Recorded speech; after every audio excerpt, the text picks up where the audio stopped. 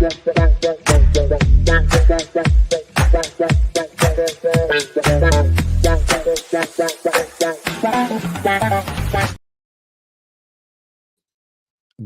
flipping evening. Welcome to another episode of Color Commentary on the Color Commentary channel. I am calling a game of interest tonight, and I hope everybody in here will like this video, share it out, and subscribe to my channel. I appreciate 213 of you have already liked and shared and subscribed to my channel. Make sure you're hitting the notification bell as well. We've had a great day of football. And for those of you that are, this is the first time here for you, I am a Dolphins fan. The people in chat already know. Got Back It Up, Binge. How you doing, buddy? Manolo, OG Barry. I recognize you guys. Get it shared out so people know. You know, everybody thinks I'm original. Everybody probably knows me from the Fins tailgate that might be here. And if you're new, this is just I am a Dolphins fan, and I do a lot of work for the Fins tailgate. Make sure you're going to the Fins tailgate and subscribing over there. That is where most of my content is. But I'm also a person, Culler, and this is my channel.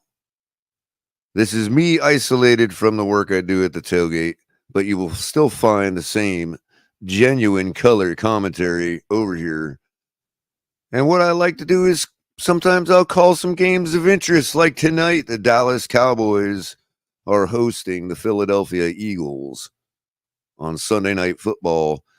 And I'd like to see how both of possible NFC opponents are looking against each other. They are the two top teams pretty much in the NFC next to San Francisco, who took care of their business today.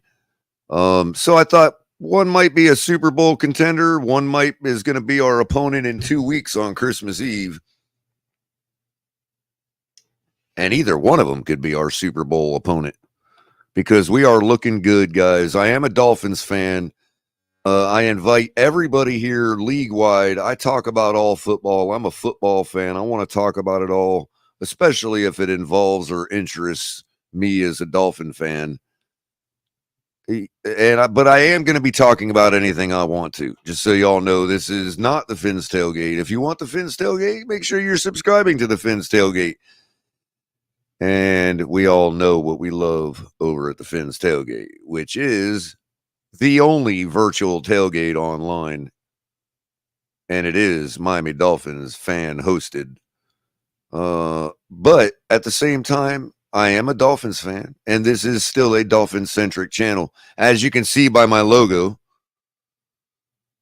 which is jumping thanks to Hooked Up Joe. Hopefully he'll come around tonight.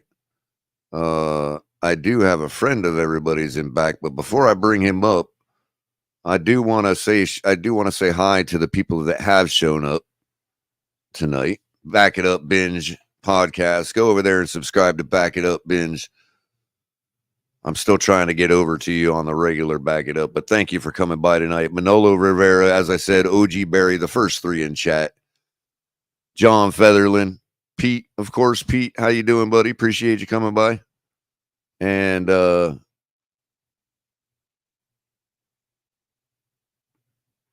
we got some action today in the NFL. Busy day in the NFL.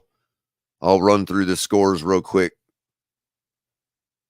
In the early action, we had Buccaneers taking out the Falcons 29-25. The Bears surprising the Lions at home in Soldier Field 28-13. Bengals taking care of the Colts big time 34-14. The Browns, with backup Joe Flacco, made huge strides for their hopes for a division run or possibly the playoffs by defeating the Jaguars 31-27. Saints take care of the Packers 26-6. The Ravens hold their spot as the top seed, half game ahead of Miami, who has yet to play this week. Tomorrow night, of course. They take care of the Rams in overtime, 37-31. And in the shocker of the early slate, the Jets, after CJ Stroud goes down to injury, take care of the Texans in a blowout, 30-6, for diminishing the Texans' hopes to continue the Cinderella run that they've been on. And in later action, you had the Vikings. Oh, gosh, I can't believe this. We all laugh when we predict these scores, but here it is. Finally deciding to score, the Vikings beat the Raiders. It is a final, ladies and gentlemen, 3-0. 49ers go back and forth with the Seahawks, but end up taking it 28-16. And in a close game, back and forth all day, Mahomes throwing a tantrum on the sidelines after losing to the Bills 20-17, which does help Miami. Bills still in it, 7-6. I know everybody hates to hear that, but that ain't for long. And we'll find out just how high their hopes can be by watching Dallas tonight and seeing how they take care of the Eagles. I actually have Dallas in a blowout tonight, but we'll get into that as the game gets going on. Broncos take care of the Chargers 24-7, increasing their chances of getting in the playoffs and actually narrowing the gap for the division. In Thursday action, we saw Patriots defeat the Steelers 21-18. Tomorrow night, we got the Packers going into New Jersey to take on the Giants. And, of course, Dolphins, our beloved Dolphins, are hosting the Tennessee Titans in Hard Rock, 8:15 p.m. Be there or be square. And this gentleman that I'm bringing up right now, my friend, my co-host over at the Finn's Tailgate, all over the place, Ali the Persian, who will be picking me up tomorrow to go to the game. We will be heading to Hard Rock Live, but not before getting our subs at Publix. What do you think, Ali? I agree. Good evening, Culler. How's everybody doing? Make sure you hit like and subscribe. Pretty good. Is my volume coming through okay? Yeah, it's perfect, man. Awesome, I can hear you better than understanding what Mahomes was saying on the sidelines. Oh, I was just about to get into that. But before that, I wanted to say hi to Flava J. Flava J is one of our favorites over at Finn's Tailgate.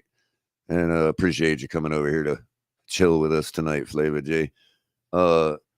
Before we get into that, I just wanted to say I have the Dallas Cowboys in a blowout tonight, actually. That was my prediction on Miss Finn's show, which you can find on Wednesday nights. I join her over there for league-wide Wednesday talk, and we do our pick 'em. I just have a feeling that the Dallas Cowboys are gonna show something to the Eagles that nobody expected. Being that the Dallas has a really high point differential. I mean, they're scoring a lot of points. Which I think, given their defense, could surprise a lot of people tonight. They're at home. Eagles, you can kind of feel like they're almost reeling a little bit. But we'll see what happens. What I'd like to find out is just how much, given that Dallas has lost to the likes of the Arizona Cardinals, I just want to see how much of that's flukish. Are there obvious signs that we should take care of business on Christmas Eve? Stuff like that. You know what I mean, Ali?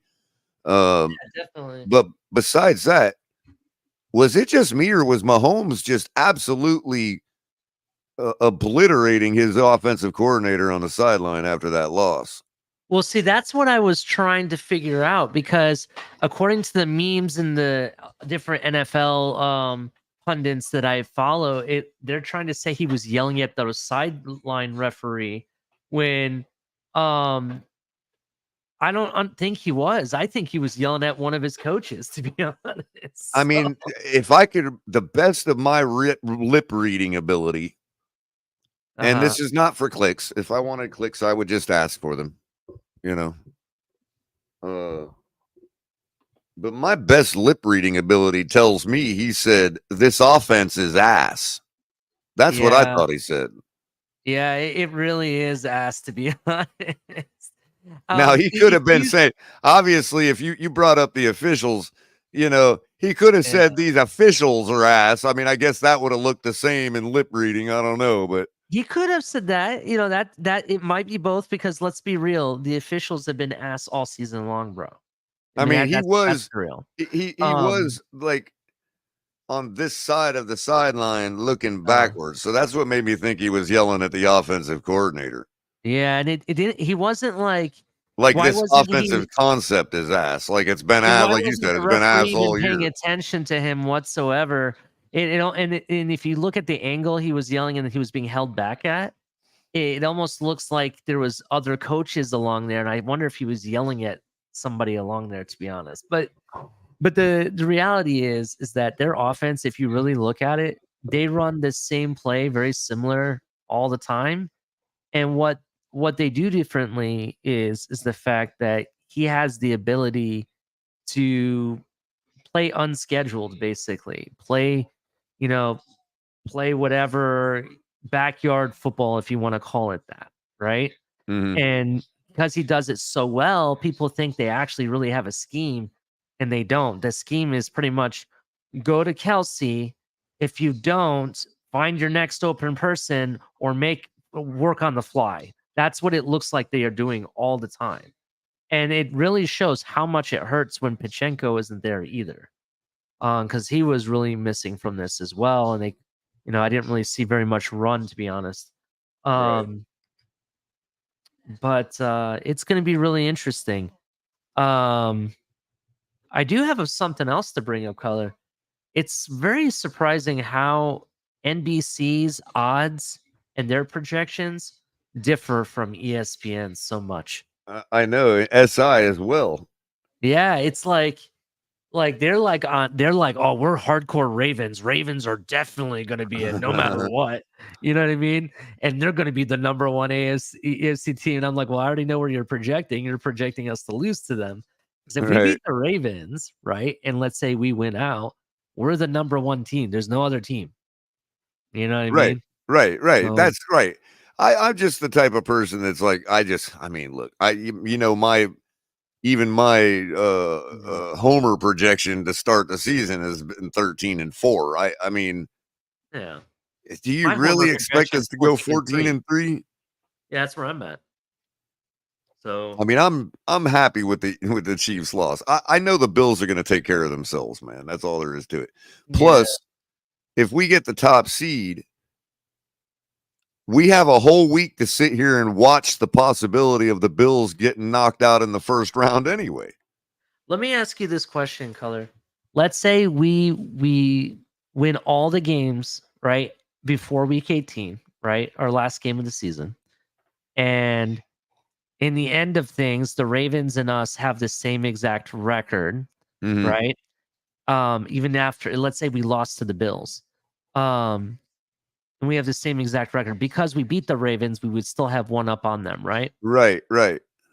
Okay, so the other The teams wouldn't problem is matter. the It would problem be though head is to head then right, at and that point. but the problem is though, like today, it would have been really nice if the Ravens would have lost because given that they likely could lose to the 49ers, coming into us with it behind 2 games, you got to realize that with them, they can come into the game 1 game behind and still take the top seed from us because they would be beating us, tying our record, and holding the tiebreaker all at the same all in one foul swoop. You know what I Yeah, mean? I'm going with the scenario that we beat them. That's the scenario. Well, that's the thing. Now the win today against the Rams, given the other opponents they have to face, even if they drop to the Niners, it still means we have to beat them because they beat the Rams today, basically.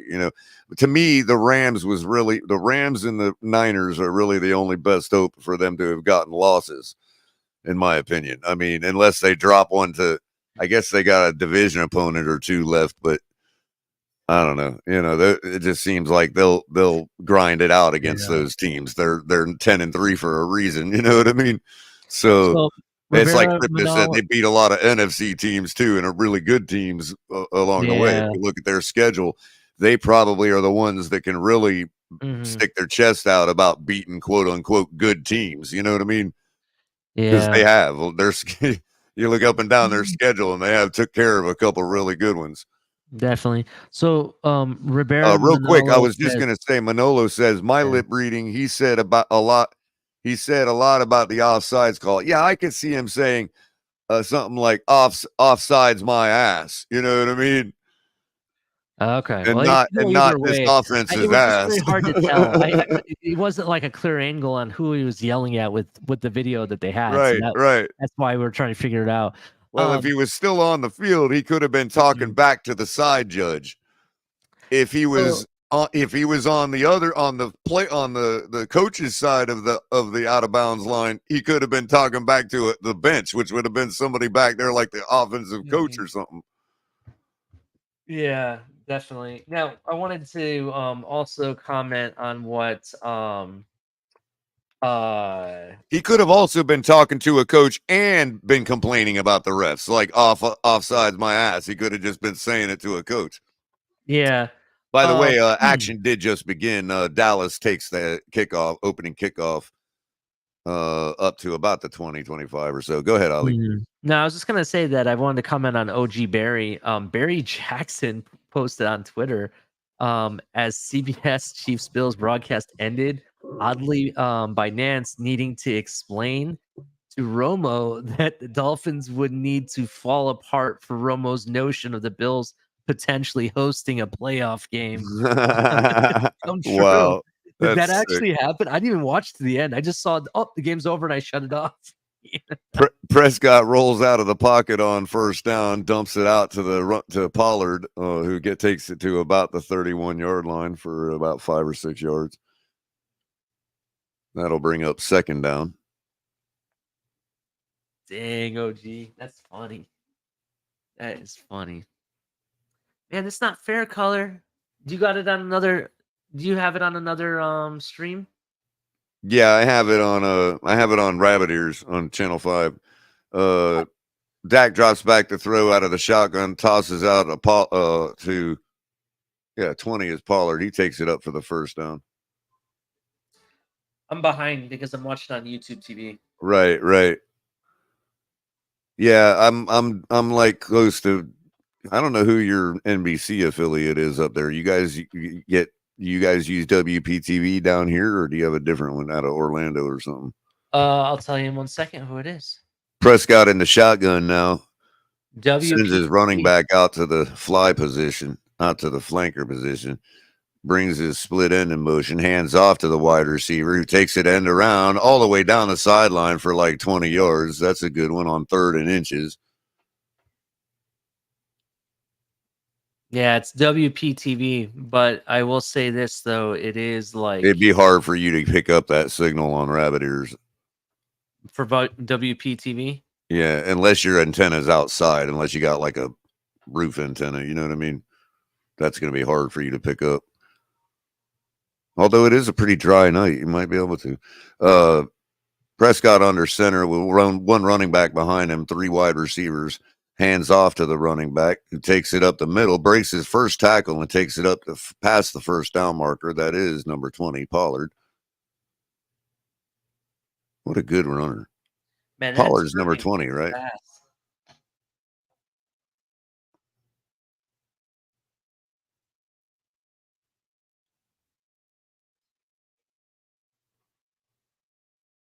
Yeah, it seems like right up the middle on Philly is kind of a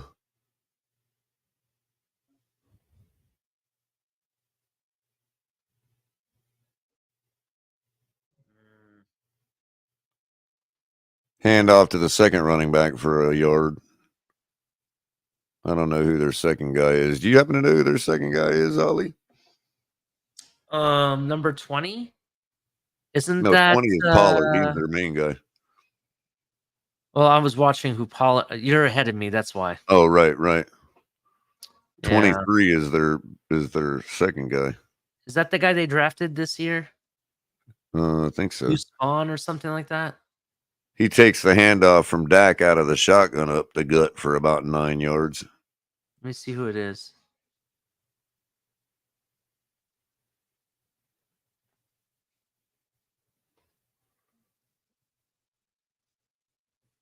Dallas is running the ball pretty good. 3rd and 1 now.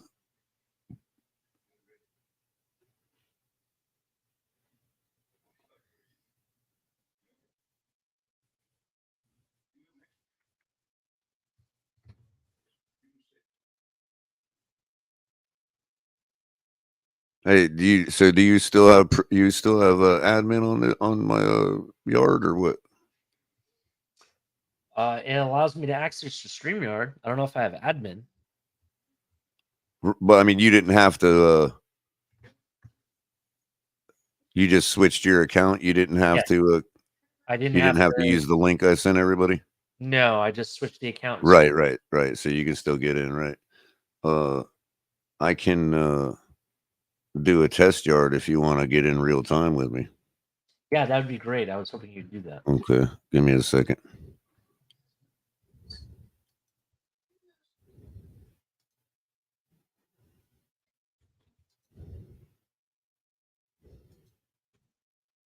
Don't go live on it. I got headphones, earbuds in tonight to listen to the game call just so I can get the penalties. Since the cameramen have been real terrible lately. So Deuce staying Vaughn on is the rest. out. What's that? Deuce Vaughn is out. It's a guy I've never heard of. Number 23. His name is Rico Dowdle. Dowdle. So Pollard takes a pass out of the flat from Dak Prescott up to about 9 yards, close to the first down. That's going to be 3rd and 1. Let me hit mute there. Stop cam there. I'll enter that studio. And then I can share the screen there. Oh, you're already in. Cool. Yep. I'm on top of it. You knew which one I was going in. There you go. Test. Thank you very much, sir. No problem. Shut my YouTube TV off now. Yeah. And Dak Prescott throws out into the flat to CeeDee Lamb, who takes it in for the score. There is a flag on the play. Looks like it might be against Dallas. But you know what's funny? The color on in the backyard is better than on my other monitor. It's crazy. Touchdown. Yep, touchdown on the play. The flag. I guess what they flag go against the defense decline. I missed the call. I was babbling. So Dallas takes up their first drive like pretty easily for the touchdown.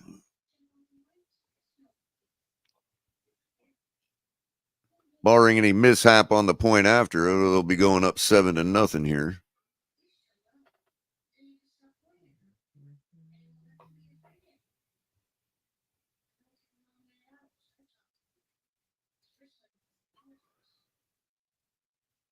Aubrey puts the extra point up on the board and in fact makes it 7-0. Dallas. How's it going, Dolphin Don? Go tell everybody we're here, man.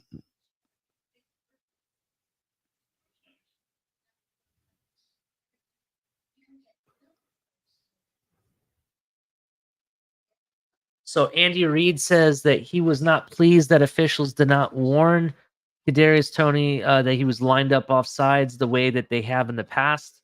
The normally mild manner, Reid said it's a bit embarrassing for National Football League for this to take place. Huh. Interesting. Yeah.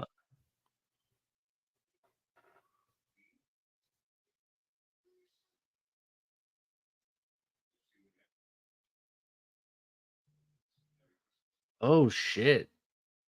Yeah, look who got herself a commercial, bro. You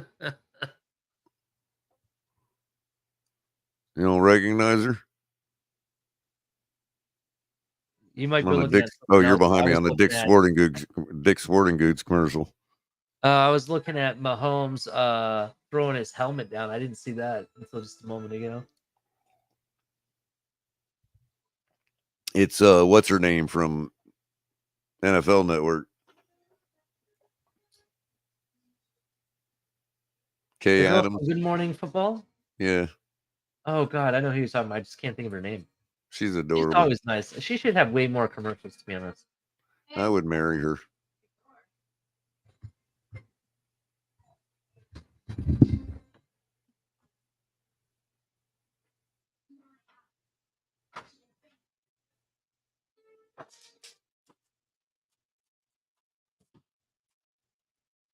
So that Dallas offense looked pretty impressive on their opening drive. I mean, you got to give them the scripted opening drive. Everybody looks impressive. This is true. Now, if this was us playing them, we would be saying, hey, we got to answer right back. But I wouldn't be very pleased with our defense getting carved up like that on the first drive. But it is the Dallas Cowboys. And look, they have a pretty good point differential. I mean, they have been the wins they have been winning by large margins most of the time. They're kind of like us in a lot of ways. They mimic us. They're kind of like the us of the NFC. And this game right here would be sort of like the Dolphins versus Chiefs. If you kind of think about it, I kind of see the Chiefs and the Eagles as not much better than each other. It's probably why they outlasted everybody and ended up facing each other in the Super Bowl last year. You know, but you got these other teams coming up now: Dallas, Miami, Baltimore. I can't think of anybody else in the NFC. Sorry, just kidding. San Francisco, I guess, even Seattle.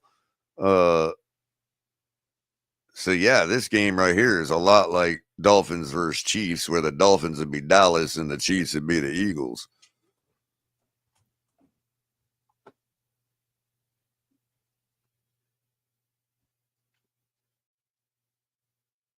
Especially the way our defense has been playing. So Hurts now standing in the shotgun, surveying the defense, has Brown to his left in the slot.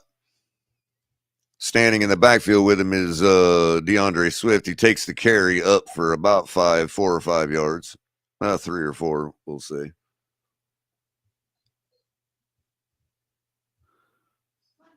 Looks like we got all Dolphin fans in here so far, but if anybody's listening who may be a Cowboys or Eagles fan, thank you for joining us. I do plan to talk all football league-wide on this channel, but I am a Dolphins fan, and there will always be that bias, just to be clear.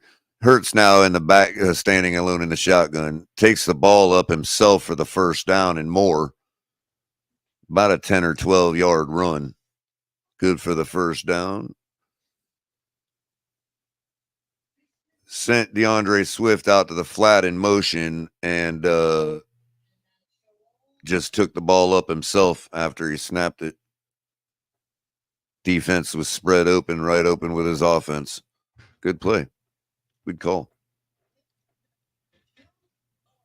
Hurts standing alone in the shotgun now, 5 wide receivers. Drops back to throw under a little pressure. Flag down. He throws into the dirt.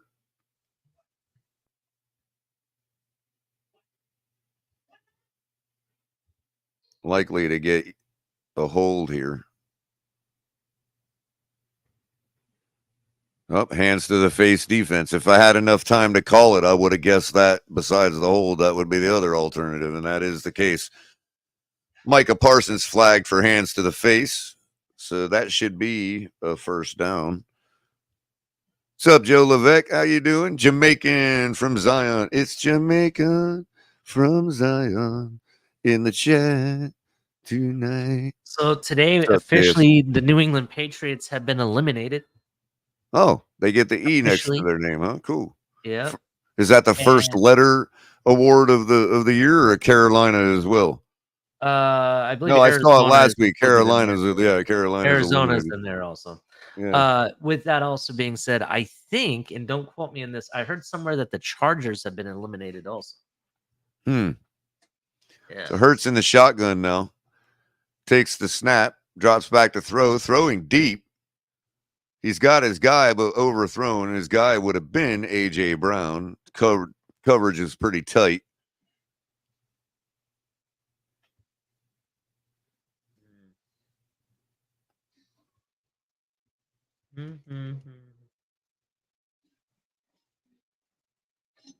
Gilmore on the coverage. Man, A.J. Brown is big, dude. Jeez. That is one big receiver, man.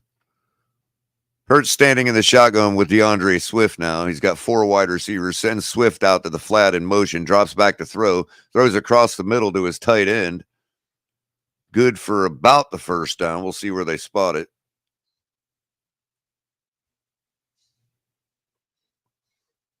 Dallas Goedert on the catch.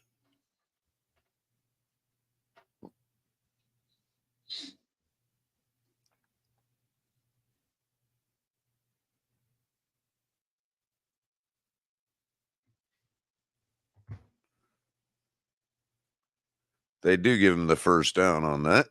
Hurts in the shotgun. Bunch formation on the offense. 2 wide receivers to the right. Hands the ball off. That's going to be to number 35, Scott.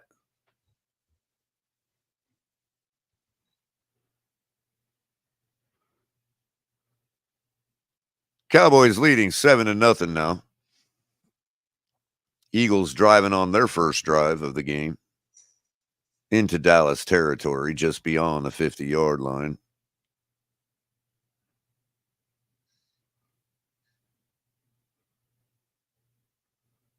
We'll call it the 41 of Dallas. Hurts up under center now with Goddard moving in motion behind him. Going to get a false start on the play.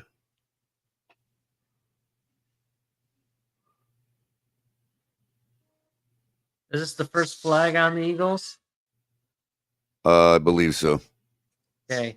I read a report that this referee, the Eagles are 7-0 when he's refereeing. Wow. And look at the bloody nose.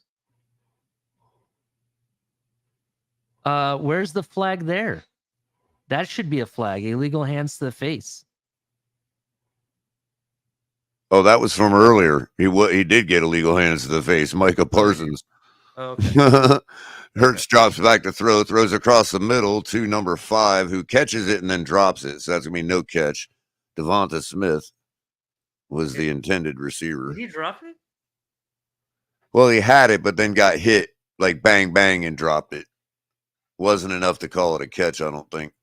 No, it was moving the whole way down. Oh, yeah. You're right. You're right. It was very close, though.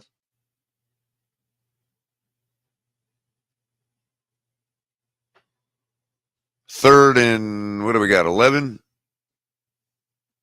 My stop sharing icon is in the way for some reason. Oh, there, I just had to hide it. Okay. Looks like we're going to get a penalty. Both teams saying it's against each other. See what the ref says here. See, I'm going to go out. I'm going to make a...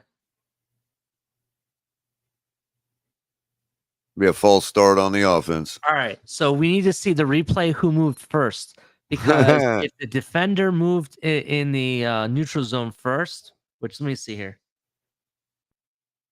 All right. So he shifted first, technically. So in the last game, the Kansas City Chiefs game versus the Bills, they called that against the defense because it basically baited the tackle. I think that's messed up, bro. I think they need to be clear across the board. Hurts drops back to throw now on 3rd and 16.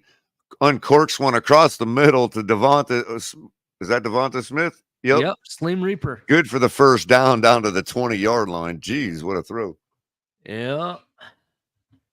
Devonta Smith found a spot in the zone, sat down in it. Philly hurrying up now, trying to force a penalty. Hands up, fakes the handoff, throws it out to the flat to Goddard, who stutter steps along the sideline down to the 5-yard line. Flag on the play. It's probably going to get motion here. Or there was a guy standing lined up in the neutral zone on defense. It looked like they had tried to get set so quick he might have been lined up right on the ball. Pass interference on the offense. Wow. Didn't see that one coming. That's on number 11, A.J. Brown. What's up, Mudbone? Appreciate you coming by.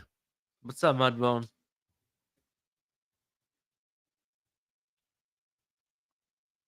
What happened to A.J. Brown? Did he just go down?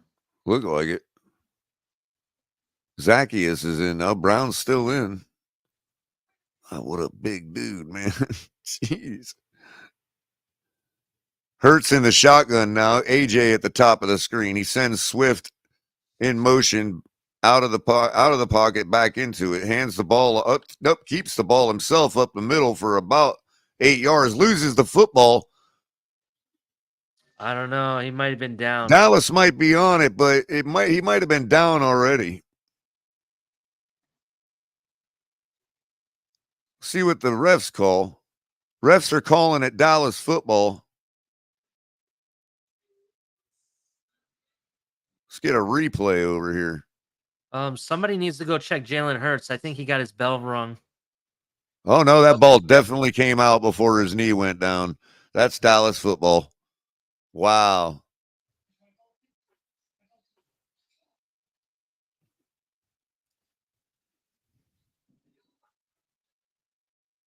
Oh, you're good, bro. You're good, Mudbone. Everybody forgets anyway. I ain't done enough, man. I got to do this more often. So, if I put myself in front of y'all more often, it'll be y'all being, I'll be in your memory more often. So that's just all there is to it, right, Ali? Ain't that what it's about? Definitely. Content is king. That and repetitiveness. So the Cowboys recover the fumble, which, I mean, it was down, in their own 20, so it effectively is like a punt, but still can't give up turnovers like that.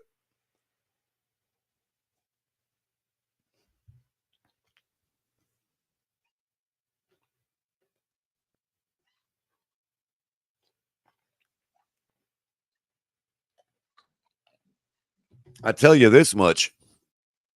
So far, I'm not too sore about the Buffalo Bills not being knocked out yet because I don't see them bringing much to the table against these Cowboys. We're so far on these 2 drives, we're seeing offense and defense for the Cowboys. Mm-hmm. Yeah.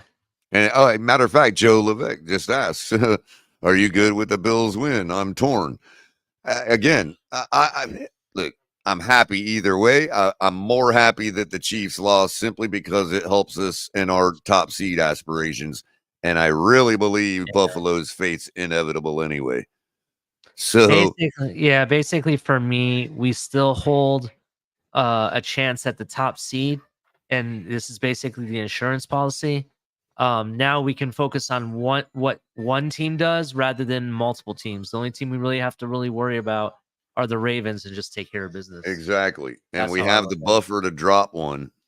Mhm. Because it's the same boat, Ali. If we go in down 1 game to the Ravens, if we beat them, it's the same boat. We tie records and gain the tiebreaker against them. So either way, the Ravens and the Dolphins both have a 1-game buffer before facing each other for the top seed.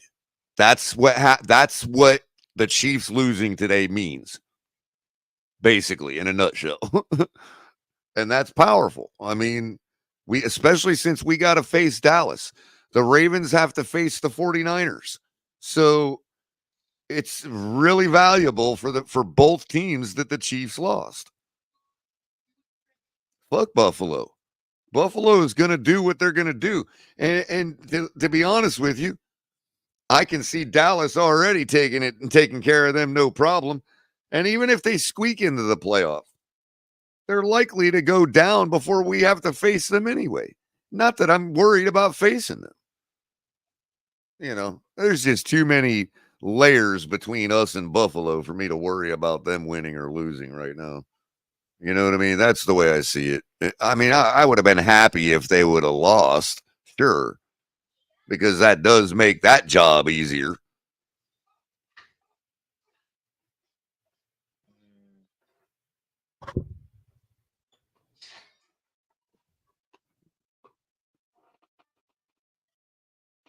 The thing of it is, though, you also don't want to be the team coming in a game down into Baltimore, because even if you win it right there, then you still have to win your last game to keep ahead.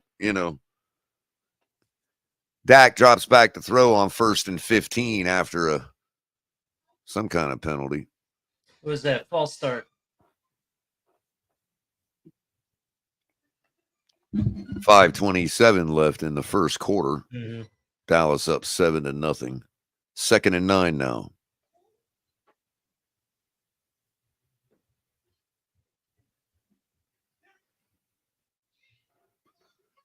Prescott drops back to throw under a little pressure, gets out of the pocket, throws down the sideline. Incomplete, defended well by the Eagles. Was that Darius Sly? Taylor, it looked like. Taylor? Never mind. Is it just me or Mahomes looks like Side Bob? What's his name? Yeah, Sideshow Bob. That's what I was thinking Sideshow of. Bob, yeah, with his Yeah, hair. that's what he looks like in his presser, bro. Every photo I'm seeing, I'm like, oh my god. At the very least, a Simpsons character of some kind. Yeah. Sorry if I couldn't think of the guy's name. I was like, Prescott in the shotgun now with 4 wide receivers, drops back to throw, max protection, throwing down to the sideline, has his man well beyond the first down. That would be CeeDee Lamb for the first down. Big time play. Good for about 20, 25 yards.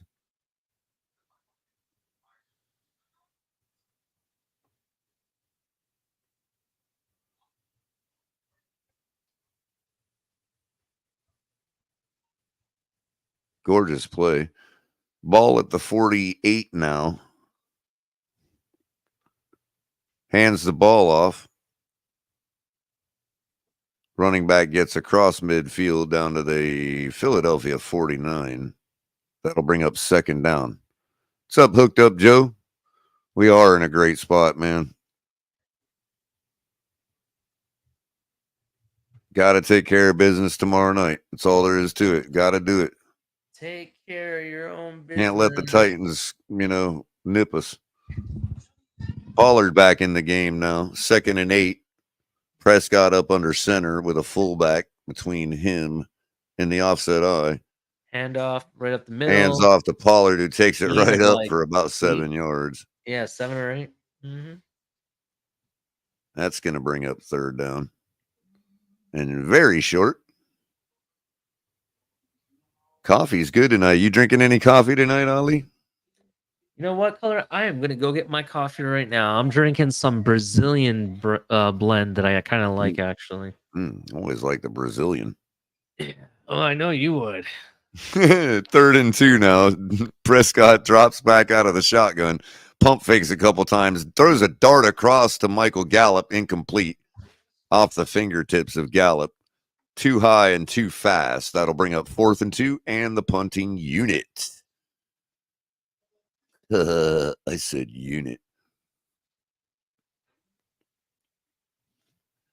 It looks like they're going to go for it. 58% probability of getting it according to Next Gen Stats. So they are going to go for it.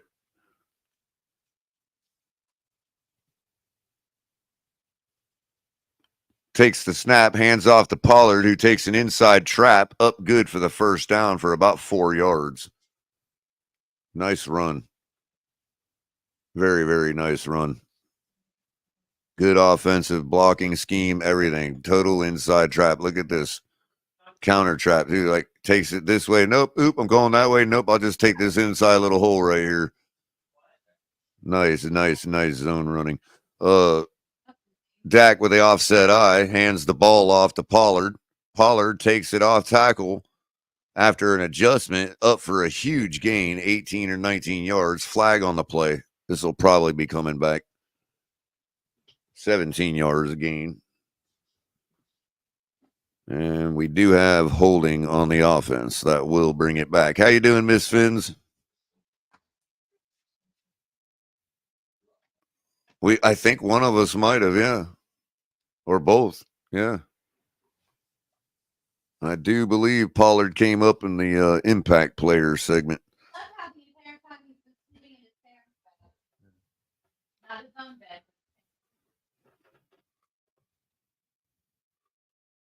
So Pollard started off on the halfback dive and then just cut it back off tackle and took it up big for a big gain, but that was because of the hold. Dak's ball gets batted at the line of scrimmage. falls incomplete. That's going to bring up 2nd and 20. Hola, Senora Fiends.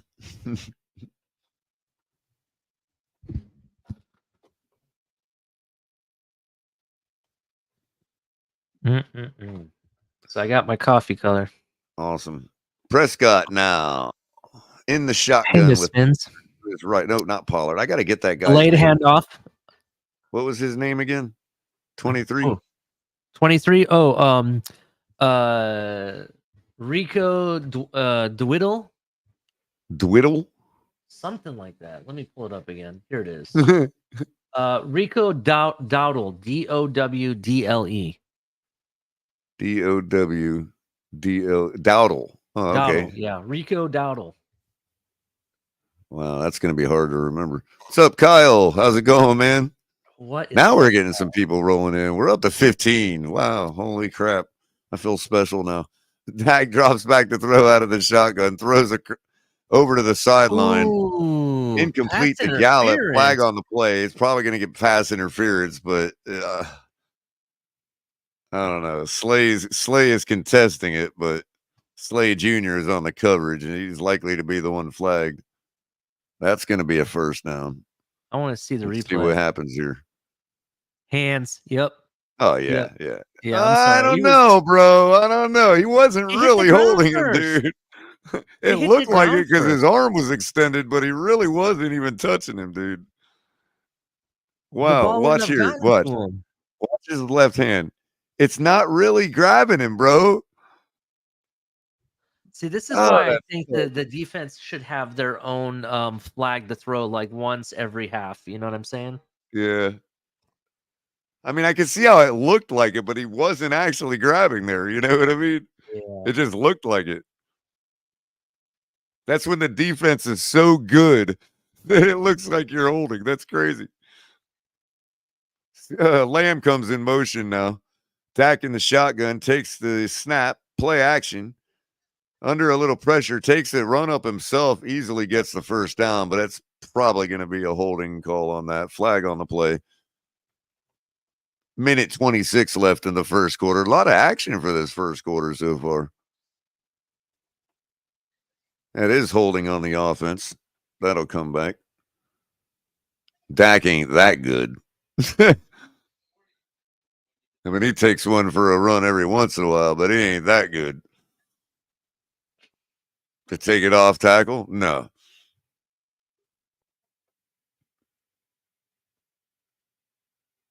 I don't know. Kyle, what do you mean? Who you talking about for the Chiefs game? Or What do you say? no, refs get the game ball again today. Yes and no, because they in the very next play, Von Miller was offsides and they didn't say anything. Right. Dak throws out to the flat to the tight end, off the fingertips, incomplete, 2nd and 20. Man, you ever notice Dak is like, it doesn't matter what conditions are, bro. He is always dripping sweat, man. Like just sweating bullets, bro. Drips right off his face mask, dude. It's like you thinking that hard. It's like you're like boiling your own sweat. You're talking about Dak Prescott? Yeah. Imagine Drops him back to throw now. in the Miami Heat like that, bro. Throws across the middle, incomplete. 3rd and 20.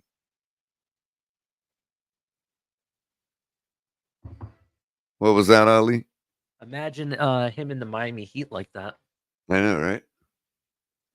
Hey, I know this. We're talking Sunday Night Football, and we're Dolphin fans and stuff.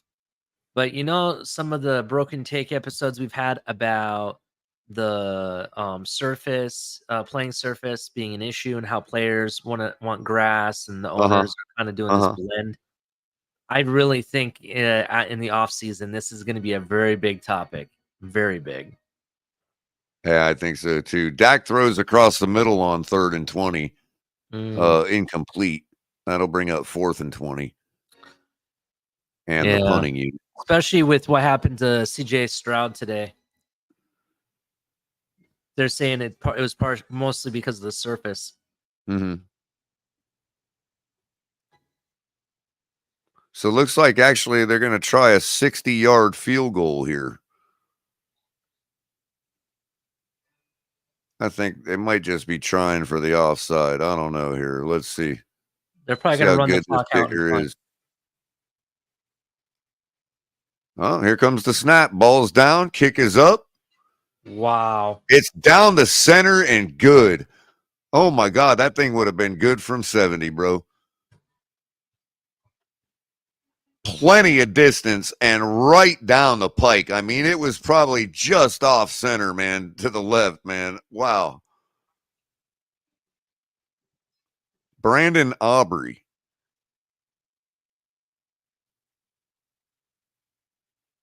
That's crazy, dude. 60-yard field goal becoming clockwork. Did you ever think you'd see the day? Maybe. Speaking of Mike McCarthy, the coach of the Dallas Cowboys, I was looking at a picture of him, and then I was looking at a picture of the head of security for the Eagles team, the guy that got banned for this game because of what happened during the 49ers game. You think they're one and the same? I think they're related, bro. I think they're at least brothers, to Think be honest. doppelganger? Could be his doppelganger. Dude, go look at his face and then look at the other guy. It looks like he shaved and, put on a pair of glasses. I mean, supposedly we're all supposed to have our own. Everybody's supposed to have their own twin, dude, somewhere in the universe. Oh, man. Like the old saying, given enough time and distance traveled, you should meet yourself. Yeah, that'd be interesting. Like, I believe in that shit. I think the universe is so big that could be true, bro. Like, you given enough time and distance traveled, you meet yourself. If not that the universe maybe may curve in back on itself. So you could, enough time and distance traveled, you literally could meet your ass.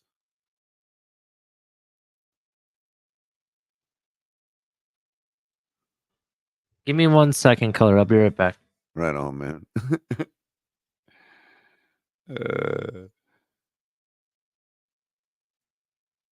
Is it, Joe? Is that DFS fantasy football as well? Or is that just league, or is that just season long? That's crazy. 6 points for a 60-yarder? That's how it should be in the NFL anyway. That'd be crazy if you could get, or like a 5 or a 4-pointer for 60 plus yards. I'm going to change the score here.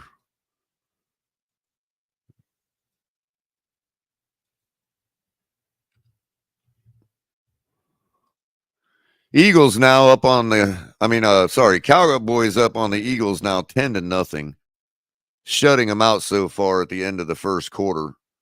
Brandon Aubrey with a 60-yard field goal. 50 seconds left now in the first quarter. Puts his foot into the ball. Obviously kicks a touchback. I mean, you don't kick a 60-yard field goal and then come in and put it at the 10-yard line. You know what I mean? I don't know, Willie. But, Willie, to answer your question earlier, Larry L. has retired from YouTube because YouTube was giving him some issues. And he said, fuck it. Too old for all that anyway, and just shut it down. But he did come by last night to the Finn's tailgate, chopped it up with us on the panel on Late Night Exit. Was it last night or your panel, Ali, or was it with Shake's panel? I can't remember, but either case, he's still around. He came on Shake's show last night. Dallas Goedert takes a short pass now up for fights for about 6 yards on first down.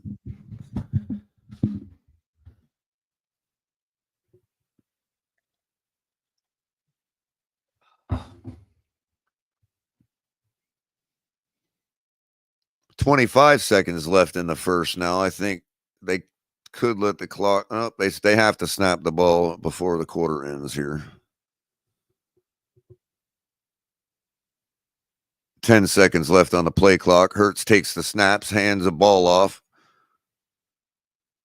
Swift takes it up for about 3 yards.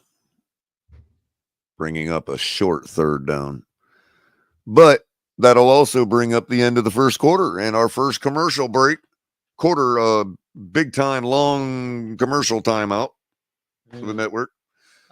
Some news. So I will take the opportunity to remind you all to like and share this video and subscribe now, please. Please do. I'll also give out some news for I'm Monday hurt. Night Color. Can I go ahead and shout that out? What's that? Well, before you do, I just want to let everybody know I'm really hurting for friends. I really want people to like me. Please subscribe to the channel and show me that you like me. Go ahead, Ollie. All right. Well, after you're done liking and subscribing to the channel and turning on the notification bell, just so you know. In addition to that, if you are attending Monday Night Football, there will be some entertainment above the training facility where there will be a drone light show that is to take effect at 7 p.m. before the game. Where's that? At the Hard Rock. Oh, really? Yeah, the president of Hard Rock announced there's going to be some major drone show that's going to take place above the training facility, and it starts at 7 p.m.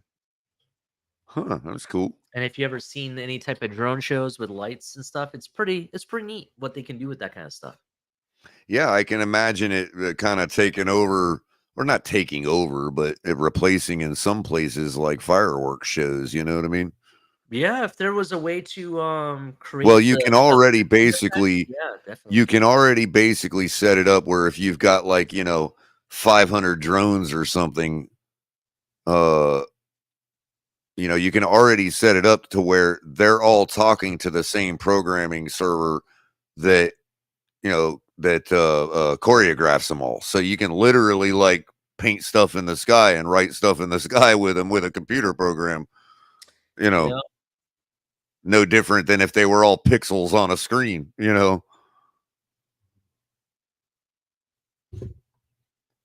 Just a matrix, and then the software just is communicating with them all. And they make those particular cases, they just make them small drones that are just big enough to carry enough LEDs to be seen. They're not huge drones, you know what I mean? And then they just basically have like a display in the sky, a RGB display in the sky. Yeah. I was thinking about what they do with the Guitar Hotel too. All them colors, they're like 32 million colors, just like your computer in any kind of program. You know what I mean? All right, here we go. 3rd and 2. 3rd and 2 now. On the 33. Yep. No, that would be on the 38. Hurts throws, has his man in his hands, but drops the football. That would be Devonta Smith. He had the read option there. He should have ran it personally. Well, right. When you watch the replay, look at this. It opens up for him, I think.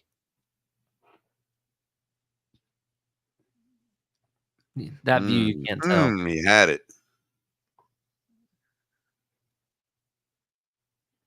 So I would have ran. The other guy's running away from you. Just run. Yep. You're gonna punt the ball. Yeah, good move.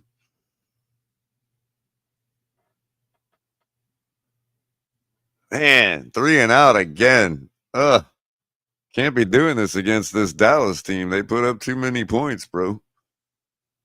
Oh, fake punt. Quarterback throws out to the corner, to the sideline.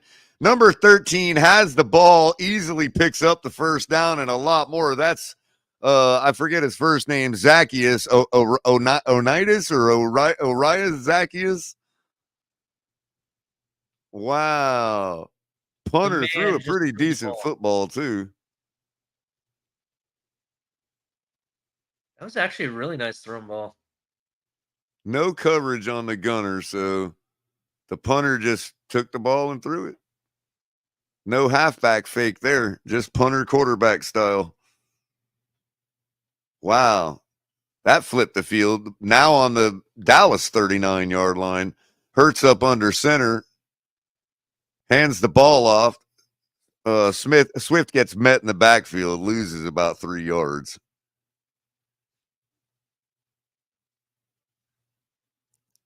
I would, that one actually fooled me, Ollie. I really didn't expect that, man. I thought they were I just gonna actually did. I was punt it about to away. say, It's like I beyond kid you the not. 50-yard. Like, why risk it? You know. I was like 2 seconds away from saying, "Watch, they could fake it here," and he faked it. I was like, "Oh, I'm too late."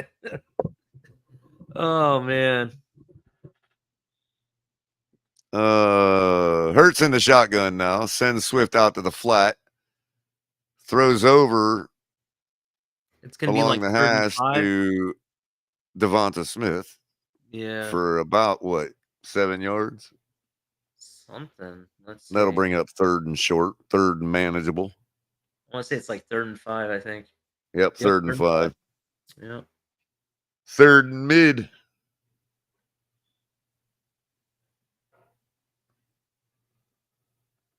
Hurts in the shotgun now. 14 seconds left on the play clock. Brown in motion over to his right. Takes the snap, drops back to throw. Throws deep. He's got his man along the sideline pretty deep, but dropped by A.J. Brown. Did AJ Brown have that in his hands? I don't know. That's why my initial instinct was to say he dropped it. Oh, Oh, he yeah, dropped it. dude. I'm Oh, sorry, bro. bro. Oh my Oh, gosh. that was a gorgeous pass, dude. Are you kidding me? I don't think Tyreek or Waddle could have dropped that, bro. I'm Oh, my sorry. God. What a beautiful pass, though, bro. That was all the receiver's fault, bro. That should have been caught. That was like handing the ball off. It was so beautiful. Field goal is up, Ooh, and it is good, yeah, it is. just inside the upright. So Philly gets on the board 10-3, 12:34 left before the half. I mean, Ali, bro, did that ball? I mean, it was like the ball was like right into his possession, bro. There was no reaching of his hands or nothing, man, and he just dropped it. Jeez, how Yeah, can you throw a dude. better ball than that, man? He was just like, I'm sorry. I don't think there is a quarterback ever that could have thrown a better ball than where that was going. Well, I'm sure there may And be other quarterbacks that could do it, but have you ever? I mean, that was a damn like that's so far. Hurts is the only one I've seen throw one like that. That was like, you know, damn, what a good throw. Best throw of the season right there by anybody, if you ask me. Completely dropped.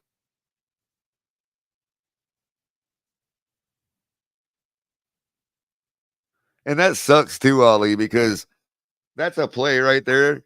That goes from the best throw of the season, dude, to nothing because it was a drop and an incompletion. Nobody will ever remember it. You know what I mean?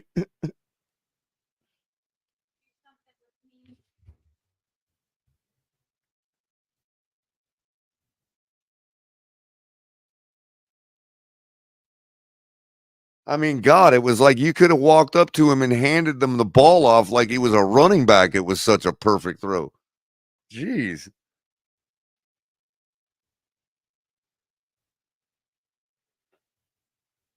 It was almost like the defender was handing him the ball himself. Like, here you go, bro.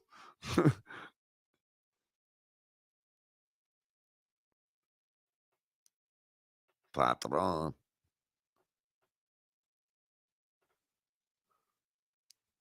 See, Ali, how these commercials hypnotize me into saying them out loud on public broadcasts, so like they make money, and even though they don't give me nothing for it,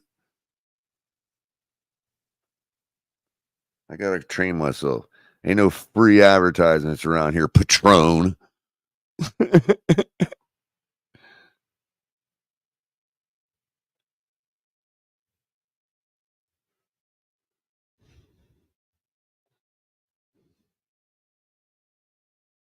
No free advertising for you either, Pepsi products. be right back. Sorry. All right, Ali.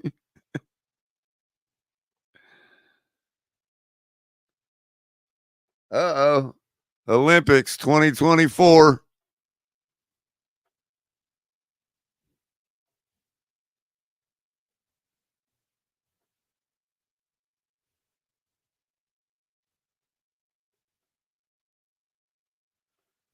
So the Eagles kicker puts his foot into the ball.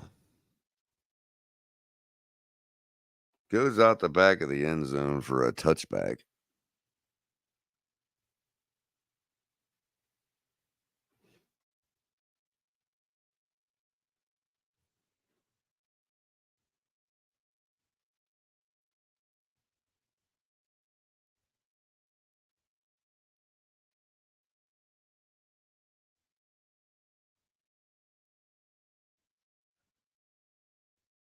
All right. Prescott takes the snap, hands the ball off to Dowdle, who takes it up for a couple bucks.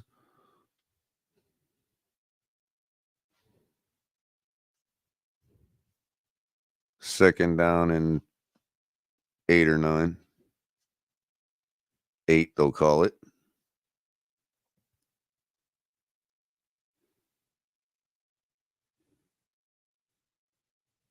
Prescott in the shotgun now. 3 wide receivers, 1 running back. Drops back to fakes the handoff. Throws across the middle to his tight end. Big time play. Good catch. Number 87, Ferguson, for about a 30-yard gain. More or less.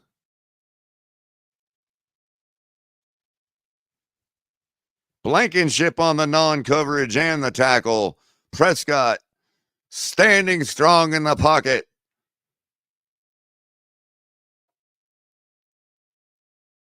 See, I can do that shit too.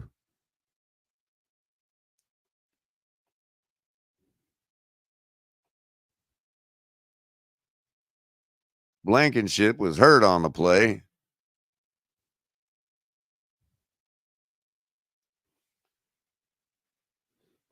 I'm not really rooting for anybody, Kyle. I'm just kind of scouting either a possible Super Bowl opponent or at least our opponent in 2 weeks for Christmas Eve.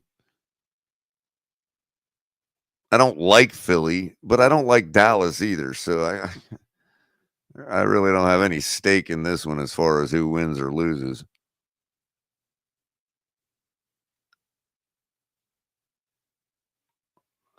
Dak Prescott now in the shotgun. 3 wide receivers, 1 running back, hands the ball off to Dowdle. Dowdle takes it up the middle into the pile for a couple yards. Maybe 4.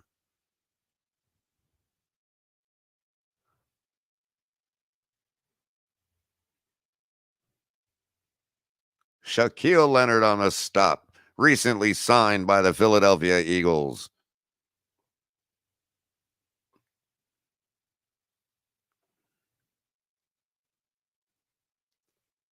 Second and 6 now.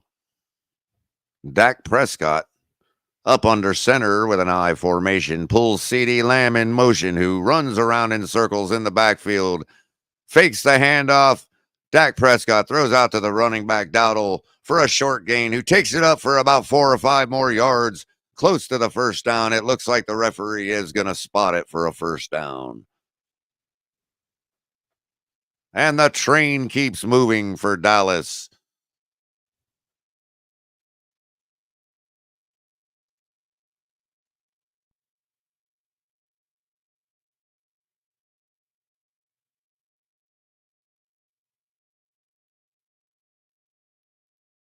Prescott in the shotgun with 10 minutes and 10 seconds left in the second half. Hands the ball off to Dowdle. Dowdle stutter steps in the pocket, misses a couple tackles, and takes it up for about 9 yards, close to the first down. That'll bring up second down and 1.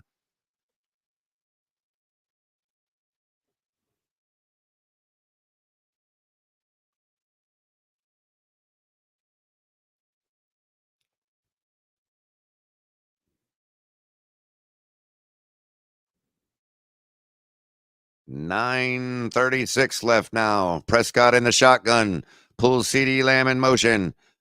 The snap goes to CeeDee Lamb in motion, who takes it end around up for about 8 or 9 yards. And a first down.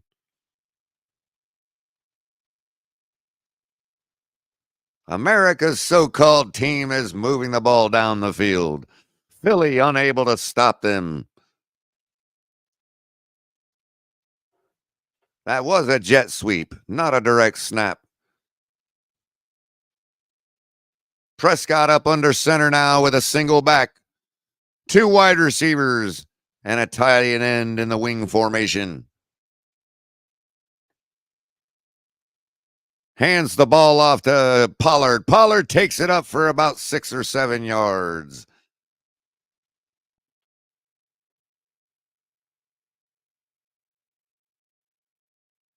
That'll bring up second down and short.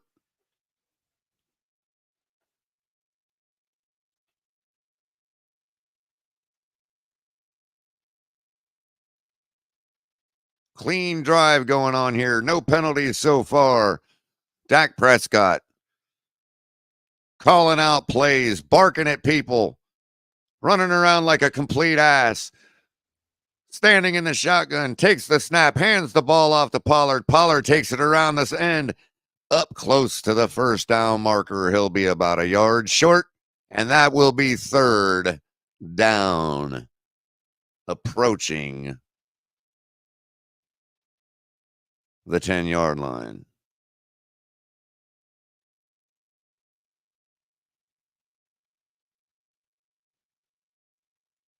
From the 11.5 now, 3rd and 1. Dak Prescott up under center, pointing his finger around at people like he knows something.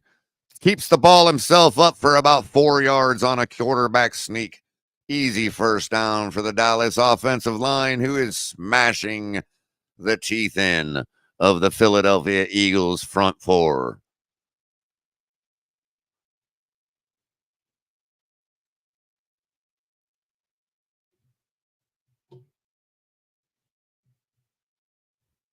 What a drive, ladies and gentlemen. Dak Prescott now in the shotgun. First and goal from the 6. Hands the ball off. Pollard takes it up to the goal line. He's going to be a couple inches short. The referee marks it at about the 6-inch line.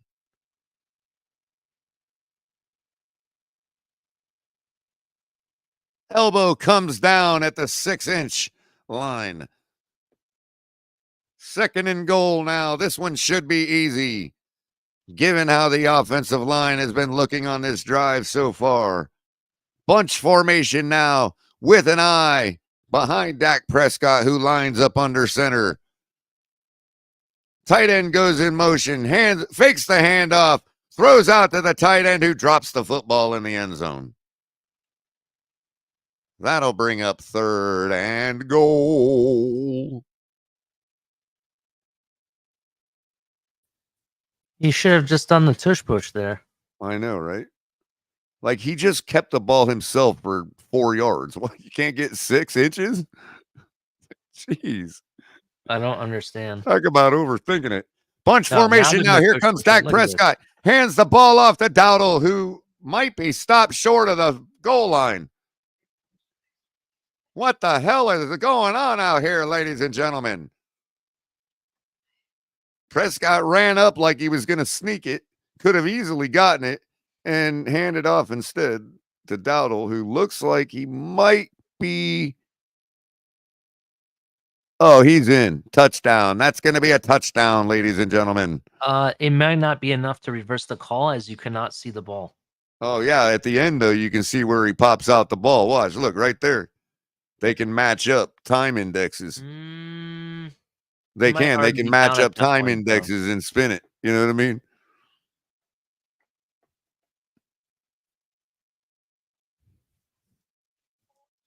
So the challenge flag has been thrown by Mike McCarthy.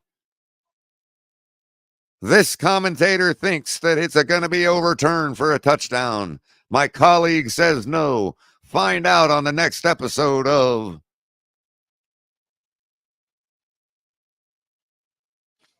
the Dallas County Color commentary. Right. So, Ali, would you mind if I just actually, you know what? You can see the game still, right? I can still see the game. Okay, great. I'm just gonna get my other device on right for a second for about 5 or 10 minutes. And I probably won't be able to see the game, so I'll need you to call the action for me. But after this touchdown, there likely will be a lull in the action with a bunch of commercials and a kickoff and a PAT and all that anyway. So it may work out for the best. When you get back, I got some news about McDonald's for you. About what? About your McCafe coffee. I got some news for you. Oh, okay.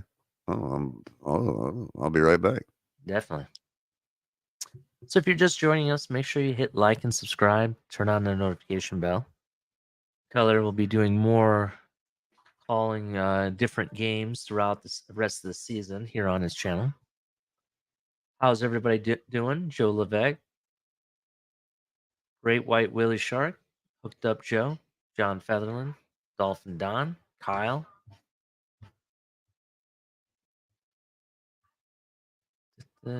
Molly Mall. Let's not forget about you, sir. Resident Dallas fan. We'll see you in a few weeks. Who else we got up in here? Kyle. Miss Finns was up in here. Shout out to everybody.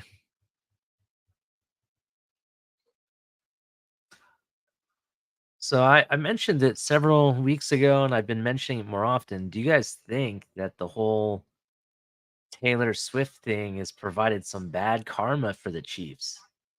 Hasn't looked pretty for the last couple games, so That's funny. I forgot yeah.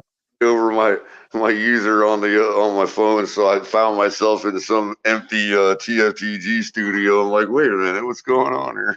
Where's That's funny. So now you got double the pleasure, ladies and gentlemen. 2 color commentaries in this up in this bitch. Oh, here And comes the call. all right, Touchdown. touchdown.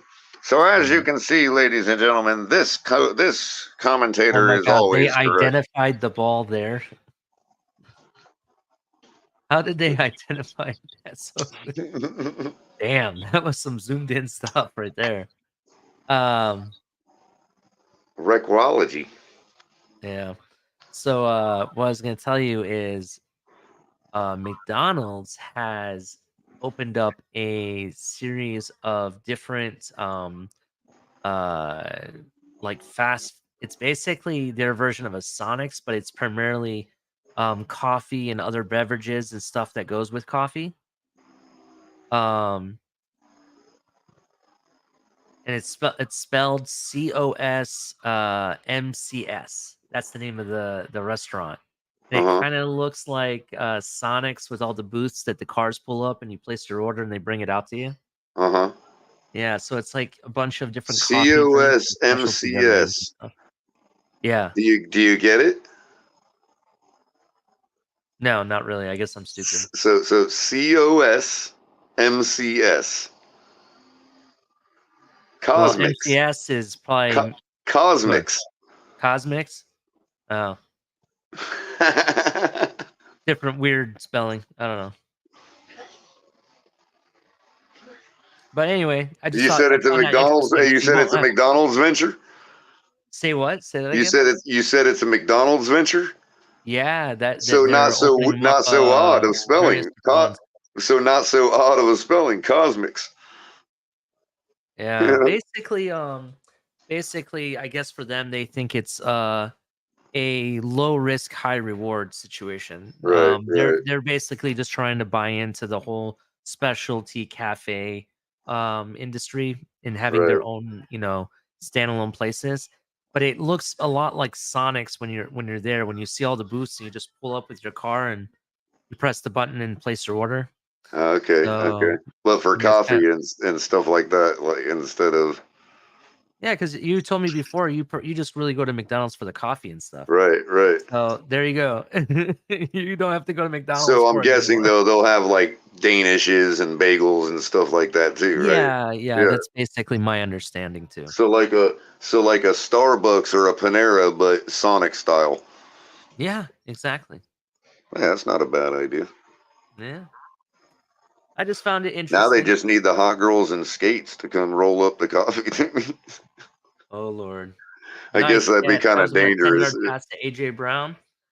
First down. Awesome. Eagles are probably they got the hurry up offense going, it looks like. They're not Do you even have any hurrying up. favorite in this game, Ollie? I don't know who's favored, but I kind of want Eagles to win. But then again, I kind of don't either, so I can go either way. I don't want Dallas to be feeling all kinds of urgency coming in Christmas Eve. Yeah, that's kind of where I'm at too. That's kind of why I'd root for Dallas at that point.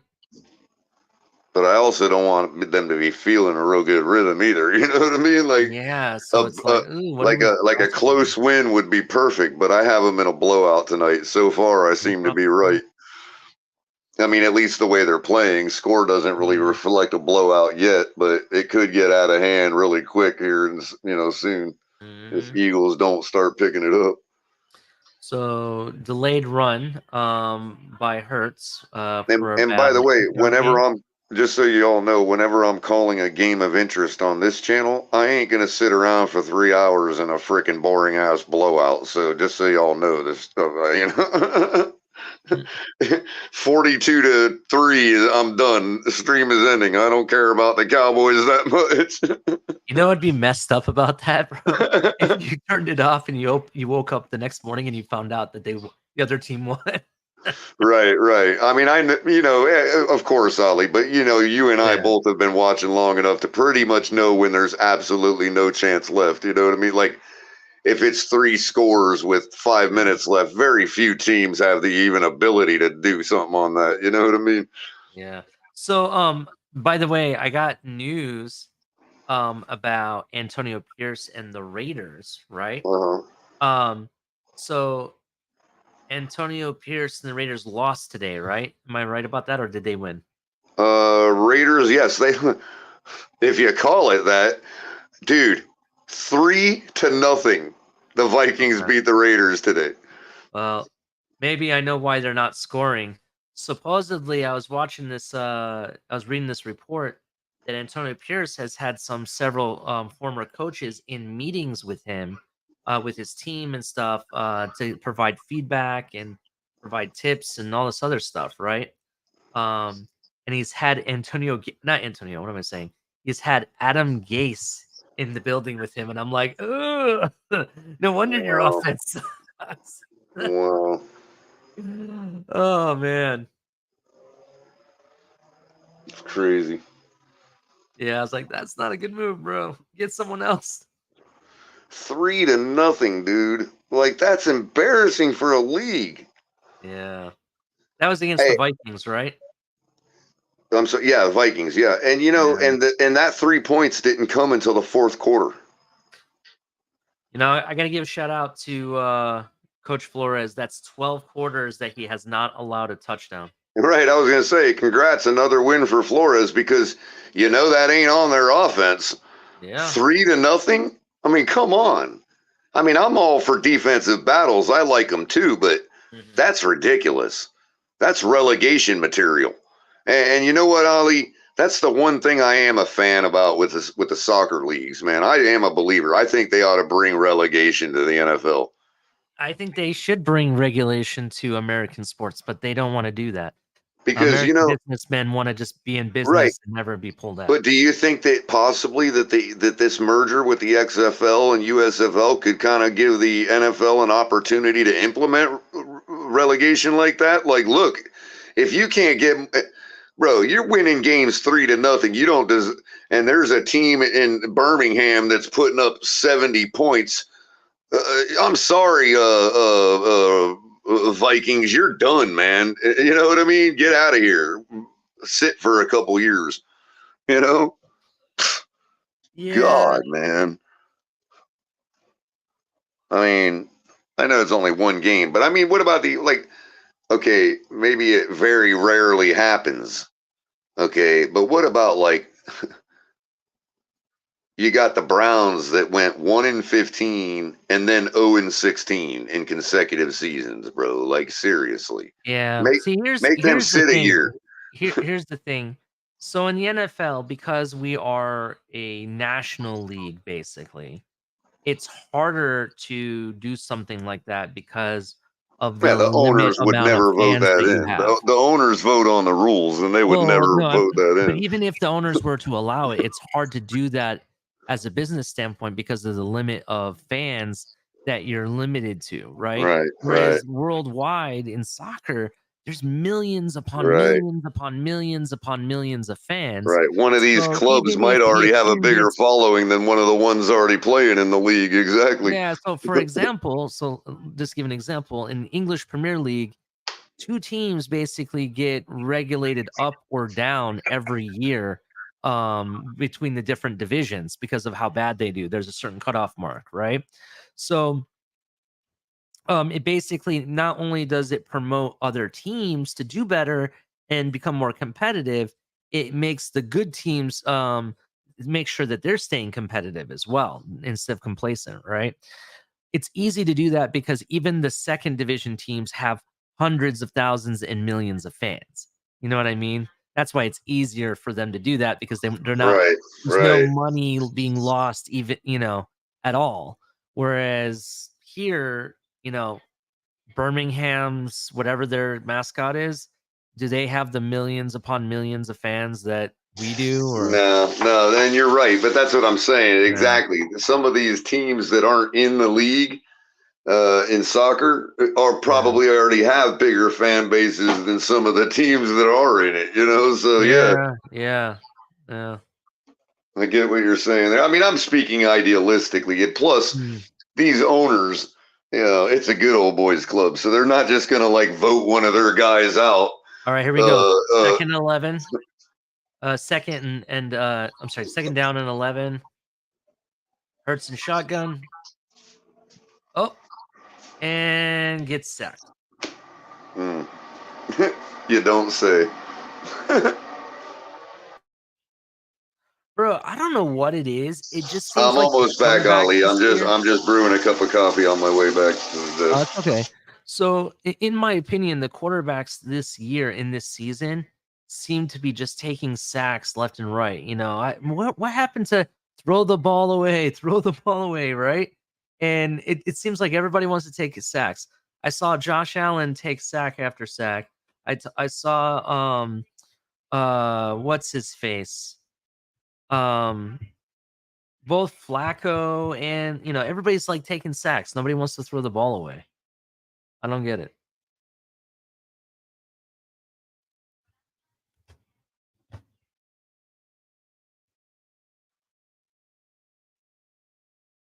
Oh, you want me to update the score? It's currently 17-3, Dallas. Hmm.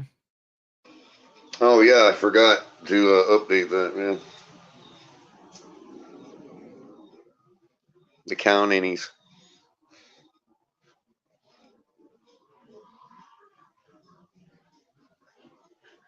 Oh, fourth down. They're gonna have to kick another field goal. Terrible. See, this is what I'm talking about, bro. Like, this is the Eagles, and people wonder why their power index is lower than ours, despite beating us. Because we should not have lost to them.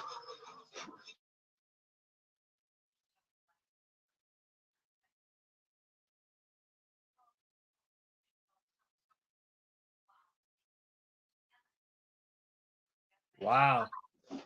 I don't think the Eagles have the number one offensive line anymore.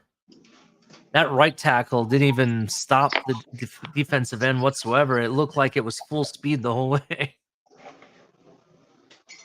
Have they played Dallas yet this year, or is this the first meetup? I believe they have. I think Dallas lost the first one, I believe. Let me verify that.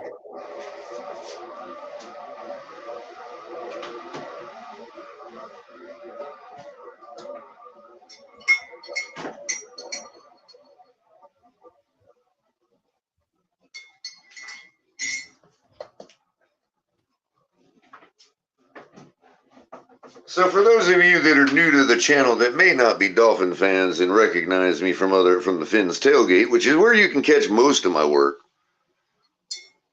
I am Color Commentary, and this is my channel, Yeah, where what I say goes here. And I am a Dolphins fan. I am calling the Dallas and Eagles game tonight because it is a game of interest, being that we will be facing the Cowboys on Christmas Eve, and we could be facing either of these two teams in the Super Bowl. So there you go. Thank you for joining us tonight. This is Ali, who has been so kind to join me tonight for some alternate color commentary and some other commentary in general. You can also find him on the Fins Tailgate. I join him as a co-host for Top of the Tailgate, 6 in the morning. Usually, we've had a little hiccup in the road because of, life stuff, but we're getting it going on again. And, of course, make sure you're Tomorrow will going not be on because we're going to the game, Color. Oh, that's right. Yeah. But you can also make sure you're going over to the Fins Tailgate. Subscribe to that channel. That's the baby I'm helping Capitan work on. But this is my personal channel, and I would like to introduce myself personally more to people and tell you about things I like besides football, but mostly football and Dolphins centric. But of course, look, I'm watching this game tonight, and I just wanted people to watch it with, because I knew there was enough Dolphin fans in our community that would be interested in and not the outcome of this game, but how both these teams are playing. So that's really what I'm interested in tonight. How about you, Ali? Yeah, definitely. I'm just scouting the opponent for us for Christmas Eve, to be honest. And one other thing, real quick, Ali. I'm sorry. Earlier, Molly Mall and subscribed. I noticed before I started the show. Thank you to all those who have subscribed before the show started. But I did just get a notification that Kyle has joined us too. Appreciate your subscribe, Kyle. The more we get, the more it's easy for me to, Ali, everybody to do stuff for this channel, Finn's Tailgate, everybody, because helping my channel helps them too, because YouTube is just, they make it hard to sustain ourselves. So, that being said, if you want to donate to Culler, you know how to do it. $ Culler, call them on Cash App. That'll work just fine in the meantime. But I will do this until I starve. So it don't really matter one way or the other. So anyway, Ali. So yeah, as far as Dallas scouting these lost the teams. first meeting versus the Eagles. You had asked. I had the information I was sitting on. Okay. And was it a huge, close game? I don't remember seeing the game. It was 28-23. Yeah. Pretty Dallas much like how it's going tonight, dominate, but with more scoring from Philadelphia. Yeah, Dallas did technically dominate the what do they call it? I think they dominated the total offense. Like total yards. Yeah, it was, listen to this. Dallas dominated the yards 406 to 292. Ouch.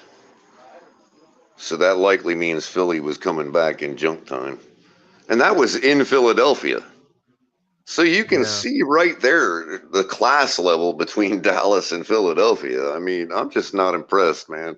I know they beat us and all that, but I remember that I tested the game. Other than the stuff we did to beat ourselves, I can't really see any reason we should have lost that game. Yeah, sacked by who was that got to Dak Prescott? He's lucky because honestly, I thought he hit him kind of too low. I kind of almost want Philly to win this game so they can go through and make it to the Super Bowl, because I don't fear them on a second meeting, to be honest with you. Oh my God. I mean, if you really think about it, Ali, we know what we have to do. It's pretty clear what we have to do to beat the Eagles, bro. After losing to them and knowing what it took to lose, I think it's pretty clear what we have to do to win. The only thing that it took for us to lose was the referees sticking their nose where it doesn't belong. Because that's really what gave them the game, bro. I'm sorry. And at the point when they really went up on us, it was because at this point, what's the point of playing if the referees are just going to determine the game? Even if you put that aside, with some of the chances that we had that we didn't execute on, you know what I mean? Even those alone, and the outcome is different, I mean, I'm with you on the referees and all that, sure. I'm just saying, even with that, there was still stuff we could have done to pull that game out. You know what I mean? Yeah. That's how you know. That's how you really know that we're better. It's like, even with all the referee stuff, we still weren't out of it per se. So what is the call being made here? What's going on? Not sure. What are you seeing? There I'm was a first abdicating my down, duty. and then they threw a flag. Oh, first down and they threw a flag? Yeah, hold on. Illegal formation? 12 men on the field, Pass maybe? interference, defense. Without the play even happening? The play happened. Oh, Oh, and oh, I there's see. the face mask too.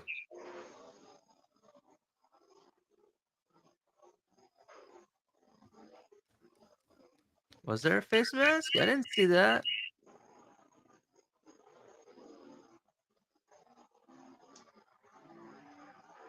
Oh yeah, yeah. Wait. So these refs, this is what I'm talking about, bro. So these refs go ahead and call that, but they won't call the one that happened to Cedric Wilson Jr. against the Philadelphia Eagles. Right, Wow. right.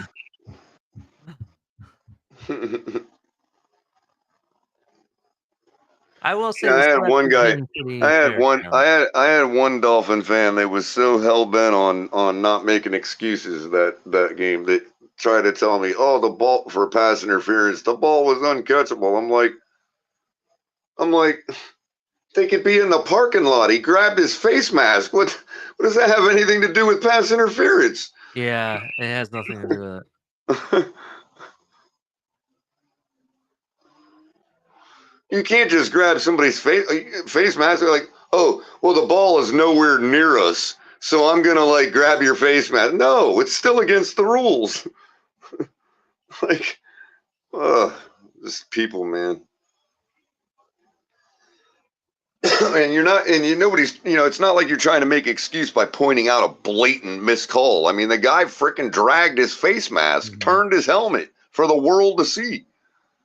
It's like, come on.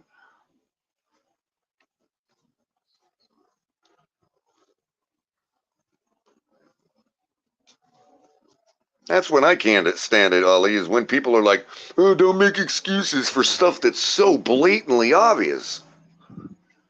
I mean, I don't make excuses for at all, but even if I were to, I get it. You don't make excuse for the close call or for the call that like won a game where it's like, yeah, okay, but there's 5 other opportunities you didn't cash in on.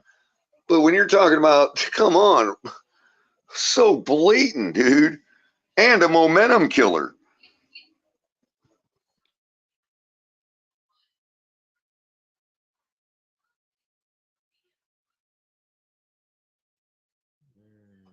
I mean, you're just not being honest with yourself. Even if you're an Eagles fan in that situation, you're just not being honest with yourself.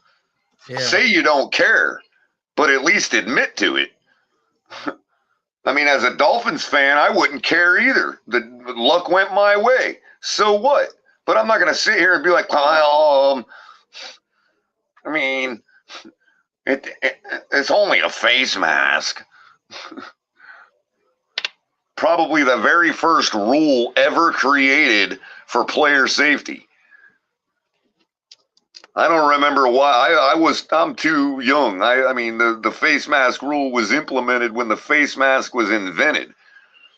So I'm pretty sure it was because of player safety. Oh man, I didn't know this. Sad news. Tight end Frank Wycheck passed away at 52. I didn't know that. Oh, really? Music City Yeah, Miracle, Frank Wycheck. yeah, man. He was the guy that tossed the ball to Dyson on that Music City Miracle, wasn't it? Yeah, that's what they're just talking about right now. Like, Yeah. damn. Wow. My God, prayers now I to him and really his feel old. family. Rest in peace, man. That's sad. Now I really feel old. Yeah. I mean, he was a player I saw get drafted and finish his career. That's how old it makes me feel, bro. Doesn't he have a son that plays? Not sure, but Wycheck, I mean, he's a shoe-in if he ain't playing yet.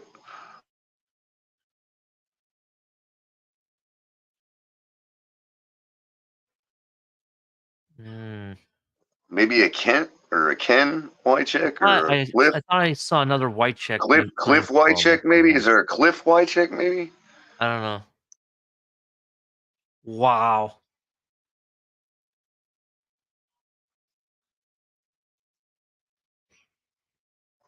No, that might be something we do out of respect for the Titans tomorrow night. A little moment of silence for the Titans.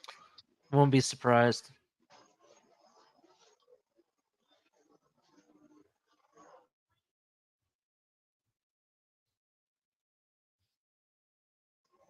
That would be the honorable thing to do before kicking their ass.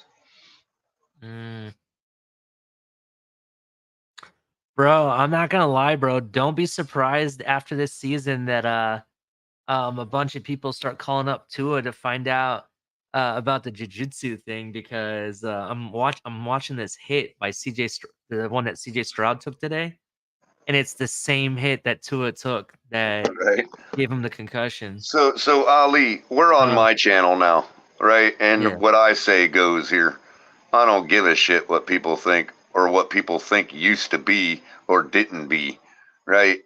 But Uh, those moves we were seeing Tua make in the pocket this week, at least the quantity of them hmm. and the repetitiveness of it and the consistency of it, play over play, we ain't seen that yet in his whole career, bro. Could Yeah, I you don't agree think with so. that? Now that we're talking candidly on a platform where it's not that I have, you know how it is at the tailgate, bro. People, it's not that I can't say things at the tailgate. It's that I have to say things and have 500 people come at me over it, telling me I'm foolish, right? When in reality, I'm not foolish. Okay, people can imagine them seeing things out of Tua that he wasn't doing his first couple of years. I'm not going to do that. Yeah, his And now pocket that presence. we're here on this channel, I don't have to field questions from 500 people Mhm. about my opinion.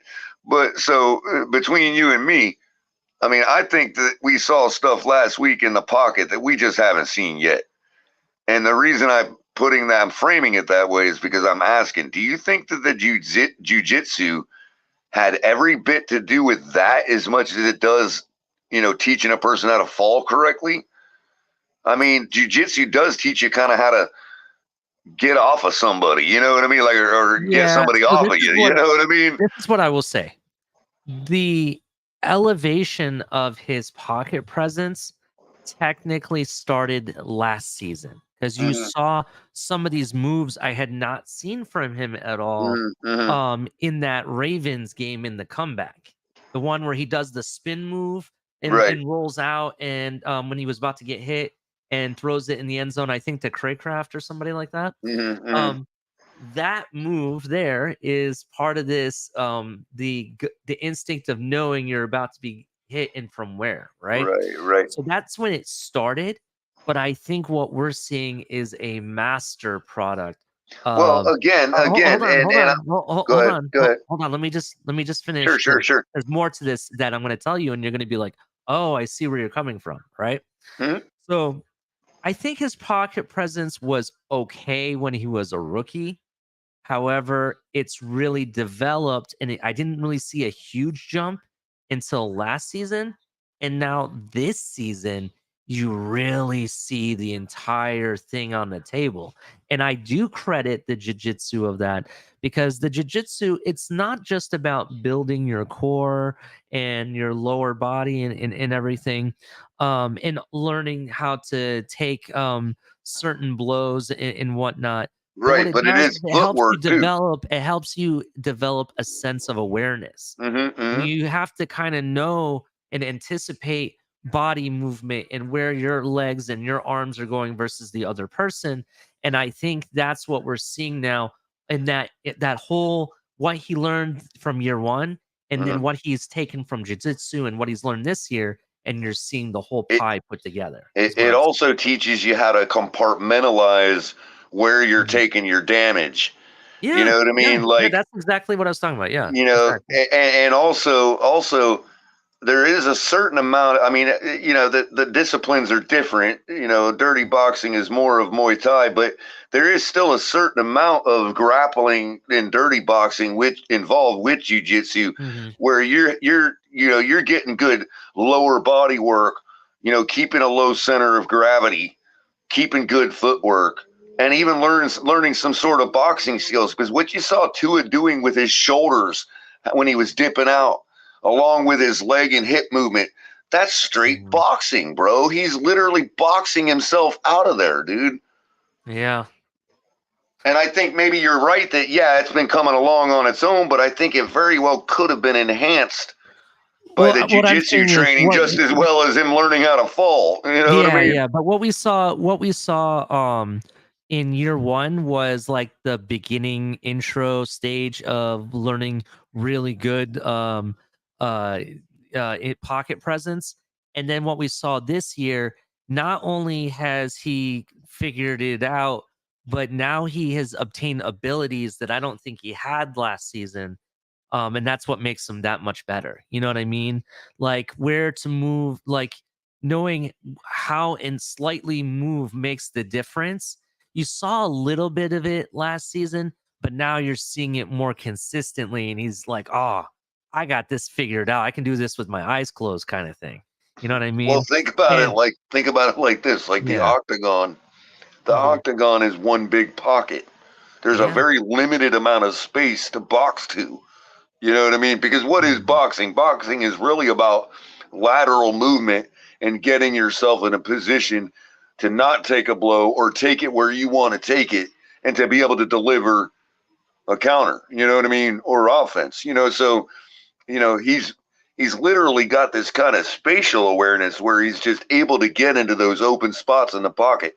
So if you can imagine shrinking the octagon down to the size of an NFL pocket, he's literally boxing his way in and around there, bro. It's crazy. mhm. He's like finding the slot and getting himself in it in the framework to be able to deliver a strong throw. Yeah, yep. Well, it's halftime, sir. 6-24. I am We'll see what. drinking 8 o'clock coffee tonight. They were on sale too, buy one get one free last week. Mm. Finishing up the last box now, so I'll be getting something different tomorrow, or maybe the I, same. I'm drinking a Brazilian blend coffee, medium roast. Um, and it's by Cafe Bustelo is who I'm drinking. Just so you know. Mm-mm-mm. So Basically, it has like a slight nutty flavor to it.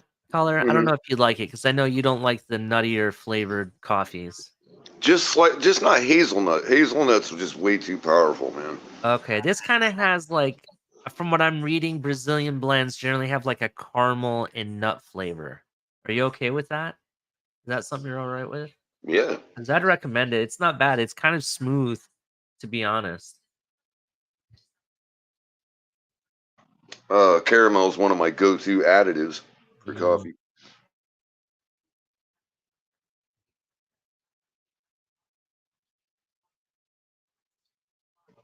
It does really well in coffee. Oh shoot, Color. There was a new coffee somebody told me about. That people were asking me if I was gonna try on the show, and I said if you purchase it for me, I'll do it.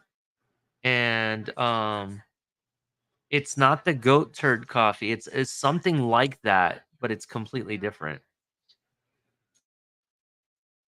Let me see if I can find it. And it wasn't the mushroom coffee. So if anyone's asking about my Carolina Reaper coffee, I figured if I'm going to put my body on the line for this, it has to be for like an amazing feat. And what I mean by that is like, something we've accomplished. Like if we win the division or if we win the AFC, for example, when that happens and we have it said and done no matter what, at that time I'll drink the Carolina Reaper coffee because I will, for all the pain and suffering they went through, I'll go through that pain and suffering of drinking that coffee. So mm-mm. Are you there, Color? Did I lose you? Yes, sir.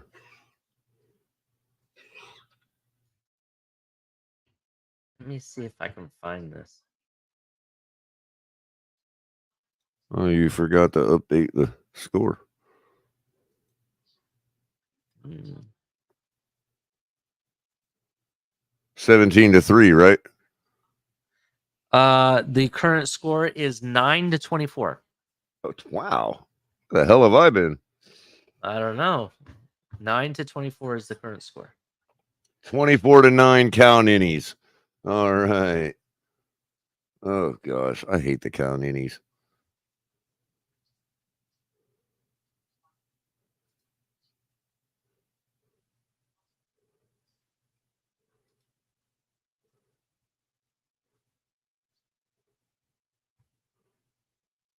So I signed up for the Hard Rock app. That's cool. I want to do that too. You're gonna have to show me how to do it after this. You just have to download the app and make sure your location services are turned on so it knows you're in South Florida, I guess. For the sports betting, right? Right. I don't think it's exclusive to South Florida, but I think it's I saw people had like an infomercial for it or something like that, and the place looks really nice. They got all the screens going, and you can sign up, and there's tons of people there and everything. So, but here it what is. it amounts to though is that Good. it's perfectly legal for Floridians. So if you're in another state where it's not legal, you won't be able to use it. But for Floridians that are already using offshore places where the state of Florida is just looking the other way, now we've got a legal place to go to. Mm-hmm. So, Culler, going back to coffee real quick, because I found the coffee that someone told me about, and it goes along the Hold on a lines. sec. Hold on a sec.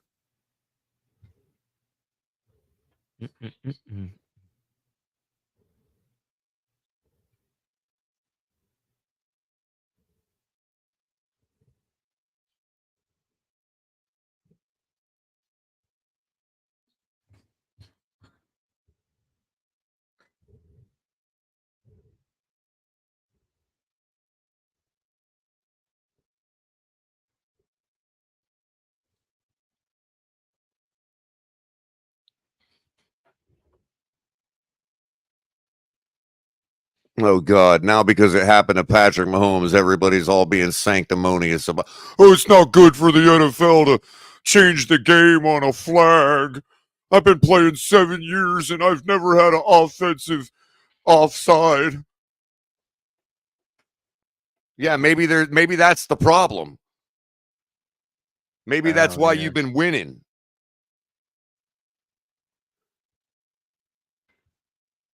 So, Culler, If I the saw your guy's lined banner. up in the neutral zone, he's lined up in the neutral zone. I mean, what do you want? Oh my! How does that bad image for the NFL because they called a flag on that?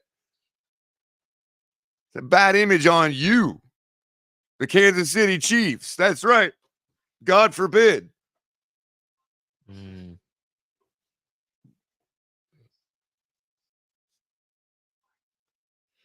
Act like 3-point ball game, and he acts like the refs decided that with a flag. What a dick, man. I just lost a little respect for Patrick Mahomes, bro. Just saying.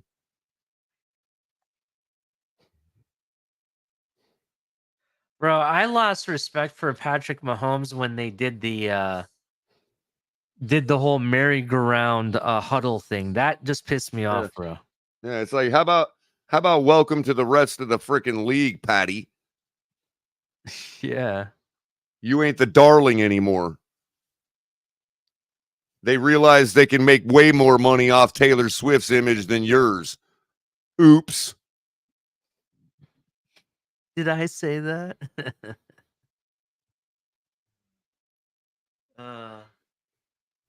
Culler, I'm gonna modify your banner. I think it looks better this way. Whatever you think, man. Did you hear what I said? Did you see what it says? Oh, the Cowgirls? Yeah, I just thought that would be the obvious, so I went with cow ninnies. Yeah, I got you. But either way. Anyway, going back to coffee real quick because I want to before I forget. So you know how there's the goat turd coffee, right? Uh-huh. Well, there's another one. I didn't know this is a legit thing, but it is. It's cat turd coffee. Oh, Jesus. And what it is they feed these coffee uh basically it's like called a coffee cherry. They're fed to a special type of cat. It's called a civet cat that's found in Indonesia. They eat them and then they poop out these coffee beans, right? And Oh, it's yeah, my supposed to- mom was looking up the goat turd thing for me. She came across that too. The word civet just reminded me of that. Yeah, okay, go ahead. Keep going. yeah, so basically there are two explanations but forward by the coffee producers. One is that civet cats choose only certain cherries to eat, so we're getting only the coffee beans fit for a disconcerting cat. The other reason that comes up is that the coffee cherries ferment while passing through the cat's digestive tract. Um, if this isn't enough to put you off, the coffee is said to be smoother and more refined. That's what is supposedly what people are saying. Gross. Oh, I could never do it, dude. I just can't. I'm sorry. Ugh. Uh, I'm gonna do one more. Oh, I don't know if we can how many banners we can do at once, but hold on. Let's see.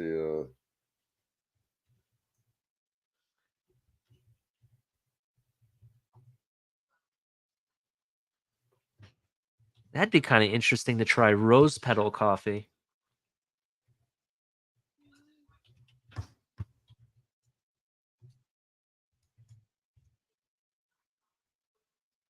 Mm-mm-mm.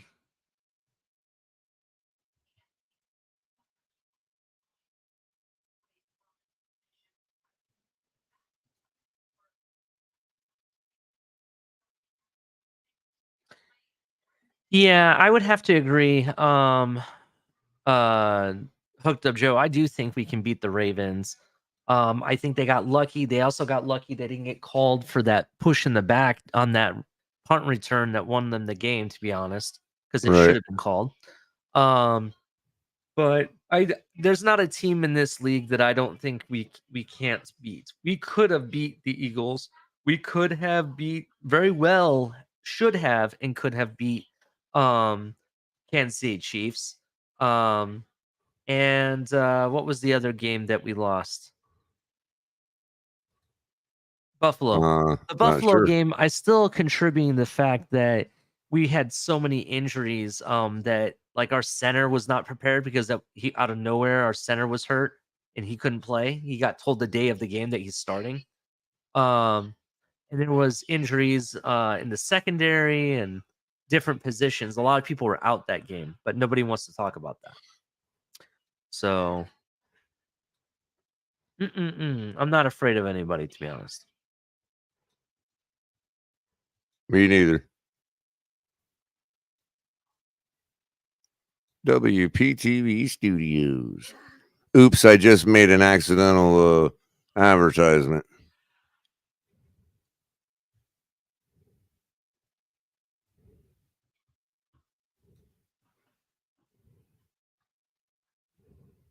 So you see the scoreboard? Tear buckets. What? Oh man, that's funny stuff. Why it won't let me put you up at the other location, but that's weird.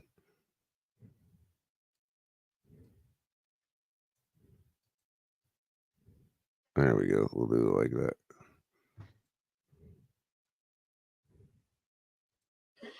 There we go. That allows me to make myself bigger so my OBS window can show more stuff. So I can do this now.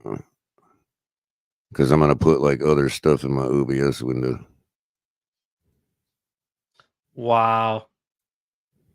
Patrick Mahomes' wife has doubled down on the referees. Oh my God. No, go figure. She posted video on her Instagram, I think it is. Karen Mahomes, is that her name? Whatever. Brittany Mahomes.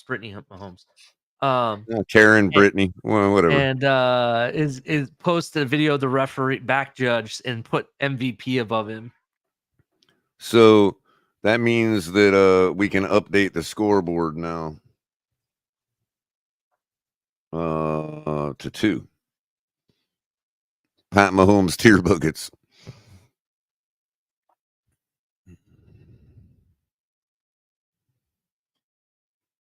Oh, that was super nice of him. So QB Jake Browning says Joe Burrow gifted him his personal suite so Browning could have his girlfriend, sister, friends, and other close to him attend today's game. That was cool. Mm-mm-mm.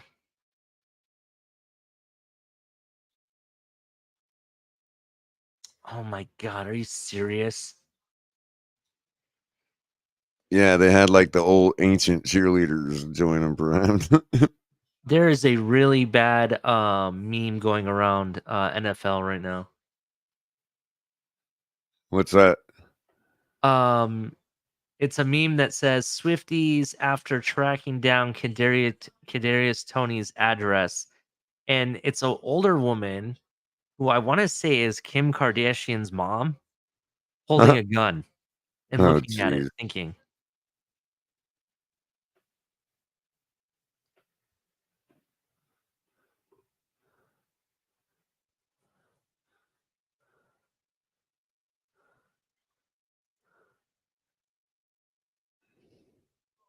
Mm.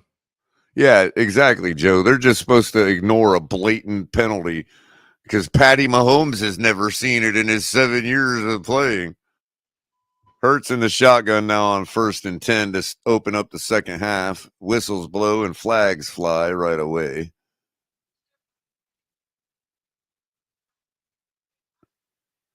Defense offside. Micah Parsons. They said unimpeded to the quarterback, but I didn't notice him even jump. I don't know what he's talking about.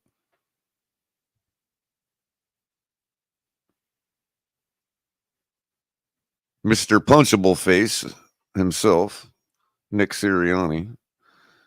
All right, Hurts in the shotgun now. Hands the ball off to Swift. He takes it right up the middle for a first down for about 8 yards. I have official comments from the senior vice president of officiating of the NFL, Walt Anderson. All righty. Right after this play, Hurts in the shotgun. 3 wide receivers, hands the ball off again to Swift. Swift takes it off tackle. Jiggles and jukes for about 7, another 7 yards. That'll bring up second down and short. Go ahead, Ali. All right, so Carl Sheffers, he's the referee, was asked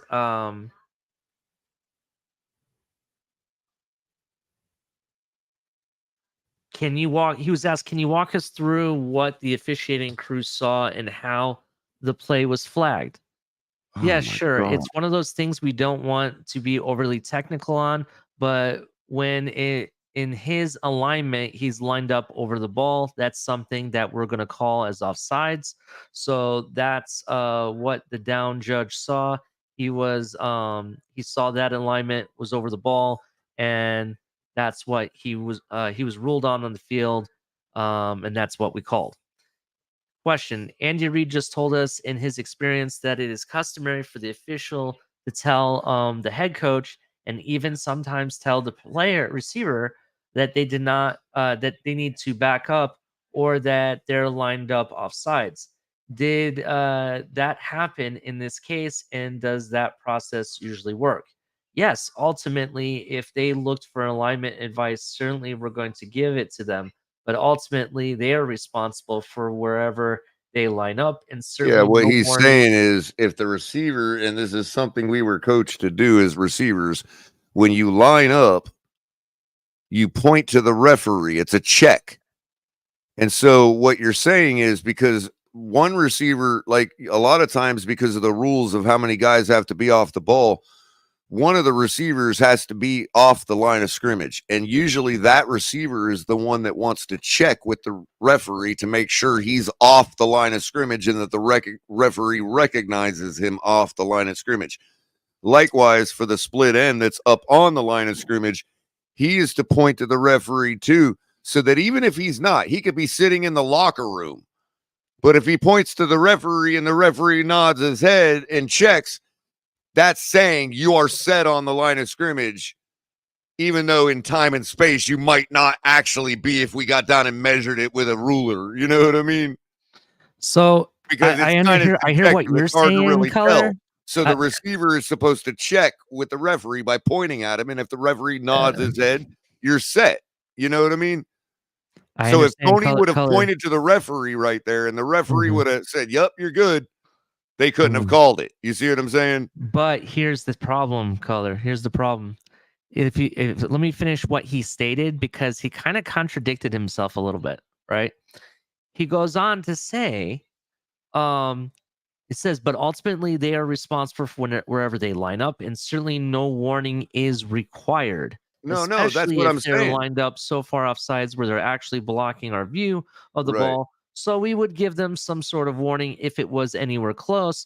But in this particular, it was beyond. So they'd be helping the team if they gave a warning like that. Hold on. Let me just get this off my chest real quick, and you can fix it or explain where I'm not thinking right. Based on what he just told me, is because he was blocking the view, he didn't give any warning. That's basically what they just told me. Right. What he's saying is that's what they're using as a litmus, as a measurement. If we can't see the ball, Philadelphia fumbles the football on second down, and it looks like the Cowboys have recovered it. But what he's saying is that the referees are saying, look, we can't always really tell. So if it's close, we'll say something. But if it's to the point where he's blocking our view, that's when we know they're actually breaking the rules and we can't help them, is what he's saying. And they'll call the penalty. Now I get what you're saying. Okay, thank you for clarifying that. I just want to make sure you had that info, so then I could, make sure I understood right. Now I'm just speculating there too, as what they're actually, in my interpretation of what they're saying. But ultimately, it still is up to the player. We're as Joe Levesque says, we're coached since Pee Wee.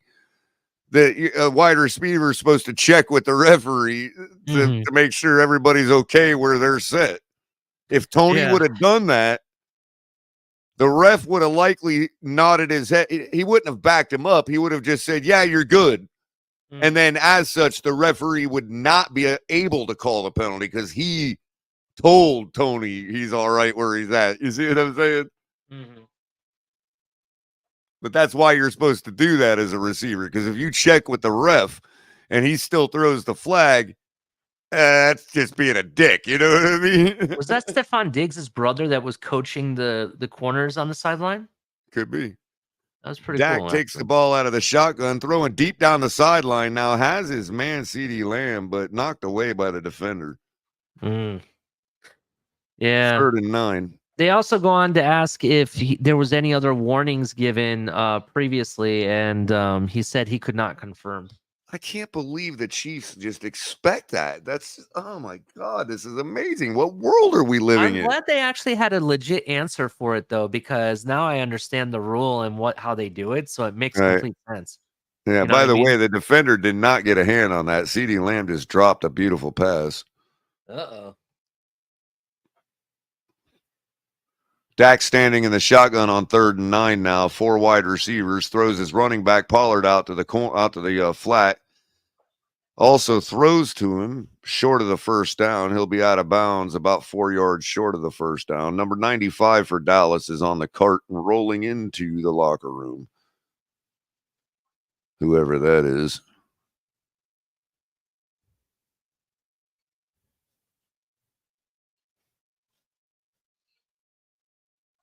Especially these days, Ali, where you see where Tony was at. Most of the time when you're pointing at a referee, you're on the very end of the line. You're like on the perimeter. But with these plays now where guys are all up in bunched formation like that, including the wide receivers, being that they're doing that for blocking schemes and blocking purposes, the refs are probably being a little more tight. Like, yo, you know, you can't just get that because you're not really acting as a wide receiver all bunched in that formation right there. You're not really on the perimeter kind of where you can't tell if you're on the line or not. They give less grace the closer you are to the ball because it's easier to know if you're on the line or not the closer you are to the ball. So like I said, you could be standing in the locker room, but if you point at the referee and he says you're okay, you're on the line of scrimmage, you're on the line of scrimmage. You know what I mean?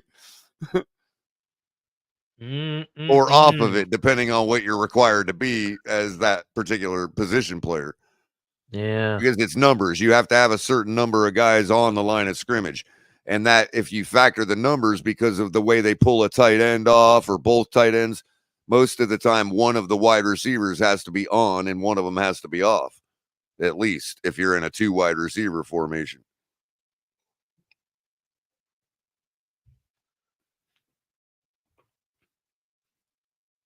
That's why you really want your slot receiver to be a really fast guy because he's got to make up an extra yard for having to line up off the line of scrimmage.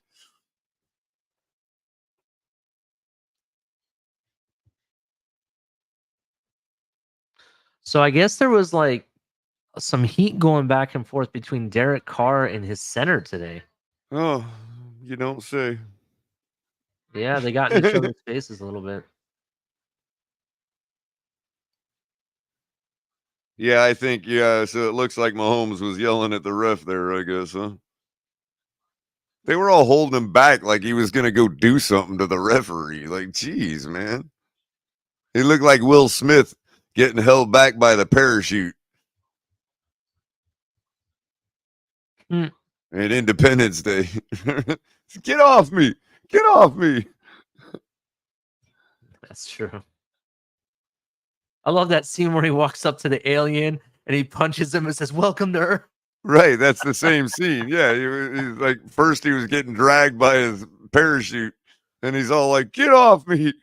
Yeah.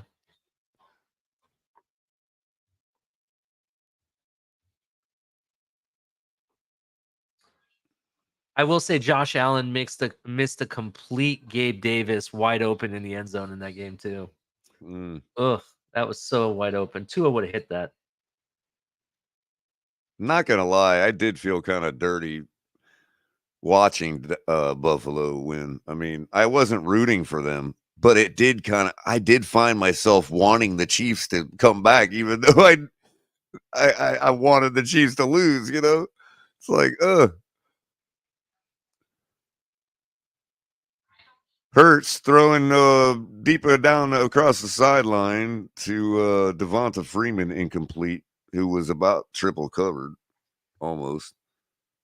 Double and a half. Double covered with a safety bearing down.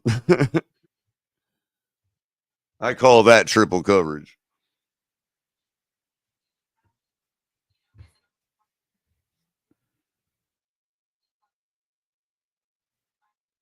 Well, yeah, A.J. Brown and Stephon Gilmore getting nippy with each other. Hurts in the shotgun now at the 27-yard line, hands the ball off to Swift, who takes it up the middle for about 4 yards to the 31.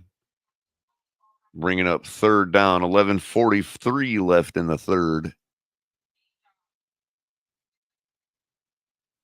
Eagles got to put up a touchdown here.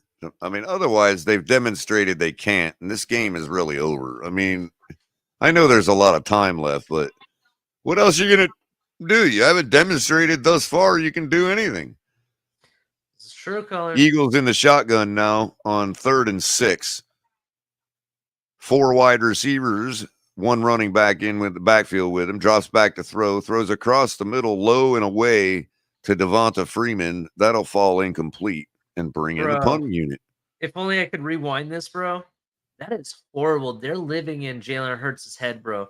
He didn't even have anybody within him within 5 yards yet. I know. Look at this. There's Yeah, a bad it's a little snap bit to the too. right, There was like nobody near him yet, and he just completely off-threw it. Oh, you noticed that really bad snap to his right that he fielded with one hand? Yeah. But I digress. Yeah. Punter gets the punt away. It's a decent punt. Fair catch called and muffed. He touched it. Eagles have the ball. Flag on the play because I think the Eagles got too close anyway, but the punt was muffed and recovered by the Eagles. Flag is likely going to be against the Eagles for getting too close to the receiver. I don't think he did. He touched him. Yeah, he didn't give him a chance to catch the ball. Damn. And it hit the Eagle anyway. I don't even think it hit the Dallas Cowboy It looked anyway. like it hit the Dallas player. No, it just hit the back of the Eagle. Okay. Even Damn. if it wasn't a flag, it would be downed right there anyway.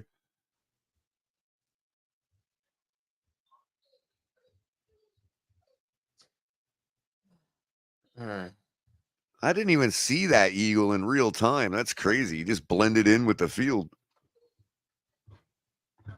They are going to charge the Eagles with punt return interference.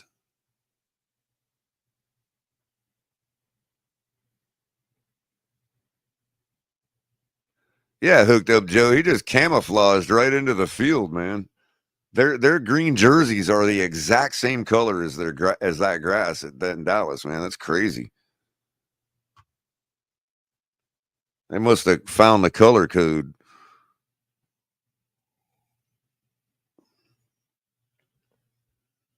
They went and had it color matched at Sherwin-Williams.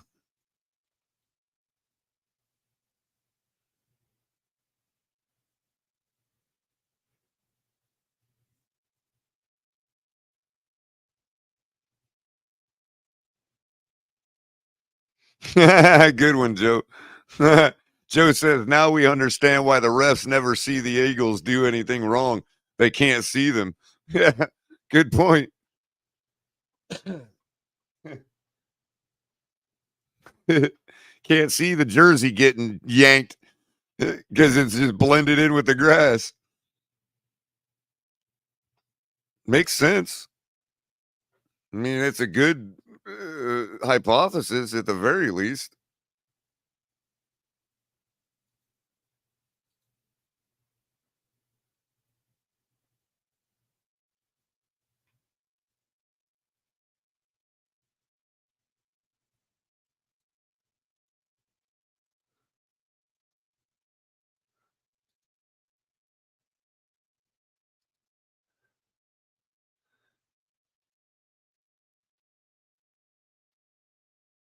So in today's action across the league, you had the Buccaneers defeat the Falcons 29-25. While you're hitting the like button and subscribing to my ass, the Bears also upset the Lions 28-3. 28-13. Bengals rolling the Colts 34-14. Browns keeping the Jags down in the hunt. In the race, I should say, 31-27. Saints taking care of the Panthers 28-6. Ravens defeat the Rams in overtime 37-31 to keep pace for the top seed. And in a shocker in the early slate, Jets upsetting the Texans after CJ Stroud went down to injury 30-6. Vikings bothering themselves to score a field goal to win a game 3-0 against the Raiders today. Yes, I did say that correctly. 3-0. As Dak Prescott takes the snap, tries to throw across the middle to his receiver, falls to the dirt. 49ers took care of business against the Seahawks 28-16. In the late action, you saw the Broncos defeat the Chargers to keep pace for the playoff race. And only one game behind the Chiefs, who fell to the Bills today at Arrowhead 20-17. Dak Prescott tries to throw in the flat to his running back, gets knocked away by the lineman, falls incomplete. That'll bring up 3rd and 10. Broncos score against the Chargers 24-7. Of course, on Thursday night, we saw the Patriots take care of the Steelers 21-18. And in tomorrow's action, Packers will be in Jersey to face the Giants. And of course, our beloved Miami Dolphins will be hosting the Tennessee Titans tomorrow night at 8:15. Prescott back to throw. Cox back to throw deep, loses the football. Number 98 picks up the ball and rolls into the end zone for a scoop and score. No flags on the play. Arm was not in motion. That is a straight fumble. He was about to cock back to throw deep, pulled the ball down because he decided not to. And as he's pulling the ball down, it's in front of him. The lineman swiped down in front of him, pulled the ball down, and took it to the house for the score. There was no forward motion on his arm. This was not a throw. He was pulling it down to roll back out. You could call a face mask on the guy, but whatever. They didn't. No flags. Number 98 scoops the ball and takes it in for the touchdown. Extra point is good. And all of a sudden, we have a ball game again, 24-13 with 10:41 left in the third. And I'm glad because I didn't want to use up my energy tonight for a snooze fest blowout, to be honest with you. Dak Prescott, you got to learn how to you got to take care of the football better than that, bro. Sorry to tell you. That was all on you, buddy. All on you. It was all on Dak.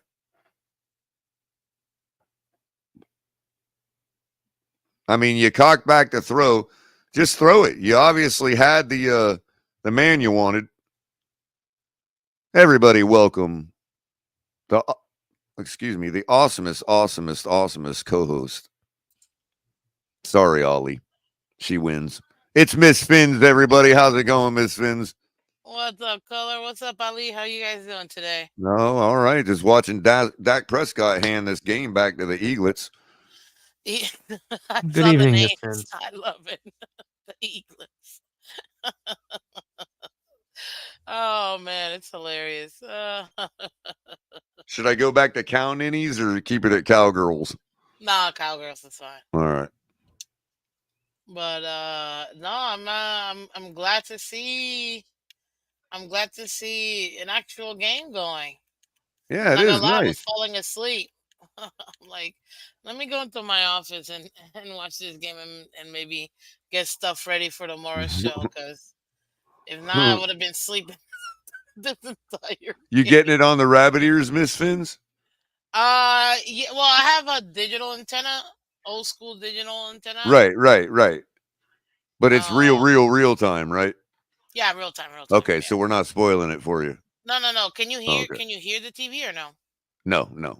All right, perfect. No, but yeah, I got no, it. I got it running for. I got it on rabbit ears, and Ali is a little behind me, so I put it up in my test stage for Ali to see the real time feed. Yeah, I Okay, have it yeah. on. I have it on YouTube TV, so that's I'm like a minute and a half behind. On Is YouTube it that TV. far behind? Another Yeah. thing, Ali, I noticed when I was not. I don't know if all streaming platforms do it, but I know Xfinity's. Oops, I wasn't supposed to say their name. I know their home streaming, like their actual streaming, not their TV, not their cable service, Yeah. but their streamer. Every time it goes to commercials, I'd get like 15 more seconds behind, dude. So like Yeah. I'd have to close out the window and reopen it to get back to the lowest possible latency. Yeah, the reason being is because the commercials that they can do digitally, they don't have to follow the Right. same rules. They can add Right. more to it.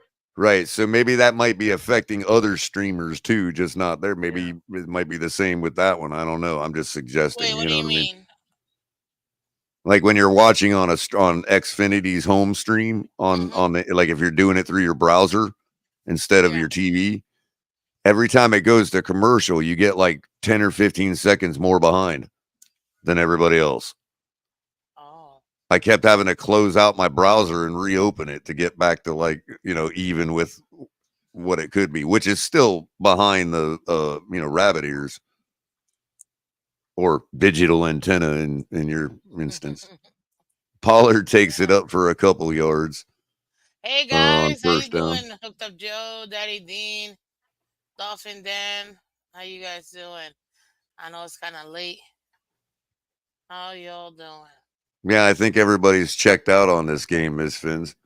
Yeah, I'm not surprised. I mean, it gets kind of, but I am actually, I'm very glad to see this. I'm glad to see Dallas winning this game. I'm not gonna lie. Obviously, offense got to clean up some stuff. Like you can't just fumble hmm like that, Dak. Like what are you doing? Like, Dak gets out of trouble, throws out the Pollard, whose knee touches the ground, but nobody had touched him, so he just got back up, bounced back up, and ran for the first down. and you called it for me, Color. Remember when I was looking for a running back, Oh yeah. and you're like, well, and then uh, you said Pollard, and I'm like, oh, you so read Oh, my that's mind. right. That's right. I remember how it went. Now that's right. So yeah, Pollard should be. That's my running back. So it's Dak very attempts to interesting. fire the ball across the middle to Gallup, who drops it or it gets knocked away, Mm. incomplete, bringing up 2nd and 10.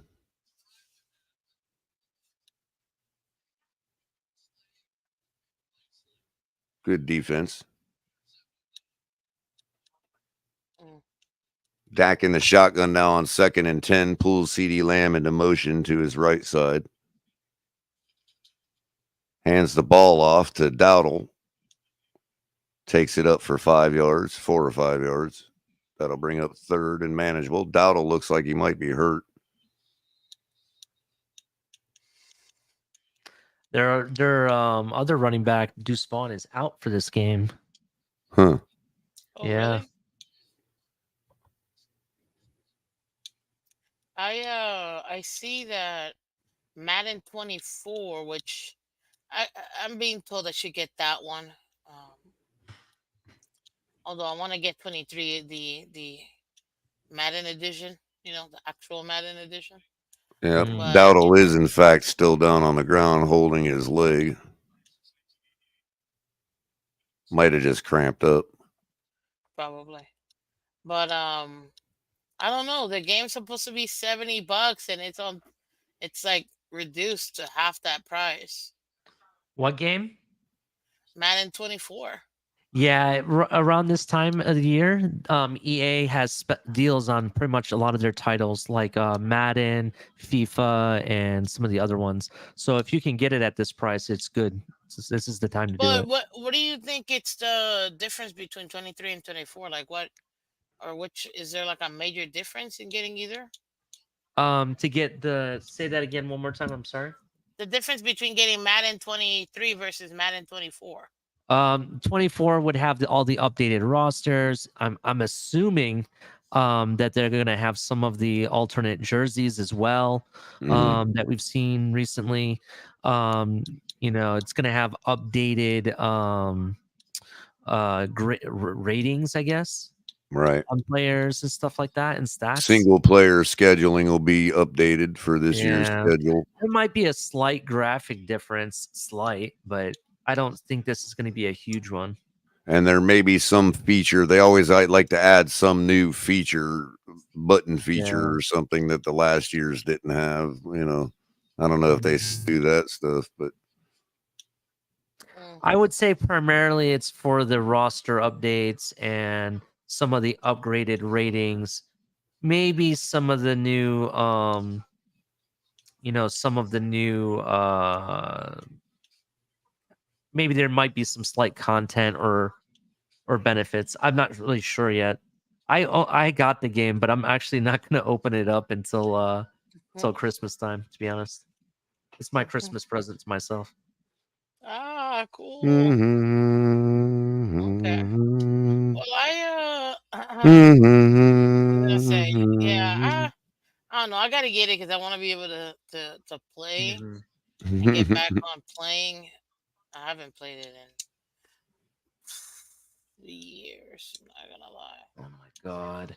But I definitely do want to play it, so Mm-hmm. I can get into it and maybe even stream. But ooh, Tekken 5. Oh no, go back. What did I do? All right. So 3rd and 6 now.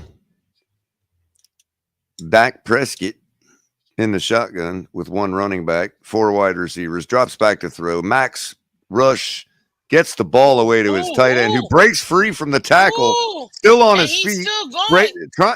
same 2 guys trying to take the guy down. He jukes them both like 5 times and gets Ferguson. another 10 yards out of the deal. Way down into Eagles territory. That would be Ferguson, number 87.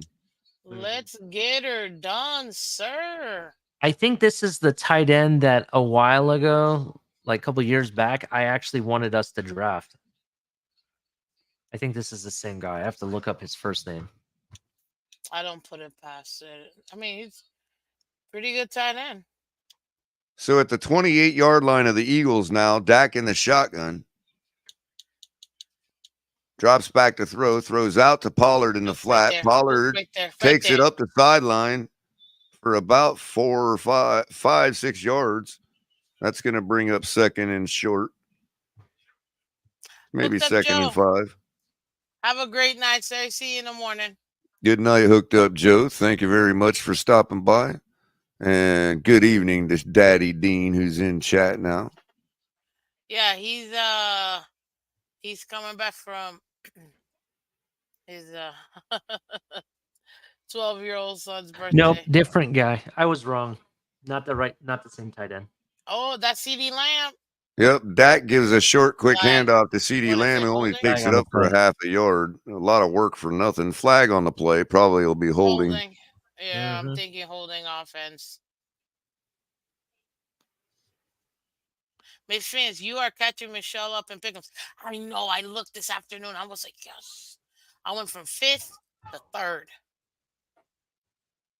Personal foul on the offense. Wow. Wait, 15-yard penalty. That's a big penalty. it is a huge penalty, but what did he do? I don't know. Must have got Culler, mad at somebody. if somehow the Eagles can get this ball back and score again, this is an actual game. I know, Yeah, right? agreed. It was on the center. Oh, okay, yeah. Oh, he cut blocked the guy. Oh, I yeah. figured that's it. That's what I was thinking. Chop blocked him Why right would to you the do knee. something like that? That was personal right there. There's absolutely no reason to do something like that right there. No, you ruin people's He went careers right with for that. him right at the snap of the ball. It wasn't like he missed was his angle or intentional. something. He went Yeah, right for it exactly. at the snap of the ball. That was It's not like totally he was dirty. falling by mistake or Oh my misstepped or anything God. like that. I And it agree wasn't, oh, I 100%. missed my angle. I'm just going to throw my shoulder down and get lucky. No, he went right for it at the snap of the ball, man. Agreed. Wow. That's brutal.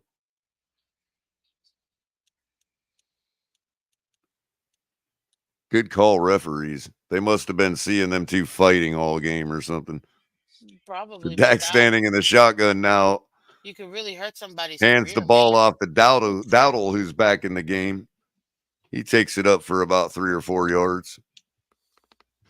Must have just been a thigh cramp or something. He was holding his thigh. It probably just cramped up on him. Yeah, that should be an ejection. I agree, Dolphin Don. That was pretty blatant. I've never seen something like that in all the years I've been watching. That was wow.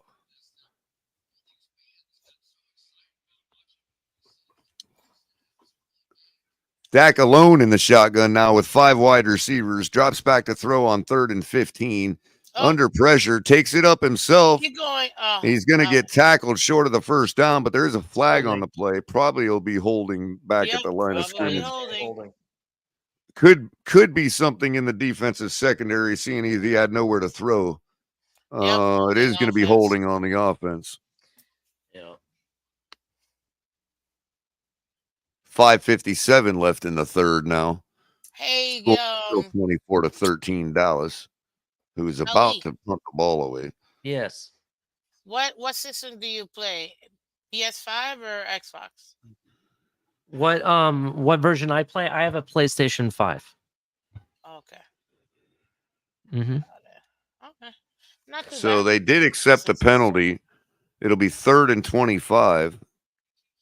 Mm. Likely to keep him out of field goal range is why they accepted the penalty. Yeah, that makes sense. You got Dak. Ferguson goes in motion, ends up in the wing.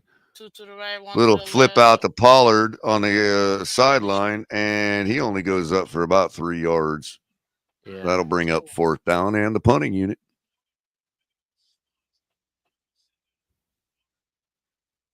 Third rookie in NFL to make 60-plus Yep. yard field goal. You're right, Ali. It's up to Eagles on this is the drive for them to make this a game, pretty much. Yeah, they're gonna go up. They're gonna go up 14 right here. No, right? hold on, guys. It's not the fourth quarter. Let's not. If this was the fourth quarter, 5 minutes left, then I could. Well, No, I'm but- just basing it on the display that the Eagles have put on offense so far this game. I'm just going by the Okay. trend. But you can't tell me that. Ooh, Like so far, they haven't Did we just make it demonstrated to me again? they can do Yeah, anything. he You just know? did it. whoa! 60-yarder They again. almost made 2 60-yarders. I know, right? Yeah. I mean, Um, let's face it, Misfins. It took them almost the entire game so far just to put up a touchdown. I mean, you know.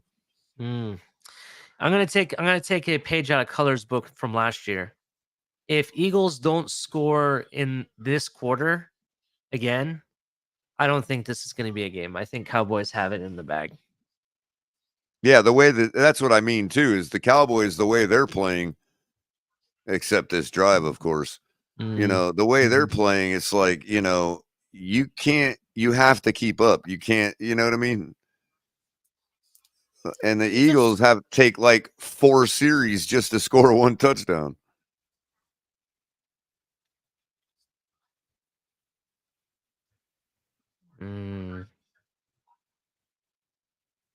Yeah, so they accept the penalty to keep him out of field goal range, and this dude knocks through a free. Wow. A 59-yarder. So he made a 60 and a 59. and a Wow. 59-yarder. Holy crap. He almost had 2 60-yard. Dude, that was good for, I would say, 62, Well, 63. I can tell you that whoever has him on their fantasy lineup tonight is likely going to win. I mean, yeah, but how many? Unless you have like a league of like 100 people. No, I'm talking about on DFS, Ms. Fins. Oh, daily fantasy. Yeah, it's one of those. It's one of those kind of outside the lines moves to play a kicker in a showdown tournament. You know what I mean? Because in the showdown, you only got the 2 teams to pick from, and you've only got 6 players, and one of them goes in the captain spot for 1.5 times the points, right? So, you know, taking the kicker is kind of like a very strategical kind of move, and it's like, here's a case where it pays off. A guy like this has a night like that, and he's likely going to be on the winning lineup. You know what I mean? Like the first place lineup.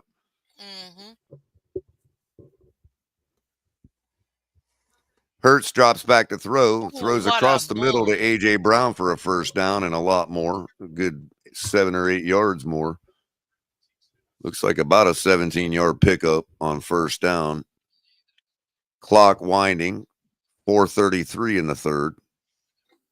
Dallas rushing the ball 112 to the Eagles. I forgot what the other number was. It went too fast. Hurts drops, hands the ball off to Swift out of the shotgun. Swift takes it off tackle for like 6 yards. 7 maybe.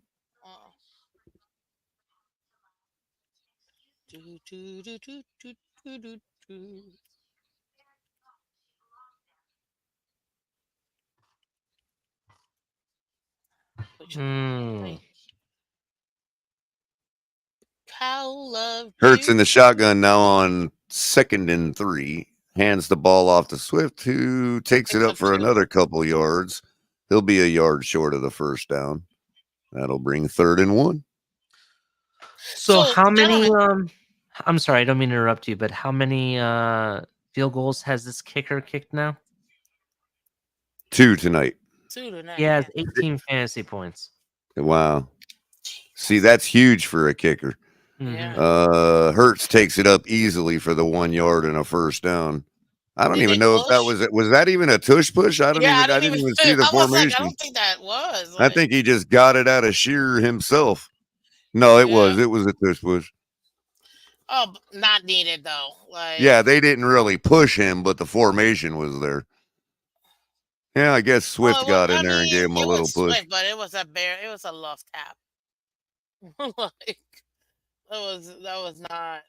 1st and 10 now, just beyond midfield into Dallas territory. Fakes the handoff, throws over to the tight end, who Goddard, breaks who his gets the first first couple down. or 3 tackles and takes it for a whole bunch of yards past the first down marker. Yeah, it looks like 5 or 6 extra ones. Goddard doing his best Ferguson Oh, impression look at that on that play. low stance on Goddard. Look, boom, broken, broken, broken, Got broken, more. 4 broken tackles. He broke a tackle while he had a guy draped on him. Hurts in the shotgun now, drops back, hands the ball off to Swift, who takes Oh, it up into the smothered. pile for a loss of a yard.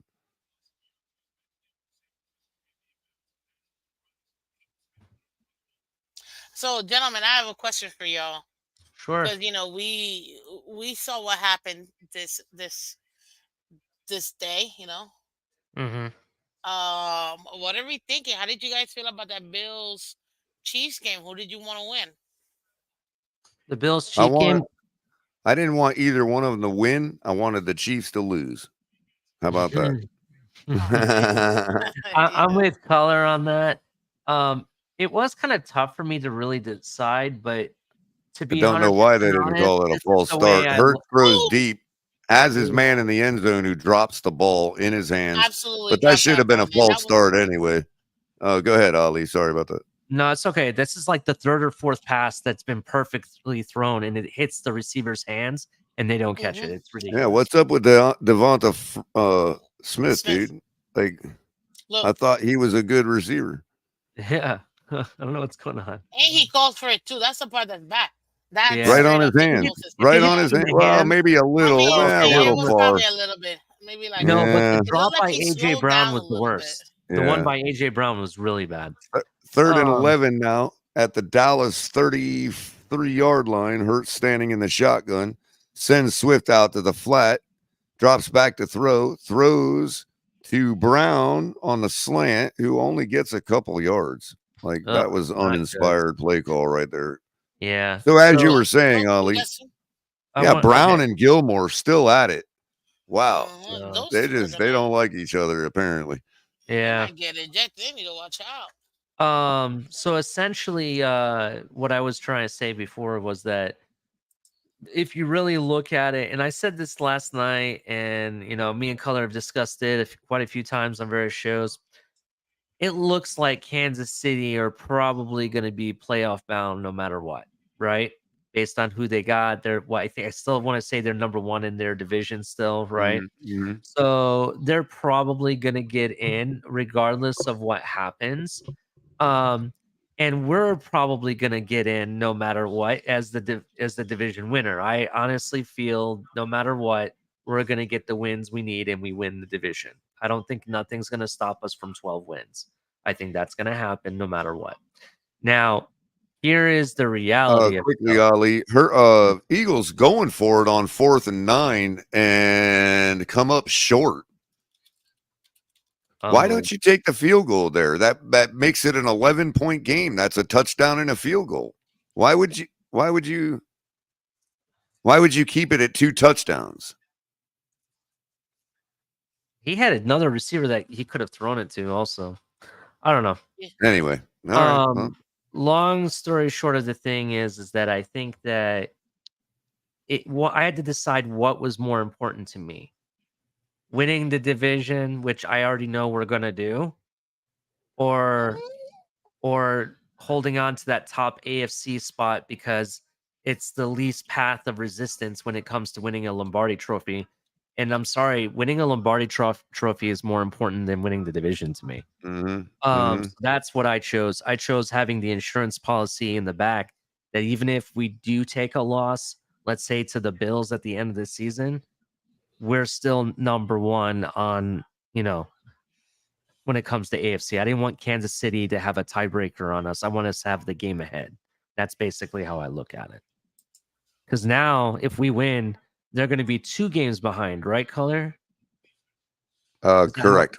Yeah, so they're Correct. going to be 2 games. So when it comes to Baltimore, Dallas, or Bills, it's okay if we take 1 loss out of those 3 games. Well, not necessarily to the Ravens, but because they didn't lose today. Man, they were close to. By the way, Miss Fins, what did I say all day yesterday? These 3 teams lose and nothing changes. We don't even have to play the game tomorrow night. Yeah. I got 2 out of 3, man. Everybody thought I was, none of those teams are going to lose, blah, blah, blah. I got 2 out of 3. You almost got 3 out of 3 if it wasn't for that missed call on the punt return. Just gonna say. Punt return, exactly, in overtime. I was a punt return given up away from being 3 for 3 on that call. That's hilarious. We could have literally went out there tomorrow night and sat on the field and done nothing. Now, granted, we wouldn't have wanted to do that because we want to take a 2 game on everybody and have that, but you know what I mean? But still, the point was literally nothing would have changed. We could have literally not even played the game tomorrow night.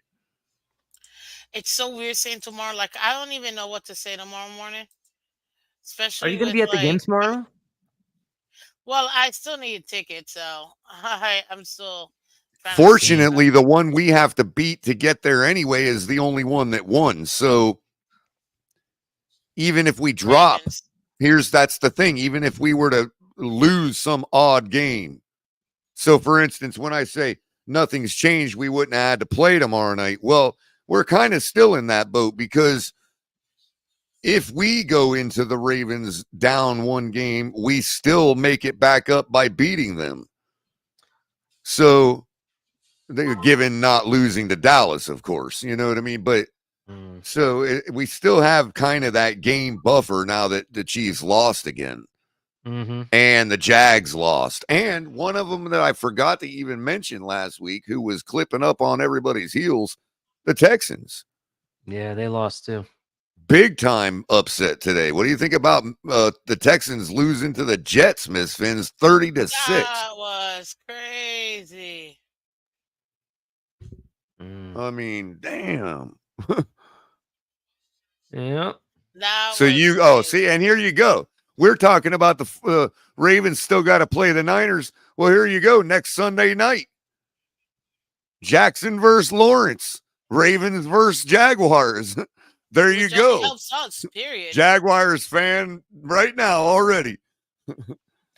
Miss Fins, what section are you looking for? Go Duval. Any section, I don't care. Because now that the Jags lost today to the Browns, we can afford to root for the Jags against the Ravens next week. So go Duval, Yeah. Duval country. Duval. Man, hearing that live in person, that is, not gonna lie, it's pretty cool. It is pretty cool. Dak drops back to throw out of the shotgun on 3rd and 9, chased out of the pocket, throws deep, and it was tipped up and almost intercepted. Flag on the play. Probably going to be holding, I would guess, or could be holding in the defense. Remember, there's always a reason the quarterback's flushed out. It's either because somebody's holding in the defense or his own guy's holding. It was offside on the defense. Wow.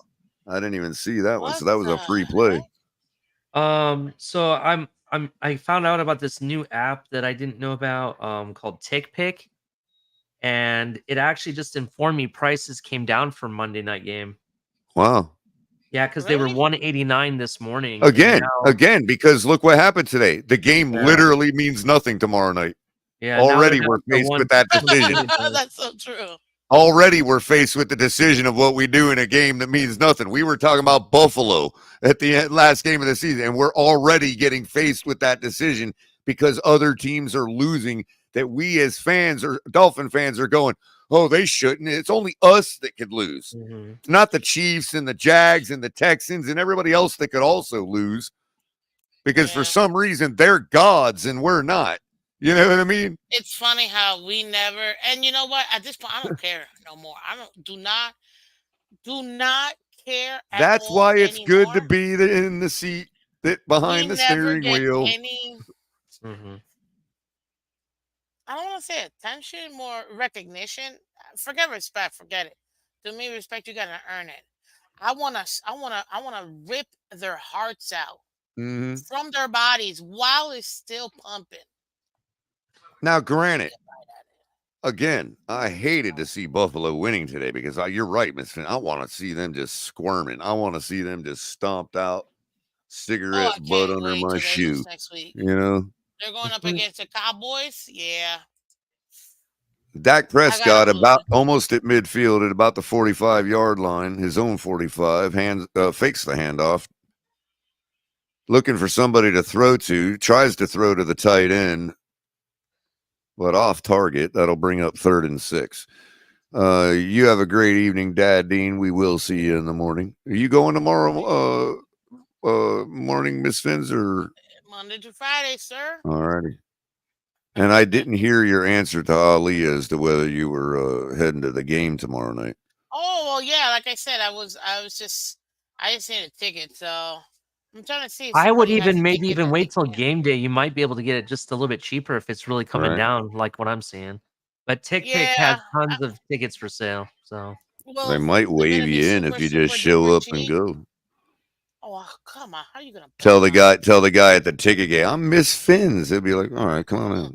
Come on, Well, to slide be right in. honest with you, there's a lot of people that can't go. Maybe like work or stuff come up, and I'm like, well, if you got a ticket and you can't go, send it over here. So, uh, that's mm, uh, So there's a flag on the play. That's going to be pass yeah. interference or holding or Well, something on the he threw defense. himself, but okay.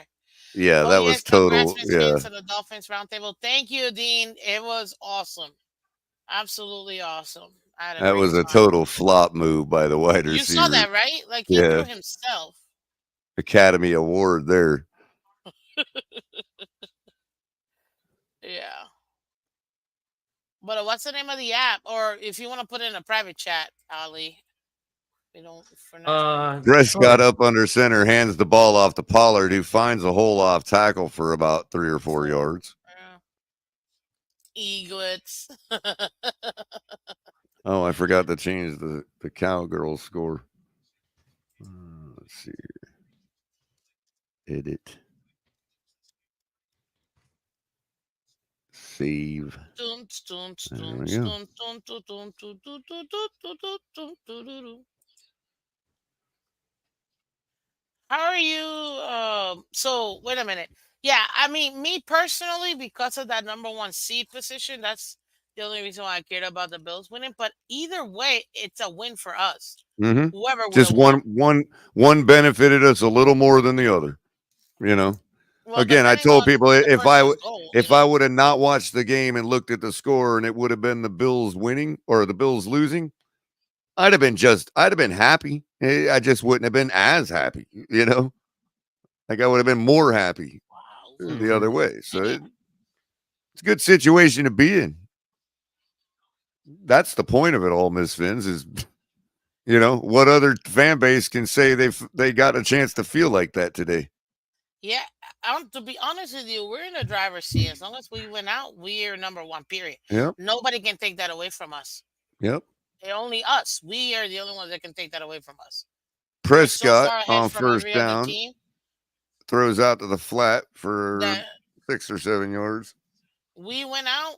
There's nobody that can take that away from us. So, but we have to actually win out. That's the only thing. Looks like Dallas just taking command of this game right now, to be honest with you. I mean, The Eagles it's just still have not a bad nothing on. game. Like I said, the Eagles just have nothing on offense. They took half the game just to score a touchdown. I mean, What are we thinking about Eagles versus Niners? Because it's going to be one of those two. Niners will Although destroy Dallas, what the Eagles team we're watching tonight would get destroyed by the 49ers. you think They so? already did. They already got destroyed by the 49ers. Mm-hmm. So this would happen again. It Okay. makes me sick to even think we lost to this team, to be It's honest so with you. annoying. This is the part that pisses me off. How we lost to those lame-os Kansas City Chiefs, and I'm like, this is such a horrible team. How did we lose to this horrible team? That's the one that pissed me off more than any of them. Look at them Forget just about the number one seed. It's just they're such a horrible th- team. they're just completely poning their defense right now. It's just done. Bunch to the right, three trips to the right, one to the left, with Pollard on the hip. Dak throws the ball deep, going for it. Oh, is that a PI? No, they didn't call it. Okay, they didn't call it. Cooks ran for that touchdown. It looks like he might be injured. Yeah, he's limping Hobbling coming out. out the field. You want to take Oof. over for a sec, Miss Finns? I gotta step outside with my other phone for a second. Oh well. Feller, actually, I gotta head out, bro. Alrighty. I just want to say I will see you tomorrow. You know what time we're to be, and I will Yeah. message you my order. Just let me know. Yes, sir. And if Miss Fins, if you're there, we'd love to see you. So it'd be really nice to see you. And Of course, make top sure of the everybody at morning to you. home hit like and subscribe. Turn on the notification bell. When you're done subscribing and turning on the notification bell here, go head over to Miss Fins channel. Make sure you hit like and subscribe and turn on notification bell is there as well. Thanks, But without Ali. ado, Fins up. Talk to you guys soon. Later, Fins Ali. up. Thanks, man. Yeah. Cowboys just added their lead, going up 30-13 now. Yeah, this is a interesting game. You wouldn't expect this. I mean, do you need to take a minute real quick? No, I'm just going to be on my phone for a second, and I won't have eyes on the game. So Oh, I'll need you to call the call the game. play-by-play Hey, if look, you you're at could. 218 subscribers. That's awesome. I know. I was at 213 before the show even started because I told everybody about it. Because did you come around for the show I did earlier on TFTG for the upset I was watch? there for the beginning. Yes. Right. So, I told everybody I was calling the game tonight. So a few people went over and Mm-hmm. subscribed before we even started up tonight. So shout out to everybody that has. I'm really I'm honored that from earlier today till now I've gained 11 subscribers just telling you all about it. I appreciate y'all showing up and showing me some support. And hey, get the word out there. I got more to talk about, more to come on this channel. I've just got a lot of work to do that I put in with TFTG, and it's taken me a minute to formulate some kind of pathway for this channel.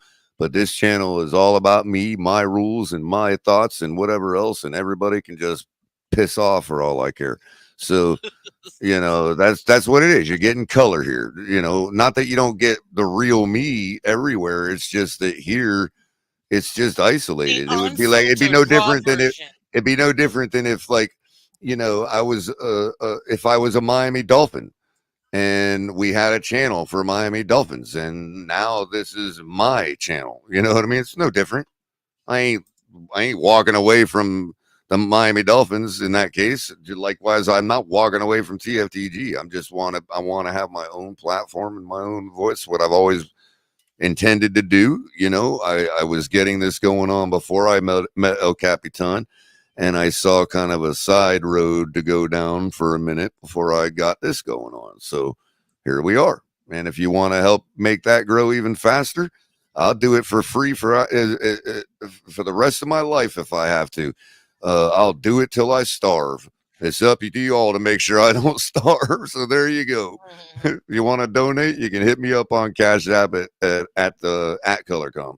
So either case, Miss Finns, while they're kicking the ball off, why don't you tell everybody while I'm switching devices where they can find all your great work? Yes. Well, guys, I am Miss Fiance. This is Miss Fiance.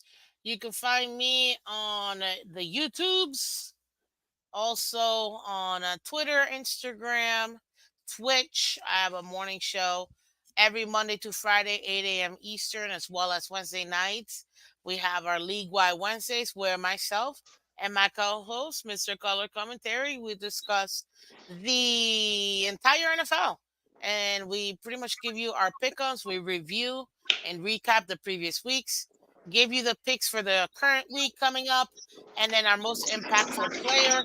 I love that segment because we get to talk about the most impactful players per position for the entire league. Example, which quarterback is going to be the most impactful for their team in helping for their win that week, above any other quarterback.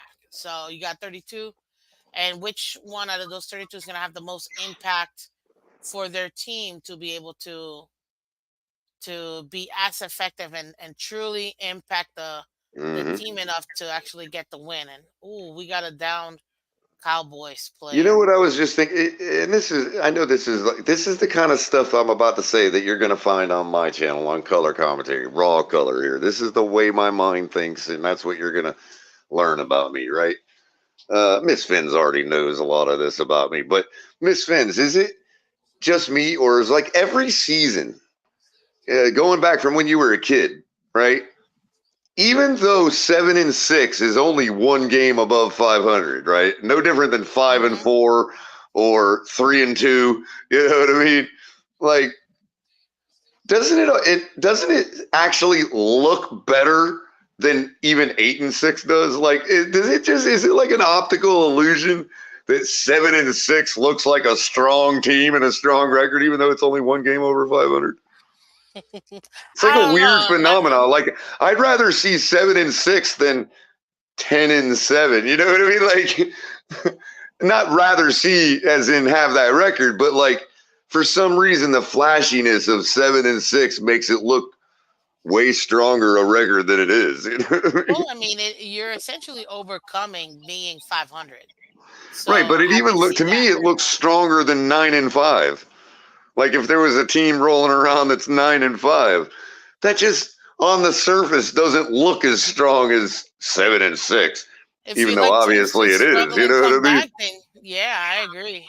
I agree. If you like teams to that really, have to fight to get that extra Well, win. it's not. I'm just saying on a raw visual perspective, like not even about the football and the teams, just like the numbers themselves together, like that 7-6. Just to me, looks like oddly a weird, better record than something like 9-5. 9-5 seems like we're a mediocre team that just happens to have 4 more wins than we have losses. Whereas 7-6 is like, yeah, we're tried and tested, and we're better than 500. Yeah, see the try and tested part. I figured that's what you meant. Right, right. But it still looks better than 8-7, or 6-5, Although six Yeah. and five looks always look pretty strong too, even though it ain't. That's why I always try to say, like, what was I saying earlier this season? Every year we find out the same thing. Some 9-8 team will get in, and right around this time every year, there's a whole bunch of 7-6 teams. That are still in the running. Right, ones that we didn't think would be there. And the reason I'm bringing all this up is because I just realized There's six, seven, and the six teams. Denver Broncos. 6, 7, and 6 uh, teams. hold on, Did you the not? Denver Broncos are one game behind the division lead in the AFC West. That's insane, yo. Put it I in agree. those terms, Miss Finns. Don't put it in terms of, oh, the Broncos are battling back and they're 7-6.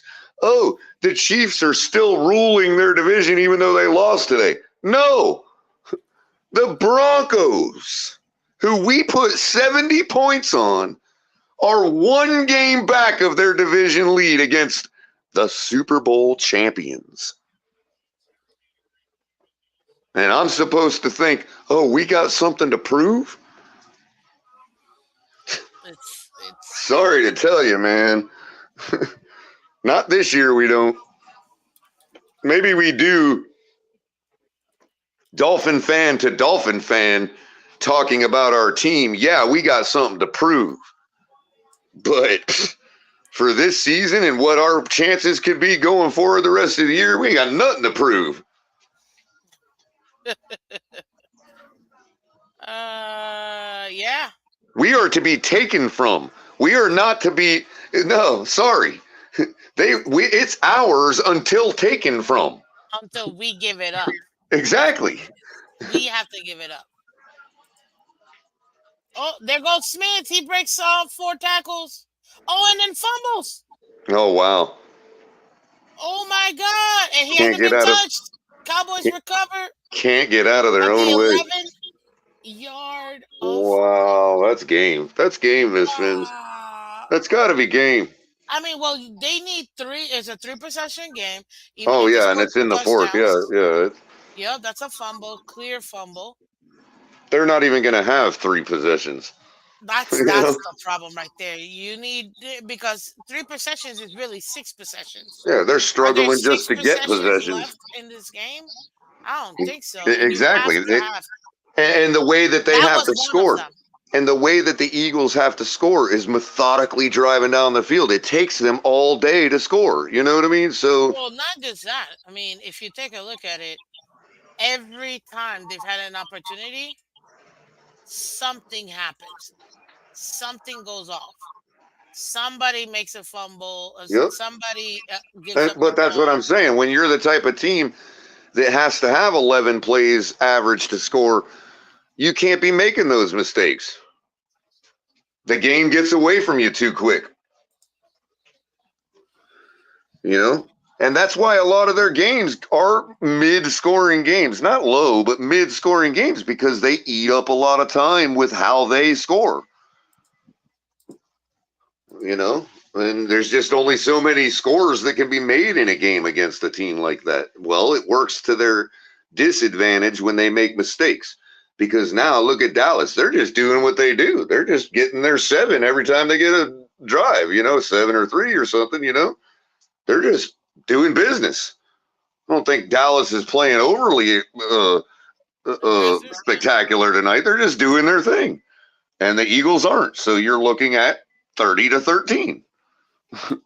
Makes sense to me, And now the Dallas Cowboys have a chance to salt the game away, which they obviously have the ability to do with Tony Pollard and Dowdle. Well, I mean, they really don't even need to do much but kill the clock. That's it. Right, that's what I mean. Salt the game away, and they have the running game to do it. This is why Dallas wins. They're a good team. No doubt. Oh, well, I mean, they're a well-balanced team. They're a lot like us. They're pretty much is the 2 most balanced teams in the league are the Dolphins and the Cowboys. Maybe you could argue the 49ers. They're pretty balanced too on defense and offense, And we get compared to the Cowboys as if it was a negative thing too. I know. You noticed that this year? I know. They don't realize they're comparing us because of our point totals. Dallas puts up a lot of points, believe it or not. They shouldn't compare us to them in the way we get points. Obviously, we're 2 different offenses, and Dak is not Tua, and Tua is not Dak. They're different styles, and everything's different. But production-wise, we're neck and neck with each other and above everybody else. And was it you and I that were looking at that the other night, Miss Fins? Like point differentials? Yep. And who was leading and all that?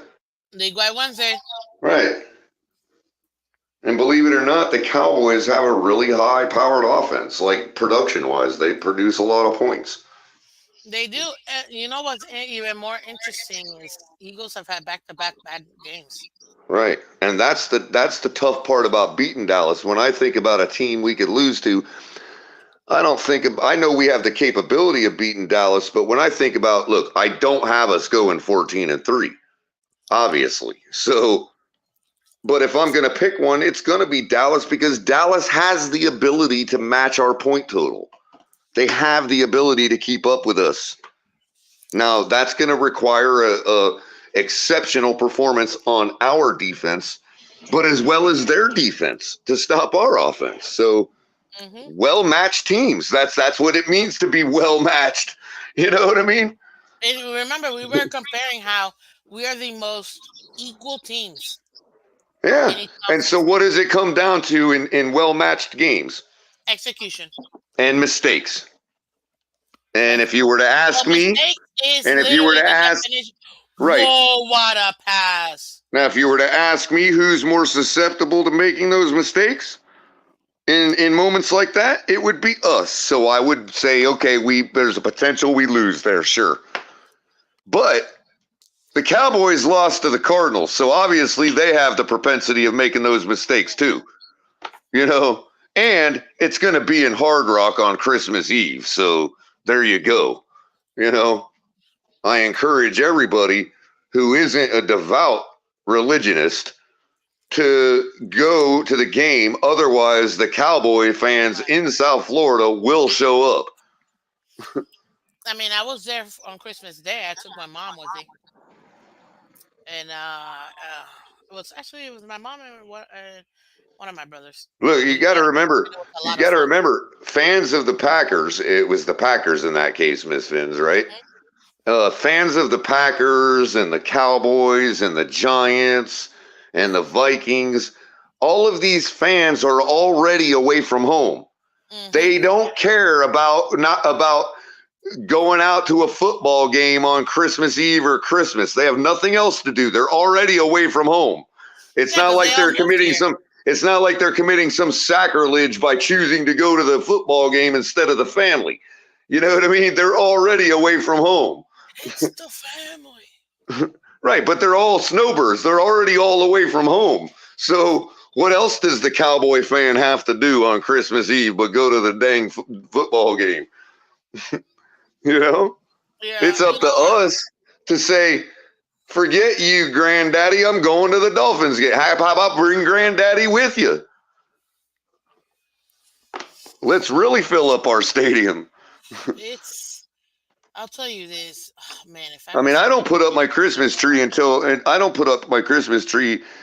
midnight after that game Sunday anyway. You know, I'm German. That's how we celebrate. We put it up on midnight on Christmas Eve. You know what I mean? Some people put it November 1st. I'm sorry, but Thanksgiving comes before Christmas. So until that bird, it is eaten. Well, a lot of the European traditionalists, and I can only speak for Germans, but they'll put it up on Christmas Eve and leave it up until Ash Wednesday. So they still get their 2 months out of it, you know what I mean? Or whatever, but interesting. But to them, part of the tradition of putting up the tree is on the eve of Christmas, you know what I mean? Like, man, if somebody had a high definition camera, in other words, to them, that's something you do with the family on Christmas Eve, not on Thanksgiving Day or Black Friday, you know what I mean? God, I feel like Jerry Jones looks like he's 103, and that man's gonna live to like 150. I think Americans kind of made it an earlier tradition simply because we're all bored and have nothing to do out on Thanksgiving Day. I think after Thanksgiving, you're perfectly fine. It's just but what I'm saying is, in America, because we celebrate Thanksgiving and all that, we have that holiday. Everybody's sitting around home with nothing to do now after we eat turkey. So the men are going to watch football and the women are going to either go shopping or start putting up the Christmas decorations. You know what I mean? Yeah. Well, I mean, all we did was just party and played games. But I'll tell you this, next week, interesting games, man. Real quick. Oh, you're into. Well, I should say, yeah, again, but I would imagine it also applies to other religions. So I should have really said holiday decorations. Not to be sterile, but because I'm not one of those people that's afraid to say, the word Christmas. But that being said, I'm sure other religions probably do things on Thanksgiving too, because, Thanksgiving is an American holiday. You don't really it's not really tied to any one religion, in my opinion. So there's going to be like Jewish people and, and Muslim people and, whatever other religion that are like, okay, it's time to put up the December winter festivity holiday decorations, whatever that might be. Some there's none. I guess some religions don't do anything in the winter, but most religions do something around the winter time. Like, Well, it depends. So. wouldn't you say? I mean, I can't think of one that doesn't really do something around wintertime. Yeah, Heck, it heck, depends. even the pagans do something around wintertime. They Give me 1 used to second. chop down, Miss Finns, they used to chop down pine trees and decorate them. Yeah, give me 1 second. Don't say words for about 3 seconds. Sure thing.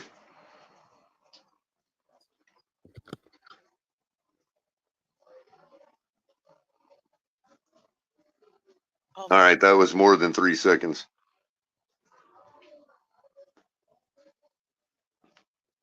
I can't. That's I another three literally can't. seconds. Sorry, my bad. I was trying to listen to Tony Romo. Somebody clipped the last of the Bills Chiefs game, and he's talking about how the Bills can be playing at home in the place. I'm like, this man, I swear, yo, I know. It's like, like really? Jesus Christ, I can't. So This like, man he's no, so. Oh my God, like he is so. I just can't. is the score still the same? 30-13? Well, the score right now, it did change a little bit. It is 30-13.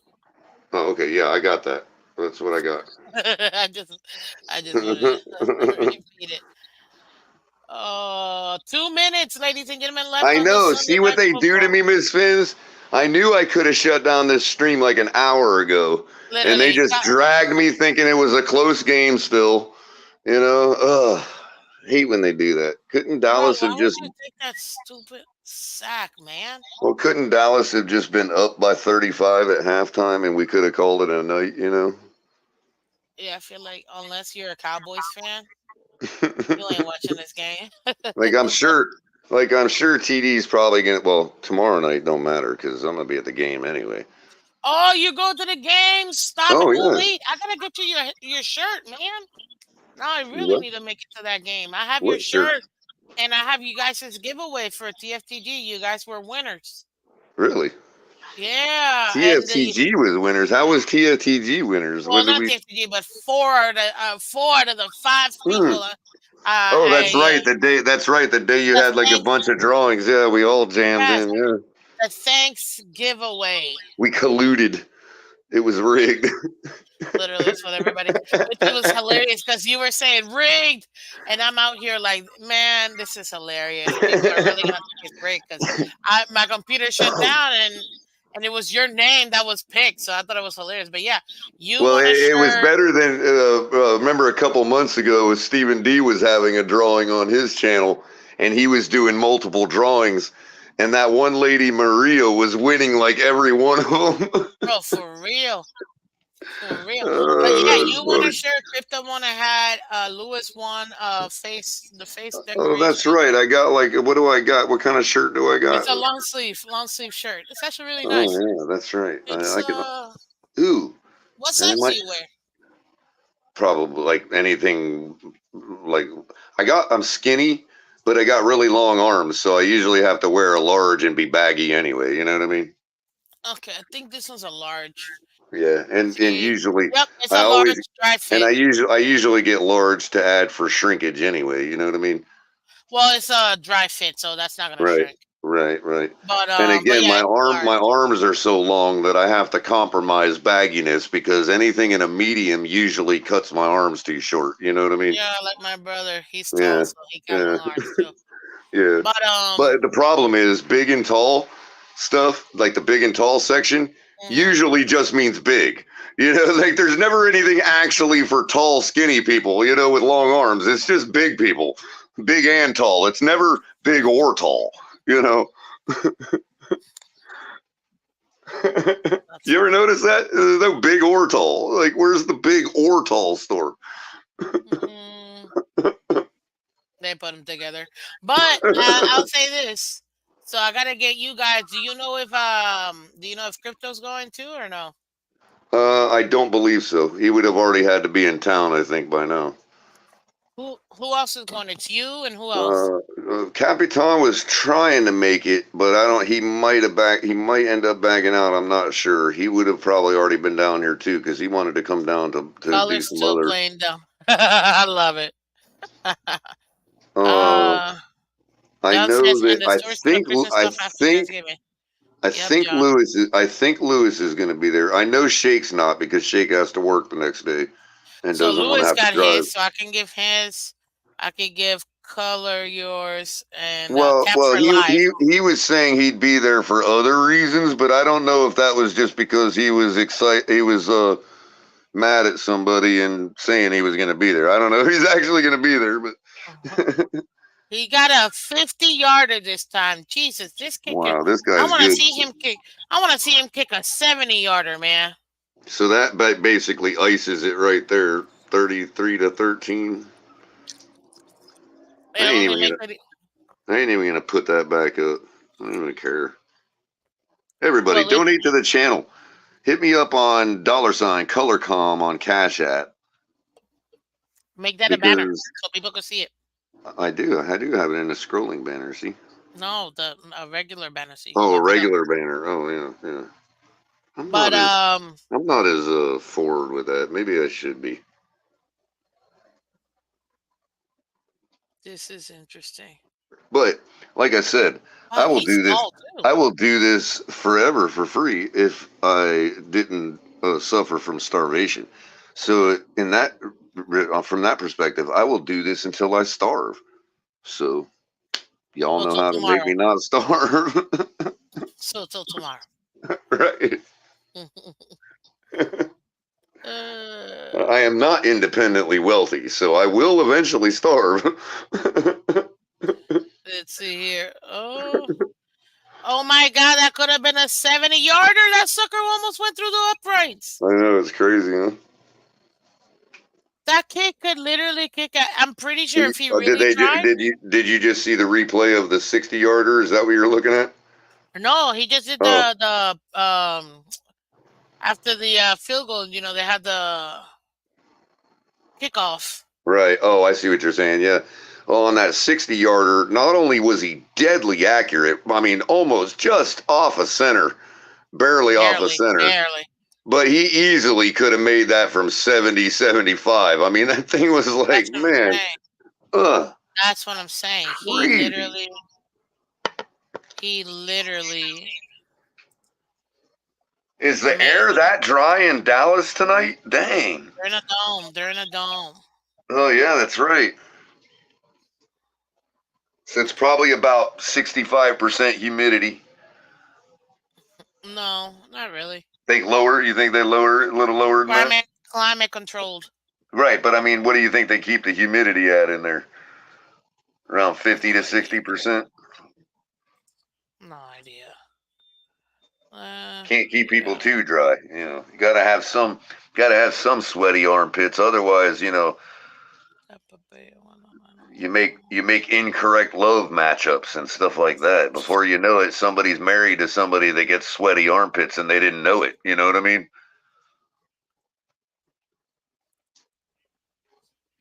Man, I just can't. Imagine finding out on your wedding day that your future husband gets sweaty armpits, and that's like a peeve of yours, right? But you didn't know because every time you were together, you were in a really dry environment. Well, typically you get sweaty there, so that's kind of like a given. Not in Arizona, you don't. That's why I said typically. But Texas can be kind of dry like that sometimes, you know. Texans. I can't believe the Texans lost to the Jets. That one. And then I they lost know, 30 isn't that to 20. crazy? And That's the such a part that I'm blowout like, too. I mean, even without CJ Stroud, you got to think 6 points, really? no way. It's the Like I would have never Jets. guessed. And how And do then you give up 30? How do you give up 30 to Zach Wilson? that's like that just made the case for him even more. Like, I got to yes. look at the box score. How much of them 30 were from their defense? That's what I got to find out. I have no idea, but yeah, that's interesting. We both picked the Bills. Okay. Yeah. I'm trying to get a head start. We both picked the Cowboys too. Okay. Okay, Color. I gotta ask you this because obviously the game is over. Last time I peeked, it looked like I was doing good in the early slate. Yeah, you did, and then I did horrible, and then later on I did good, and then you did bad. But thinking about this, Oh, excuse me. worst case scenario, what if we lost?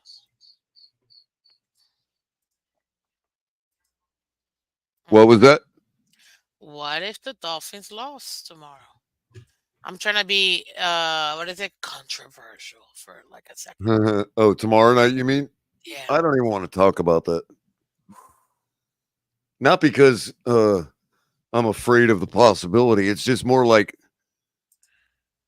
we're already, if it happens, we're already going to spend a whole week talking about it. And everybody's going to make it. I mean, I don't want to downplay it, but honestly, Miss Finns, stuff happens. You know what I mean? Like, we haven't even had that happen to us yet. Everybody else has. The slip ups we've had have been against good teams. I'm glad you said that because to be honest, I'm taking a look at this, and I know people are like, "Well, it doesn't matter if the Dolphins lose or not. Whatever." Um, if we were to go I mean, if ahead we and lose, then that just means Baltimore is the team to beat in the AFC. That's what it means. I mean, losing to the Titans. I mean, come on. Is that any smaller, bigger thing than losing to the Jets or losing to the Arizona Cardinals? I mean, normally it wouldn't be no big deal if we would have got some wins against the good teams. You know, we'd yeah, be look able at to have that mulligan. We'd be able to be like everybody else. And, everybody loses to a bad team. Well, we haven't yet. that is true. I'll And we tell you get no this though. credit for that. And the Don't moment worry. we That's what lose to a bad one, everybody's gonna be like, forget that the fact that we just beat nine of them straight. Well, 8 of them since the Broncos are 7-6 now. that's technically a good team. But look at this. So Philadelphia prior to this game was number 1 at 10-2. San Fran 10-3, they're number 2. Detroit, they were 3rd at 9-4. Tampa Bay 4th at 6-7. Dallas was 5th at 9-3. Minnesota 6th at 7-6. And then Green Bay Packers were 7th at 6-6, right? Mm-hmm. By Cowboys beating them, it put the Cowboys from 5th to 2nd. Wow. And the Eagles from 1st to 5th. And it put the Niners at number 1 overall. Wow. See, this That's is, you know, cray cray. we'll do a 5 or 10 minutes or so of this talk just to end the stream on a Dolphins note. Yeah. Final in Dallas, 33-13 Cowboys. But look at this. I mean, we have to really put it in perspective here, what happened by the Chiefs losing today. I mean, look at this. I mean, look at the loss column. Forget the wins because we have yet to play this week. I'm not going to play this game of Baltimore's technically number 1 right now. Well, if their fans want to feel that way for 24 hours and or Dolphin fans want to bite their fingernails about winning or losing against the Titans, that's fine. Whatever you want to do. But look at the loss column here. Mm-hmm. Okay? Even if you say, forget it, we're not as good as the Ravens, who cares? Forget the Ravens right now. We are 2 games ahead of the Kansas City Chiefs right now. Yeah.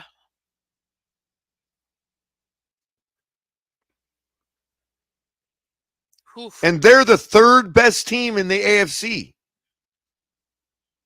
Oof. We're 2 games ahead of the third place team. Oof.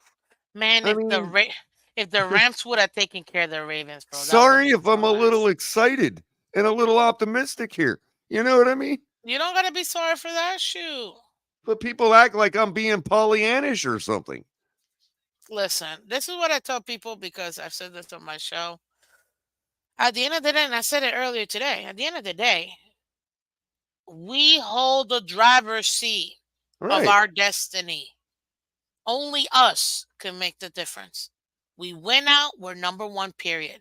We don't win out, we won't be number one. And by the way, I've already done it. There is a possibility we might not even win the division.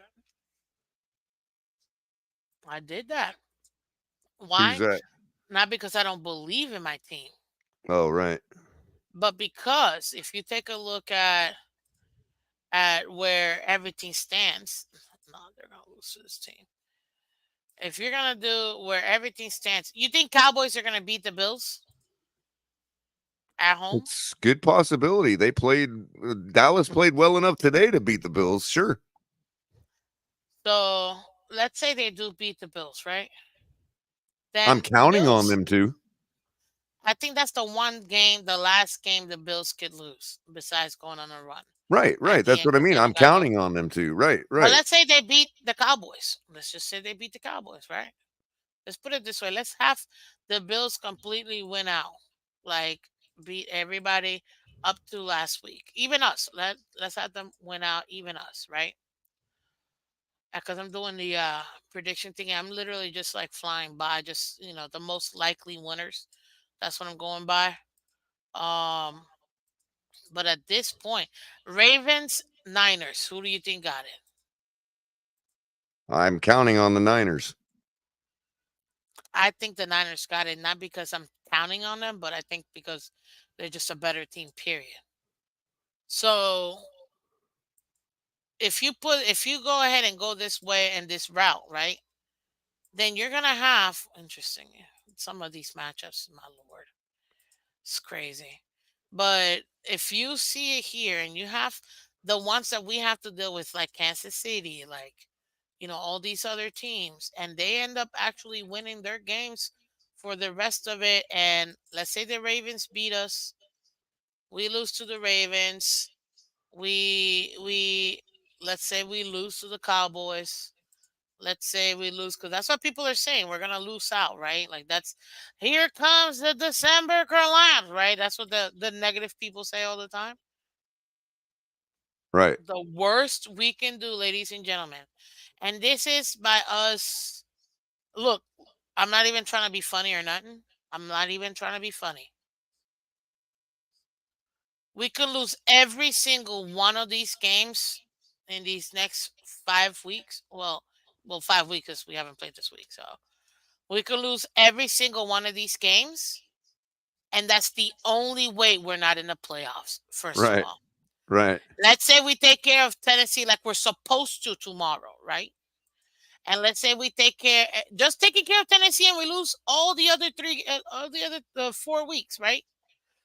We're at worst 6 seed. At worst, we cannot be less than that. Right.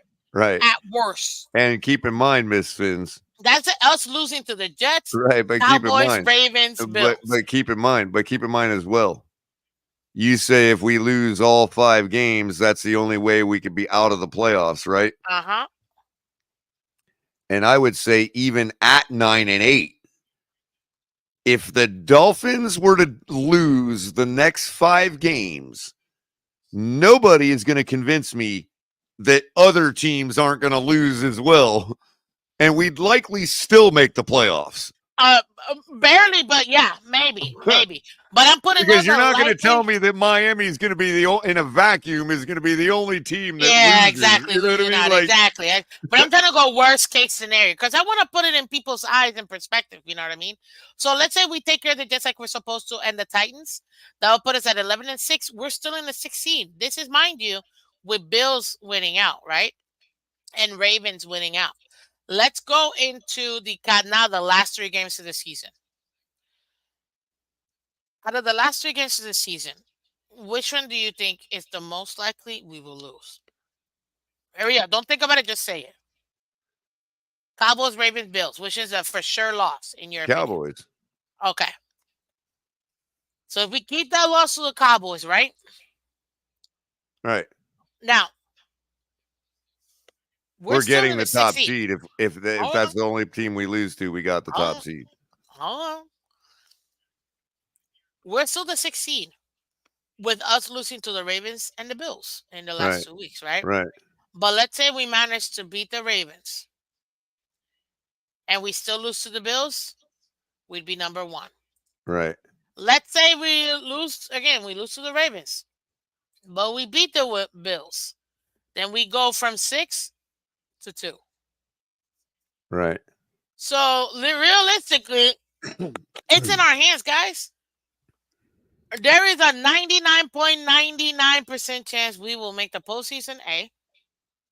And only us can determine whether we are 1, 2, or 6. Mm-hmm. That's it. 1, 2, or 6. The other thing I wanted to point out, Ms. Fins, on this chart, other than maybe the Cleveland Browns, but dang, look at the home records. Nope, don't talk to me about it. Don't talk to me about it. I refuse to talk to anybody about it. I know what you're about to say. Don't say it. Don't jinx it. Nope. What? I am not entertaining what you're about to say. No. What I'm about to say is simply this. We're the only team that has a 0 in the loss column. Oh my God, exactly what I'm trying to tell you, Culler. Don't say it. Dang. Now you're like, oh my God, I told you this. Make White Wednesdays. I said just now, I know what you're about to say. Don't say it. Don't jinx it. Knock on wood, dang it. So shut it. I am not paying attention to it. Okay? That's what I have, OG. No. I have 13 and 4. I have 13 and 4, OG. I'm with you. That's what I had from the beginning of the season. So again, if I were to, given that I think we're going to lose one more time, I'd have to have that loss at Dallas, and that is a home loss, Miss Fins. So why am I jinxing it? Whatever. Just don't say it. That's all I'm saying. If the only team we lost to was the Cowboys, we still win the top seed. So I'm not really worried about it. If the only team we lost to is who? The Cowboys, then we still get the top seed.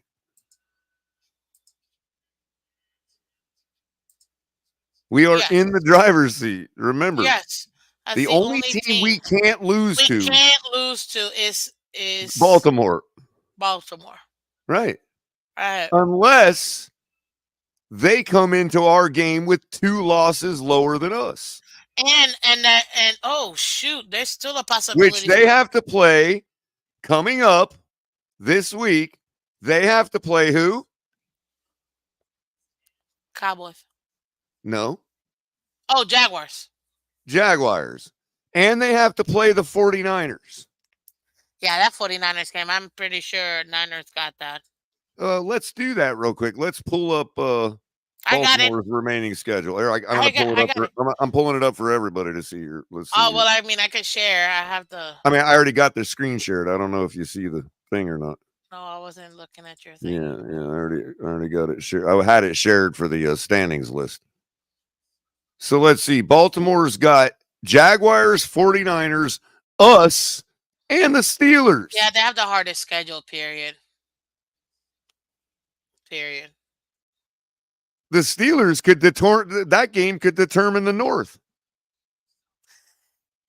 Not for the Steelers, but for the Browns. Yeah, for the Browns. Yeah, for the Browns for sure. Only because they have too many losses. That's the only reason why. And if the Jags and the 49ers both beat the Ravens, again, there's that scenario I was talking about, Ms. Fins. We could hand the Browns the AFC North. Literally, because I got 49ers beating the Ravens, but I have the Jags losing to the Ravens. That's going to be a good one, but it's Sunday night football. It's prime time. Well, that's going to be for the 3rd and 4th seed. Right. In my opinion. That game is in Jacksonville, Miss Fins. Yeah, that's a tough place to play. Ooh, And that's but gonna look at be a this. good one. Look at this. Because I got this scenario too. And can I Oh, and share the my screen? 49ers game is on Monday night in San Francisco. Let me share my screen so you can see what I got going on. This is gonna be fun. That's gonna be fun Can football y'all right there. see it? Here, I got it. You got it? Okay, Yep. perfect. So right now, because this is what I got it. This is what I got it set real quick, so y'all can see. Right now, the way I got it set up, obviously, these two games, I just think the Packers are gonna beat them. Sorry, and then obviously us beating them. Then week 15, this is who I get with the most likely to win each game. Okay, fight me with it, I don't care. But this is what I think the most likely winners are gonna be. There's still a chance for Kansas City to still be number one, Of only course, if they win predicated out. on predicated If on they us, they would have to predicated on us losing. if they win out, they get the number one seed if we lose a game. We have to lose 2 games now. One game. Remember, they have They to have half. they have They 5 have to losses. half. They have to half on us, dude. No, they don't. Unless we have 5 losses. They don't just get the tiebreaker when we have less losses than they do. I get that. But if we win Titans, we beat the Jets. In this scenario, Cowboys, look at our record. You have us losing twice. To the Bills, because that we were looking at the Bills. Right. And that's what I just said. If we only lose once, the Chiefs can't get the top seed. That is true. They'd only at most get the second seed. That's why I wanted them to lose today. Well, people didn't quite understand that point. Me too. It gives us a better that's only because we lost to them. Had we not lost to them, right? Then we wouldn't have cared. I would have been rooting for the Chiefs today. Yeah. But remember, people said that was a must win, and I said no, it wasn't. Well, the only reason it was is because I wanted to be able to root for the Chiefs today. I didn't want to root for the You see what I'm saying? That game was not a must win, as I was telling everybody that week. There was too much football. There was too much football left to be played. There was too much football left for the Chiefs to play to say that was a must win for the top seed. And here we sit 2 games ahead of the Chiefs in the loss column. Well, this is my thing. I personally think that if you take a look at this, I don't know, am I still showing? Am I still? Yeah. You can still see it? Perfect. This one I'm thinking, right? If we only lose to the Cowboys, like we said, we're Gucci, right? Right. And that's even with Kansas City winning every single game. Right. Now, the flip to it is right here, week 17. Yeah, we can't lose to Baltimore. Because even if they come in a game behind us in that game, winning that game will tie the record and give them the tiebreaker at the same time. So it'll be like a 1.5 right. for either team. Likewise, if not for the Chiefs, we could lose. We could be a game down of them going into that game, beat them, and as such win the top seed. Dependent upon the Chiefs losing another game. I don't see them losing another Neither game. Do I. Neither do I. That's why I wanted the Bills to beat them so bad. And me too. I'm like that. If they're gonna lose a game, the Raiders, come on, man. It would have been really tight for us going the rest of the way for the top seed if the Chiefs would have won today. Now, with the way that Flacco's playing, this might. Oh wait, wrong team. Yeah, they're gonna take the Chargers. I mean, unless the Chargers finally get stuff on track, I don't know, man. Yeah, the not Burrow, the other dude, Bordeaux. What's his name? That's doable. That's doable. That might turn out to be a game that doable. They can't, They might It's lose this doable. game. Yeah, but it's not likely. Let's be Not real. likely, right? They're gonna win this game. Raiders are Doable, just a but hot not mess. likely because it didn't happen in Vegas. It probably ain't going to happen in Exactly. Arrowhead. And Right. then Patriots are No, trying to tank, so no. it's not gonna happen. Not unless Belichick, just out of pure bravado, devises a game plan to beat them. I don't see that happening. Just because he doesn't want to give them the right, win. But right. if you take a look at it, the only now legit game they could probably maybe lose is the Cincinnati Yeah, game. that the way would be the Cincinnati's only playing, one. right? That would be the only one. And if you And take and believe me, I'm sorry. I like the chances of Buffalo beating the Chiefs, as we found out today, than the Bengals beating them. I later. agree 100%. I agree 100%. And This was our last chance, in my opinion, for the Chiefs to get another loss. And we got it, which is what we need. I mean, as long as we take care of our stuff, right? We're good. What's going to happen with Buffalo is going to happen, because if we end up with the top seed, they still got to get through a wild card game too, which will likely be against the Chiefs. Well, this is the thing. Because right here, we're just assuming Niners are going to beat the Ravens, but there could be. Right. In which case, the Bills would have to face the Ravens if they got into the 7th seed. If they got in, but this is the thing. Right now, I have to look. This is the Bills winning, so I have the Bills. Obviously, they won this game. Let's say they beat Dallas. Let's say Bills beat the Chargers, which is very likely. That's even with them beating Dallas. With the Patriots. And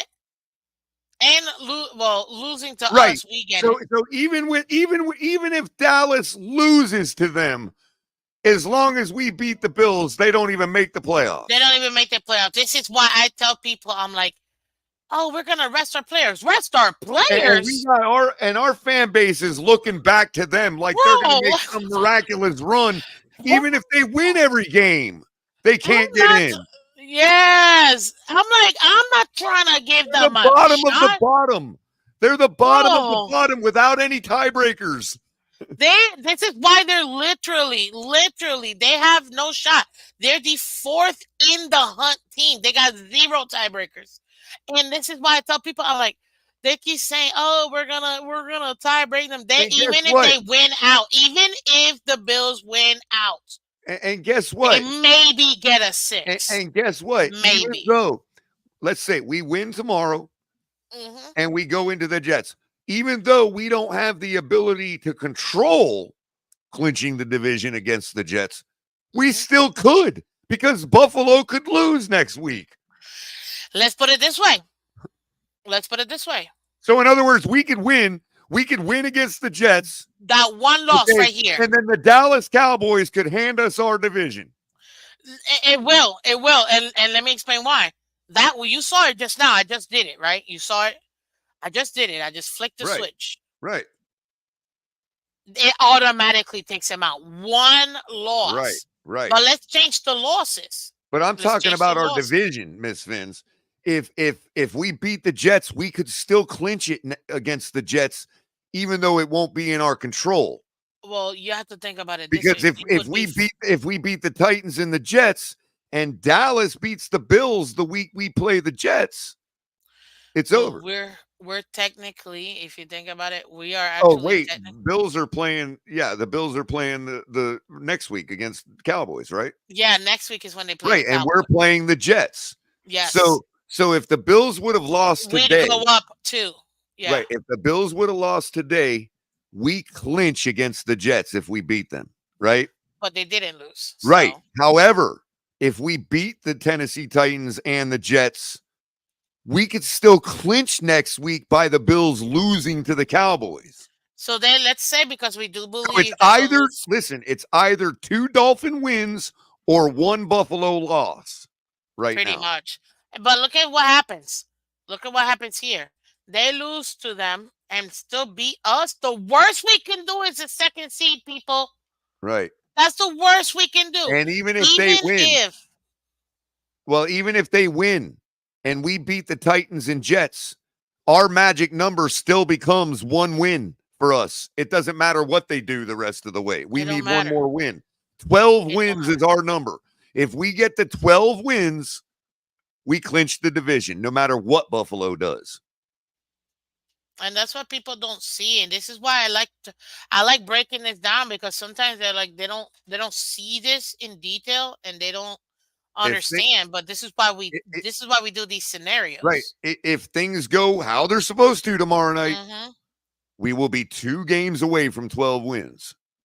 If Buffalo Exactly. loses against the Cowboys, we're only required to get 1 win, which would be against the Jets. The difference being it would come by our doing if the Bills would have lost today, and it will come by their doing if Dallas beats them next week. But we can still clinch next week against the Jets. Let's say When are the games played? Miss Fins, when are the games played? So What, this does it game show is being time? played. Yes, it does. 1:00 on CBS Okay. next Sunday. Okay. And then the Bills game is 4 4 o'clock. o'clock. So we'll be able to see both games. So we'll clinch in retro. Exactly. But look at this, right? Because I'm gonna do this. This is them. I have them winning here, right? Let's say, because we think they'll beat the Chargers. We do think they'll beat the Patriots. But let's say the only loss they get is Week 18. Did y'all see what just happened? This is them beating all these other teams, guys, including the Cowboys. If we beat them, it's a twofer for us, which is why I tell people, I don't see why you would want to sit down your players. Right, all these people that wanted it to happen today. Well, guess what? Well, guess what? We're going to have the top seed and likely need to win that game to keep the top seed. So we're going to play to kick their ass. Look at this. And so hold on, Miss Fins. All those people that wanted Buffalo to lose today for hate reasons, myself included, we get that opportunity to take them out and have the top seed in Week 18. That's if we win out, ladies and gentlemen. But let's say we lose to the Ravens and still beat the Bills. Then that game is still don't get in. Right, exactly. This is a must win for them to be. They can lose. They have to beat us no matter what happens. If supposing we win against the teams we're supposed to, exactly, the Bills have to beat us to get to the playoffs. Period. I don't care what they do, how much they beat every other team, guys. There is no we path hold for them to the get. Buffalo Bills playoff future in our hands. That's why it didn't matter today. This is why I tell people, I'm like, there's no way I'm sitting down my team. If you wanted that revenge today, it's still in our hands. Hell no. This is 1,000% in their hands. They have to beat us. That's the only way. And even let's say we drop it too. Right. The Buffalo Bills losing today would have been completely meaningless for us. Even if we were to drop to the Ravens, guys, and lose the first overall, we'd at worst, be the third team. Yep. At worst, ladies and gentlemen. This is why I tell people, I'm like, come on, guys. Like, we're in the driver's seat for a reason. So let's say we beat the Ravens, but we lose to the Cowboys. Oh my God, this is me having us lose to the Cowboys. Holy crap, this is me having us lose to the Ravens and the Cowboys. Holy smokes. I try to tell you, if that one loss comes to the Cowboys, it doesn't matter if we beat the Ravens, we still get the top seed. That's why the Chiefs needed to lose today. This is the other funny part. Guys, I've been under the premise. No, guys, this is us losing 2 games. I tried to tell you that. If we're 1-2, if we win 1-2 in the last 3 games, 1-2, we're still the 3rd seed. We're still the 3rd seed. That means that Denver, Houston, Cleveland, Jacksonville, any of those teams we face in the divisional round and we get home field advantage. Oh, God. I mean, look at how freaking beautiful the problem with that is, Miss Fins, the two potential places that we would have to play on the road are the worst, Baltimore and Kansas City. God. Yeah, but guess what? We're in the driver's seat, which is why I say I could play a playoff game in Jacksonville. That's that's close enough. You know what I if mean? we Like, take care of that Ravens game, we take care of the Bills, and the only loss we got is Dallas. It don't matter what anybody else does. We beat everybody in the AFC because we'll have and the this least is amount of why losses. we have an above 80% chance to make the divisional round of the playoff, because they're factoring in our probability of getting the top seed and not even having to play a wild card game. This is That's why we flipping have such a amazing. high probability of making the divisional round right This now. is such a great place to be. This is why I keep telling my fans, What is guys, it? we have to enjoy this. I'm telling you. We Why have to not enjoy enjoy it? this. What is wrong with enjoying it? We knew we were here. If everything collapses and we get made to be fools, then we were always destined to be fooled. It Guys, doesn't this is matter. we've always have to be waiting for other teams to lose to try to get a shot at the Right. playoffs. This is They fun. have to wait on us. This is We what it have to means to hope be a we good lose. team. We're that team now. When you're a good team, this is the stuff you get to see at the later part of the year. We're that team, ladies and gentlemen. We are that team. Embrace it. If we're Enjoy not, it. like I said, if we're not and we're just being fooled, then that was destined to happen anyway. This is it, ladies and gentlemen. Buffalo Bills, even with their little win, guess what? They're still 11th like they were last week and the By week the way, before. By the way, Miss Fins, that's 84.7% probability to make the divisional round of the playoffs. That's beautiful. And our strength of victory went up from 303 to 319 now. Right. Because Also, the Broncos won, by the way. Just so you guys know. Also, Miss Fins, to make the conference championship game, we have the highest probability in the AFC at 55.7%. That's flipping beautiful, man. Baltimore is at 53.6%. That's flipping beautiful. Like, to make the Super Bowl, we have the highest probability in the AFC at 31.3%. Holy smokes, Dolphin done. Look at what this man just said. Baltimore at 30.4%. Look at what Dolphin Don just said. It's Hold dangerous. on. And to win the Super Bowl, we also have the best probability in the AFC, 15.1%, to Baltimore's 14.4%. Now, the Niners have a 29.7% probability to win the Super Bowl and 47% to make it, which means if the projections had a mouth, like I always say, they would tell you that they believe the Super Bowl is going to be between the 49ers and the Dolphins, and the 49ers are going to win it. That's currently what the probabilities are. Go ahead, Ms. Fins. Oh my God. Listen to what Dolphin Don just wrote. It's dangerously looking like we're going to host Denver. Well, if we're the second seed. If we're the second seed. And I can see what he's talking about, because exactly. if they're playing Kansas City, guess who's coming to dinner? Somebody that can beat Kansas City. And I know what they say, you can't beat a team, or most teams can't beat a team like twice or whatever. And they are going to want to avenge that 50-point deficit. They are, but the question is, do they even have the ability to? We put up 70 points on them for a reason.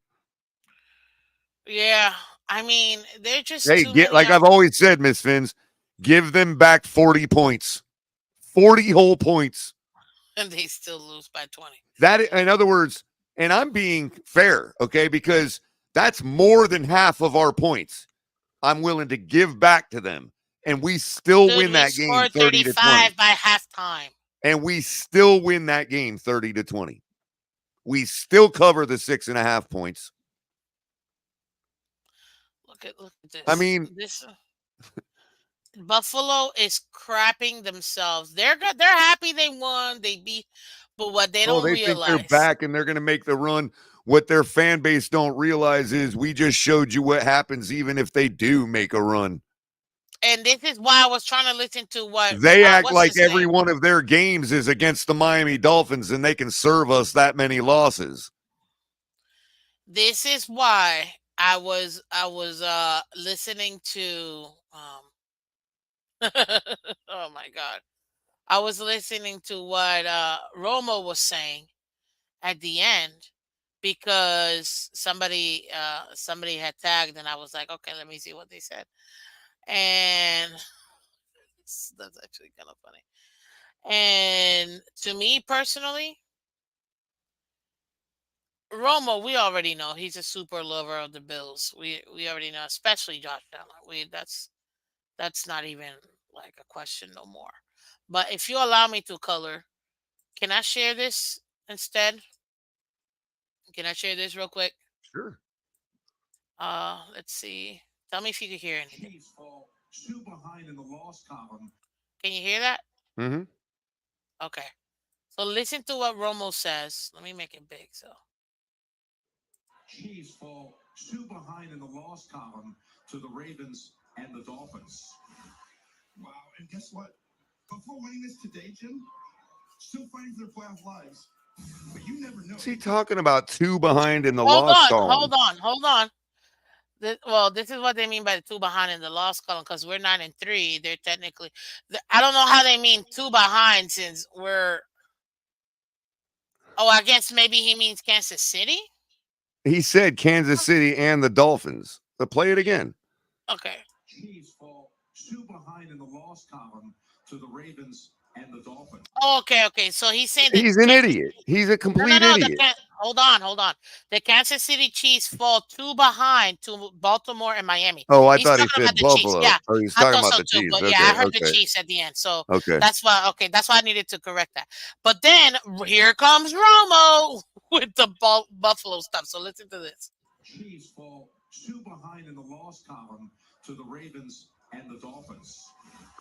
Wow, and guess what? Before winning this today, Jim, still fighting for their playoff lives.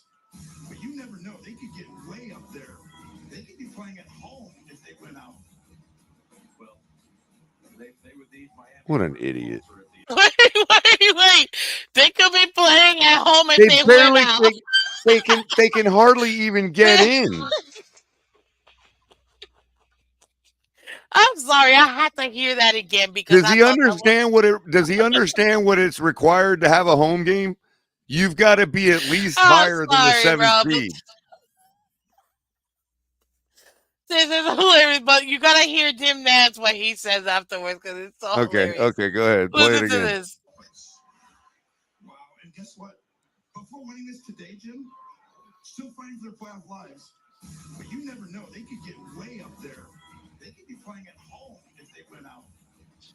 Well, they would need Miami to really falter at the end. But it was a they beat them. Yep. We were there to see that. They meet again week 18. For Tony and all the crew, Tracy, Jim. What did Nance say? What did Nance say? They have to beat Miami to even get in the 7th Well, seed. no, they need Miami to really fall through, Right. fall off. Which means Like, they have bro. to win the division.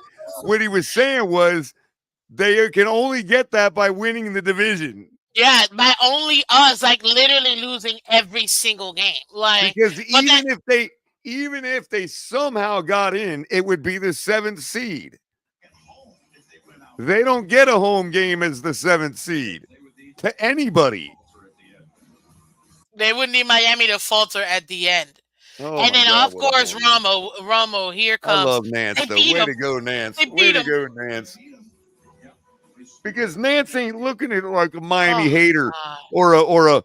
or a Dolphin He's fan the that is jaded, that has funniest, got PTSD. He's like, the this team's funniest 9-3 thing and they're ever. rolling. Why would they lose like that? The funniest thing ever. I'm like, this man can't get him off their mouth. Like, they But I beat love him. it how Yeah, but Nance doesn't have time to get involved with all the narratives and that stupid stuff. He's just an old football head. He's like, this team's 9-3 and they're rolling. What do you? What are you talking about, Miami collapsing? Like, what indication do you have of that? You know what I mean? He's thinking if they win out, right, that somehow they're gonna be hosting a game, bro. Oh my God, what a moron! One game? No, you won't even host the game because that Oh, would right be the there, you only way took they it can off. host. You took off our game, so there it is, right there. Yeah, Click yeah. tie on our game. Between us two, They get the 6th seed if we tie. yeah. So if If they we lose, squeak in by tying us in week 18, they get the 6th seed. Or they get but the look at 6th if they beat us. if they beat us, they get the 6. If they Okay, so tie, if they they get the get it, 6, so if they get into the playoffs, it's the 6th seed or nothing at all. Pretty or much. nothing at all. Pretty much, Okay, yeah. so fine. So there's one team they get a home game on. Who, The Texans. dude? Okay, What's you're he telling me talking the about, a Texans home? are gonna beat the Chiefs? The Texans are beating the Chiefs. That's what Oh you're no, telling I'm me? sorry. I'm sorry. Yeah, but that's what I'm saying though. That's the only team they That's could get a home game on is the That's why Texans. Jim Nance, why he said was hilarious. What an Because idiot, man. the only way we would have to, in order for them to win the division, and I did this scenario too. So let's say these losers actually win out, right? And let's say we crapped the bed, right? We lost at the end. We lost 17. We lost, we lost 16. We lost. See, right here, right here. Those last 3 games. Let's say we go 0-3 in the last 3 games. Then that's the only way they win the division, guys. Right, We right. can't Like Nance guarantee. said, We'd have to literally Nance said, Miami would have to completely collapse. And as an exactly. old football head who doesn't pay attention to all the narratives, he's like, this No team is fucking way. 9-3 and rolling right now. What evidence do you have that they're going to all of a sudden collapse like that for the Bills to come stampeding in like a really? Oh, That's I what. That's love why Jim I'm like, Nance. Good job, I Jim love doing Nance. it. That's why Good I wanted you to hear it because I objective. thought it was Hey, I'm just hilarious. saying that's a good, objective, logical thinking job by Jim Nance calling That would be Romo out on that. that would be the worst case scenario. That's how the only way we give up the division is by literally losing the last 3 games. You know what, Miss Finns? I'm starting to, Look at that. just Even hold on. look at this. Look at this. We lose to Ravens and we lose to Cowboys, but beat them at the end. They still They're don't out. get in. Right. We hold their playoff future in our hands. Like, what the heck is this Romo talking about? Well, like, let me hear. This is the irony here, okay? holy And smokes. this It is is a hilarious to really good me. one. I'm gonna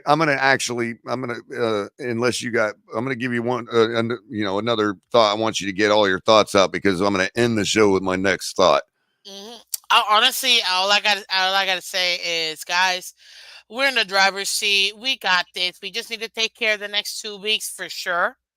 Tomorrow, and obviously the Jets. Jets are gonna be tough. Look at how they're playing. But as long as we go 2-1, or at this point we can go 1-2, we know we're gonna win the division. We know that we have everything in the back. And if we want to shove the knife and twist it to the Bills, all we gotta do is beat them week 18. Done. And there's 0 chance for them to make the playoffs. 0. No matter what, there is no chance that they make the playoffs. So, I'm all for us playing all of our guys at the end of Me too. season. I'm not trying to hold nobody back. I want everybody to play because all I want to win the Super Bowl. And the first thing I told you guys is we got to take care of. It's the best way, and I say this every single week and every single AFC East Wednesday when I do my shows on Wednesday mornings at 8 a.m. Thank you very much. Is winning the division is the easiest way for us to get to the playoffs, and then we got to start knocking down those opponents. Period. I think I'm gonna have to find a way to procure a ticket for the Buffalo game because that's gonna be absolutely fun. Oh, it's gonna be insane! I'm so glad I have tickets to that one already. Shout out to Chef Drew, man. He definitely blessed the channel with that one. But holy smokes, I'm telling you right now, people thinking now we're gonna sit people out. Okay, sure. Get the hell out So, of here. so to finish out the show, we went 4 hours, 10 minutes. Appreciate you hanging with me for the last hour or so, Miss Fins. Really do appreciate you. Oh my goodness. It helps me spend 50% of the energy that I have to do it. So it really, really helps me out a lot, and I really appreciate that. And I look forward to this League-Wide Wednesday, as always. Of course. You can catch myself co-hosting with Miss Fins on her channel.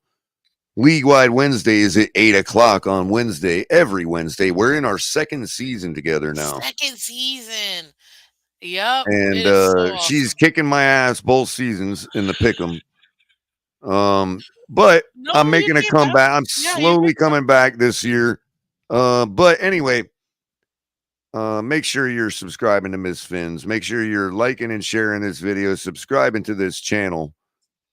And at the 4 hour and 10 mark, I'm going to leave you with a little bit of irony from yours truly, Color Commentary, so you can really get an idea of the flavor of this channel. Stephen A. Smith hates Dallas Cowboys fans. We all know that. He doesn't necessarily hate the Cowboys. He roots against them, but he doesn't hate them. He just hates their fans.